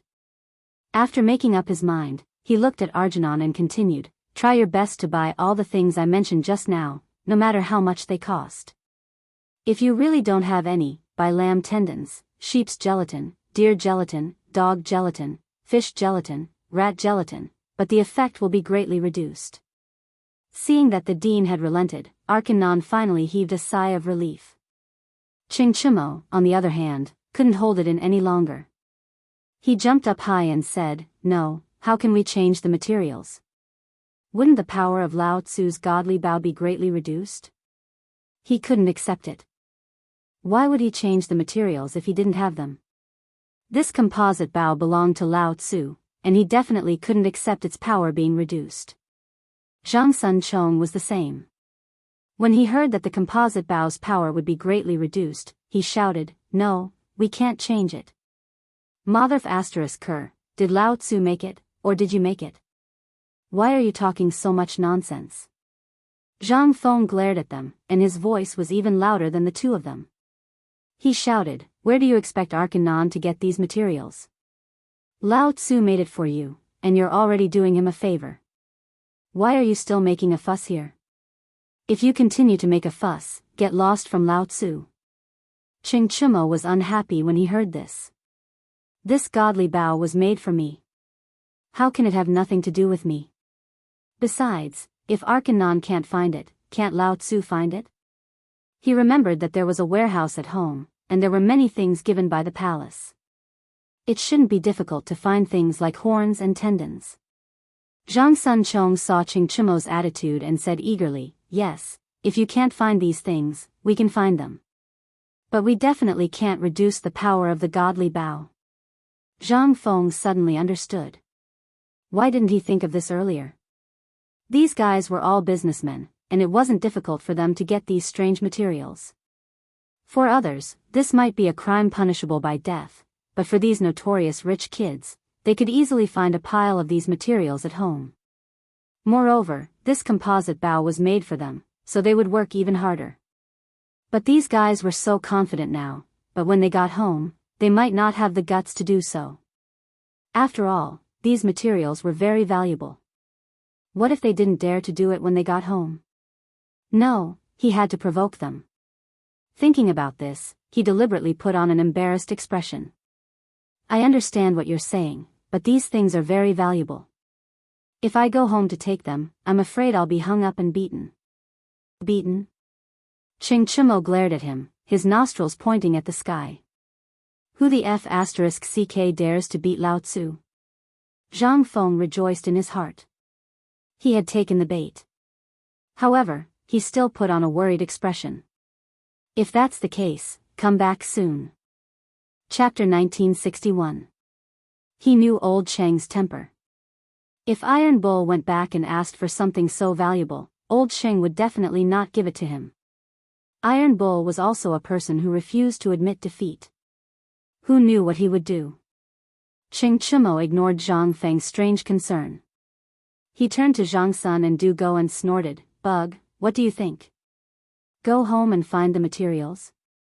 Zhang Sun Chong naturally agreed. He wasn't afraid that Zhang Sun Wuji would beat him up, because he was the only son in the family. His father was afraid that he would melt in his mouth and dote on him. Moreover, his mother doted on him a lot, so what did he want that she wouldn't give him? A mere bull's horn was still a piece of cake for him. However, Du Go was not so lucky. His father was relatively strict. It would not be easy to get the materials. However, thinking that the power of the divine bow would be greatly reduced, he seemed to muster up some courage. Moreover, Iron Bull and Bug were ready to go. If he did not go, he would seem like a coward. After thinking about it, he nodded and said, let's go back and prepare. After saying that, the three of them glanced at Zhang Feng and turned to walk out of the cave. Go and prepare the logs. The more the better. Zhang Feng saw that this guy had left and said to Arkanon happily.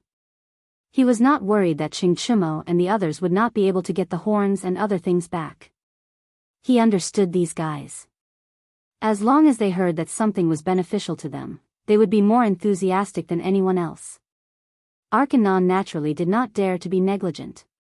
He called his men and went up the mountain to prepare to cut the logs.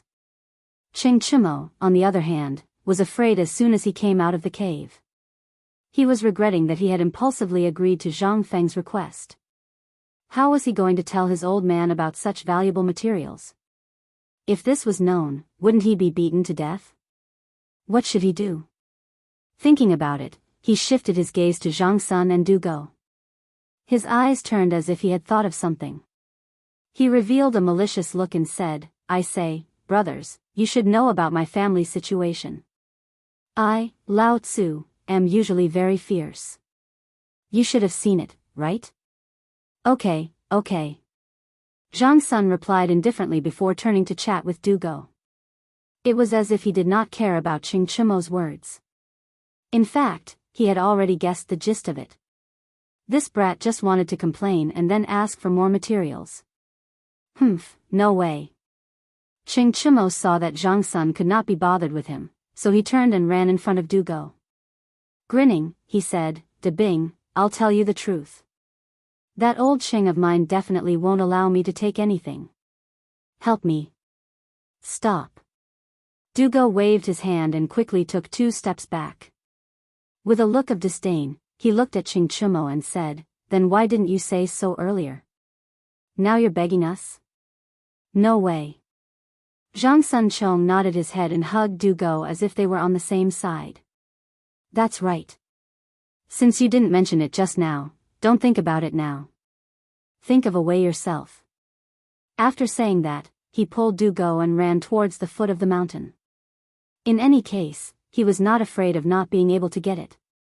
As for Tai Nyo, he was on his own. However, this made Ching Chumo extremely anxious. When he saw the 2 running away, he quickly chased after them. "Wait for Lao Tzu." Zhang Sun Chong ran extremely fast. Ching Chumo could not catch up and could only find a carriage to return home. Before he reached the door, his heart was in his throat. He was afraid that he would run into that fierce old Ching of his family. Thus, he stood far away and observed for a long time. When he saw that there was no trace of old Ching at the door, he felt relieved and walked towards the door. When he saw a servant standing at the door, he quickly ran up and carefully glanced inside the residence. When he saw that there was no one, he asked softly, "Is my father in the residence?" The servant knew that the young master was afraid of the old master and could understand his thoughts. He leaned over to Ching Chumo's ear and replied, "Young master, the old master just came back from court. He's probably resting now." When he heard this, Ching Chumo's heart sank. If old Cheng was not at home, he might be able to beg his mother. But now that old Cheng was at home, what could he do? Go back like this? No, if he went back empty-handed, he would definitely be laughed at by Feng Zi and Gu. Lao Tzu was a dignified playboy of Chang'an. How could he endure this? But how could he get past old Cheng? Could he steal it? It seemed that there was only one way now. Old Cheng might not find out. Besides, even if old Cheng found out, he could just live in the academy in the future and wait for old Cheng's anger to subside. Thinking of this, he tiptoed towards the storeroom. But at this moment, a loud shout came from behind him. "Stop." He was very familiar with this voice. It was old Cheng. His first thought was to turn around and run. He could not let old Cheng catch him, or he would be beaten to death. However, on second thought, he had not stolen anything yet. He felt more strength in his body. He straightened his back, turned to look at old Cheng, and said with a smile, "Father, you..." Before he could finish his words, he felt a big slap coming towards him. Then, his vision turned black, and his face burned. He took 2 steps back before he could steady himself. He was stunned. Why did his father hit him? He had not stolen anything yet, had he? Chapter 1962. Could it be that his father saw something? Thinking of this, his legs went weak and he almost fell to the ground. "Father, I haven't, don't give Lao Tzu excuses." Ching Yaojin strode forward and grabbed Ching Chumo's shoulder. He slapped him again and roared, "Lao Tzu thought you died outside. You still know to come back? Do you know how long Lao Tzu has been out looking for you? You heartless dog, Lao Tzu will beat you to death." After saying this, he slapped Ching Chumo's face again. He scolded him as he slapped him. He felt that the anger that had been accumulating in his heart for a long time had finally exploded. In fact, he couldn't be blamed. Anyone would be angry if this happened to them. Thinking about it, the Qing family only had one son. The huge Qing family was counting on this guy to carry on the family line. In the end, this dog went to Xingzhou with Zhang Feng. What kind of place was Xingzhou? It was the border and there were Turks stationed there. If something happened, what would happen to the Qing family?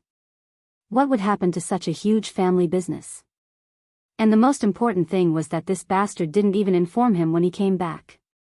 Instead, he went to fool around with Zhang Feng. That brat Zhang Feng had some talent, but he was full of evil tricks. This trip to Xingzhou was probably planned by this brat. He also wanted to find Zhang Feng to settle the score. However, when he thought about how Li Erlang didn't make a fuss about it and treated Zhang Feng very well, he thought about it and put it aside. Otherwise, it wouldn't be good to get into trouble. Therefore, he practiced martial arts at home and vented the anger in his heart. Coincidentally, this dog, Iron Bull, came back. He was still worried about how to vent his anger. Since this kid came to meet him, he naturally couldn't avoid a violent beating. As for Qing Chimo, he could only hold his head and bear it silently. He didn't dare to resist because he knew that the more he resisted, the more excited old Sheng would be and the stronger he would be. When that time came, he wouldn't be able to bear it. He only felt his cheeks burning, as if they weren't his own. After the time it took to smoke a cigarette, Qing Yaojin was probably tired. He lifted his hands and threw Qing Chimo to the side. He sat on the ground and panted heavily. As he panted, he said, "You dog, Lao Tzu let you go this time. If it was Lao Tzu in the past, he would definitely beat you to a pulp. Now, let's talk about Xingzhou." Qing Chimo's face was bruised and swollen from old Cheng's beating. One side of his face was bigger than the other. It was bruised and red, and he was dizzy. He felt as if there was something on his head, and he couldn't hear old Cheng's words. He was panting like a dead dog. When Qing Yaojin saw that his words were not effective, he raised his eyebrows and kicked him. He roared, "Did you King listen to what Lao Tzu said? Is there something wrong with your ears?" This kick made Qing Chimo quiver. In an instant, he felt a lot sober. He held his cheek and said vaguely, "Father, what did you say just now?" "Lao Tzu is asking you about Xingzhou. Why are you King pretending?" Qing Yaojin glared at Qing Chimo angrily. Qing Chimo suddenly understood. It turned out that old Qing didn't beat him because he wanted to steal something. He wanted to ask about Xingzhou. When he thought of Xingzhou, he felt as if his body had hardened. There was no other reason. It was because this incident in Xingzhou had made the Tang dynasty proud. This time, if his father wanted to ask about Xingzhou, he would brag about it. Maybe he would have a chance to talk about the materials later. Thinking of this, he wiped the saliva leaking from the corner of his mouth and tried to squeeze out a smile. However, this smile was uglier than crying, but he didn't realize it at all. He still said, "Father, this time in Xingzhou, we were really awe-inspiring. When I think of it, Feng Zi, Zhang Sun, Chong, and Du Go, we were so scared in the sky, *ck, get to the point." Qing Yaojin frowned and was a little angry. He originally wanted to hear something he didn't know, but this guy didn't say anything to the point. Oh, Qing Chimo nodded repeatedly.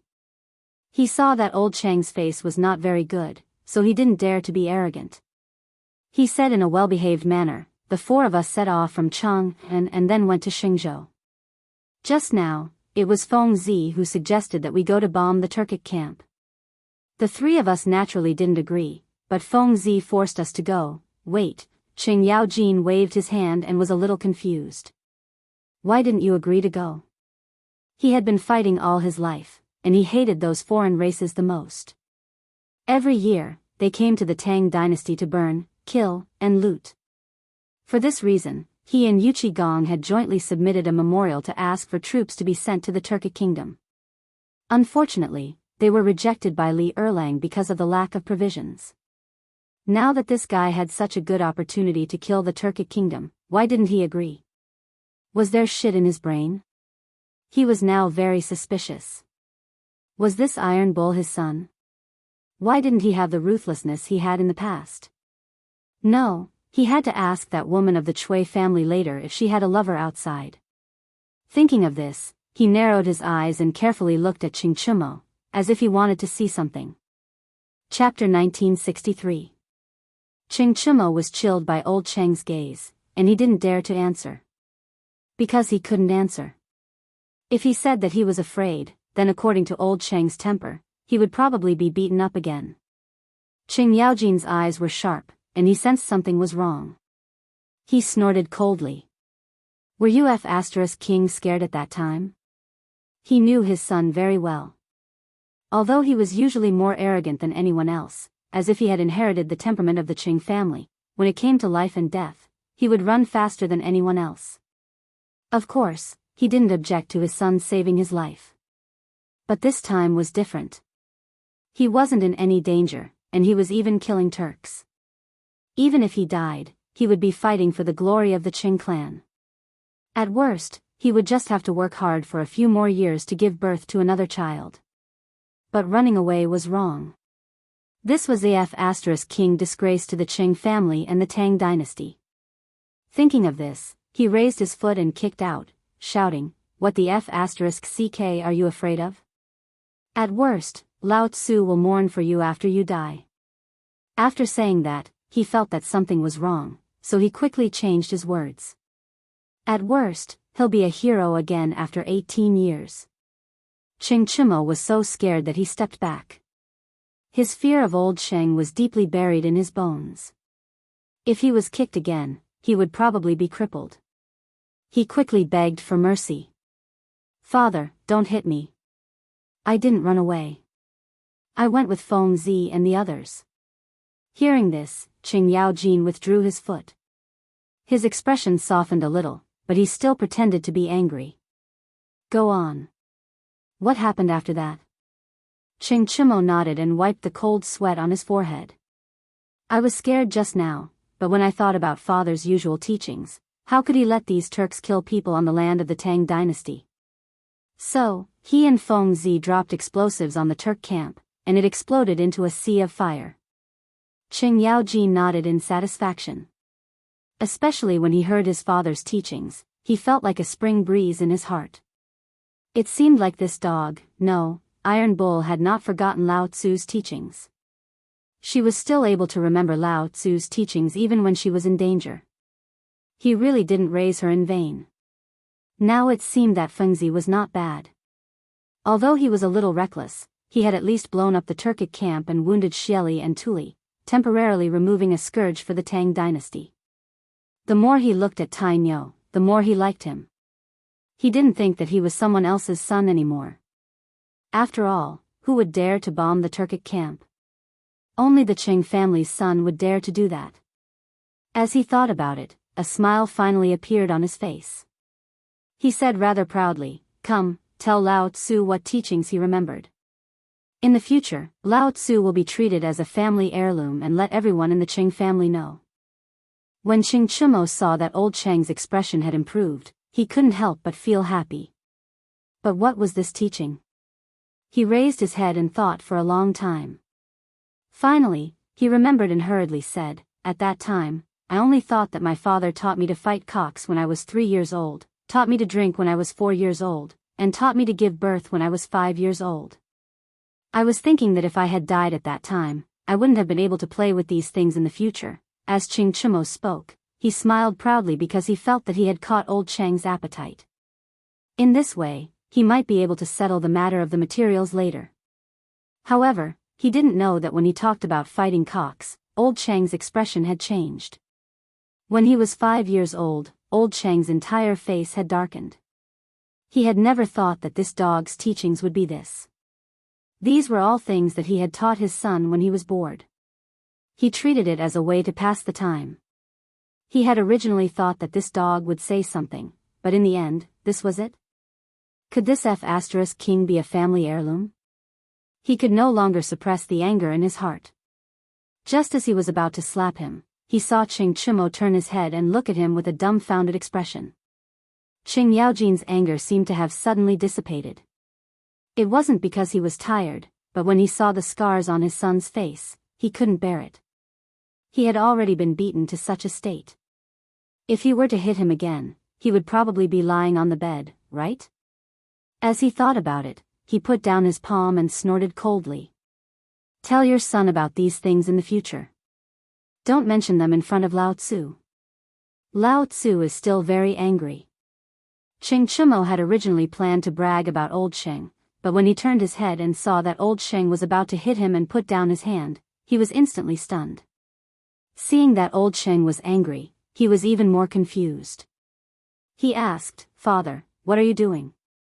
It's nothing. Get lost, get lost. Old Xing waved his hand and said impatiently, don't fool around outside in the future. Otherwise, Lao Tzu will break your legs. Hearing this, Ching Chumo was delighted. He knew that old Sheng had let him off by saying this. Since he had let him off, he could go to the storeroom later. He quickly said, thank you, father. After saying that, he turned around and ran in the direction of the storeroom. Qing Yaojin frowned when he saw this. According to this kid's personality, if he had just been injured, he would have gone back to the Chui family to complain. Why did he change his personality today? Not only did he not go back to his house, but he also walked in the direction of the storeroom. Chapter 1964. Could it be that this brat wanted to take something from the storeroom? It wasn't impossible. This brat had a criminal record. Perhaps he wanted to do something this time. Was there something strange? Thinking of this, he waved his hand to summon a servant and whispered in his ear, follow the young master and see what he's up to. The servant nodded and followed closely behind Ching Chumo. On the other hand, Ching Chumo walked all the way to the storeroom. Seeing the guard standing at the door, he straightened his back and assumed the posture of a young master of the Ching family. You too open the storeroom. Lao Tzu wants to go in and check. Unexpectedly, the servant didn't open the door. Instead, he sized up Ching Chumo as if he didn't recognize the person in front of him. You are? It wasn't that they didn't recognize Ching Chumo, but Ching Chumo's current appearance was difficult to recognize. One side of his face was big and the other side was small. Furthermore, it was completely red.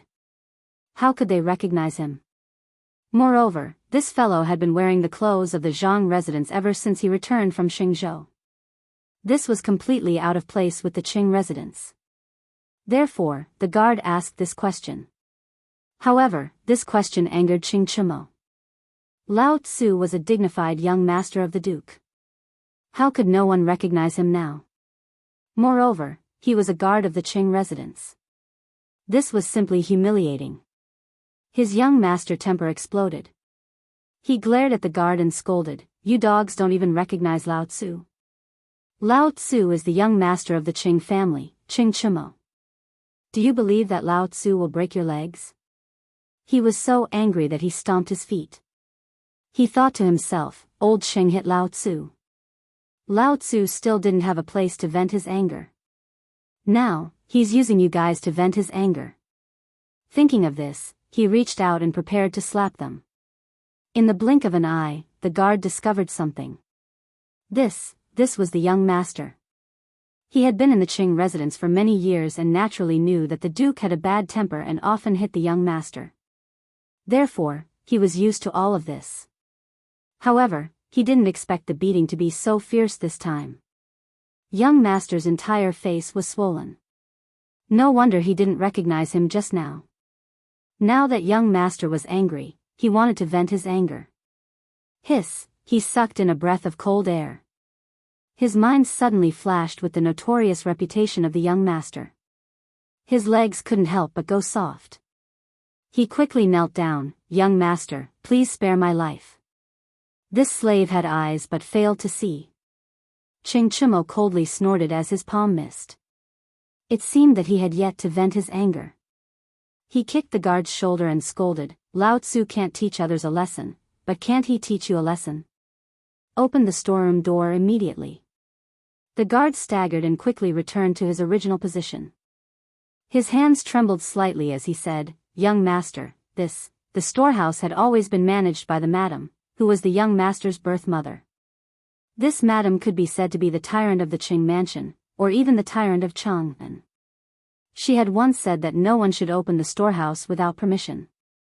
But now, the young master wanted to open the storehouse without permission. Wasn't that courting death? He didn't dare to provoke this. The young master might be fine if he barged in, but he might be beaten. Ching Chumo naturally knew this, but he didn't dare to ask his mother for permission. That guy was more powerful than old Sheng. He might as well barge in. Anyway, his father wasn't angry.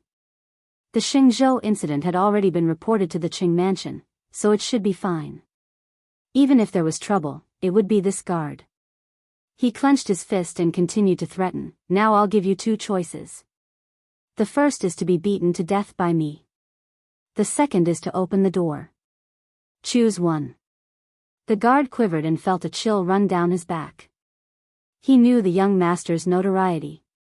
If he dared to claim second place in Chang'an, no one dared to claim first place. Now that he said he wanted to beat him to death, it didn't seem like he was lying. But if he opened the door, how could he get past the madam? She was someone who was more troublesome than the young master. What should he do? Just as he was vexed, an idea came to his mind. If he fainted and the young master took the key, it shouldn't have anything to do with him, right? After thinking it over, this method was the safest and the best. After making up his mind, he took a bunch of keys from his waist and threw them on the ground. "I don't know anything." With that, he closed his eyes as if he was really in a coma. Ching Chimo smiled. This guy was really clever. Did he really think he could pretend to be in a coma and everything would be fine? But he didn't expose him. He picked up the keys and looked around. Seeing that no one was around, he opened the door and walked in quickly. Ching Chimo thought that no one saw all this, but he didn't expect that a pair of eyes in the distance saw everything clearly. This person was the servant sent by Ching Yao Jin just now. Seeing that the young master didn't come out, he strode to Ching Yao Jin. "Master." The young master entered the storeroom. "What?" Ching Yao Jin exclaimed and quickly asked, "What did this dog enter the storeroom for?" The storeroom had always been in charge of the tigress. This dog dared to enter without orders? Usually, even he didn't dare to go in. Wasn't he courting death by going in now? The servant shook his head. "I don't know."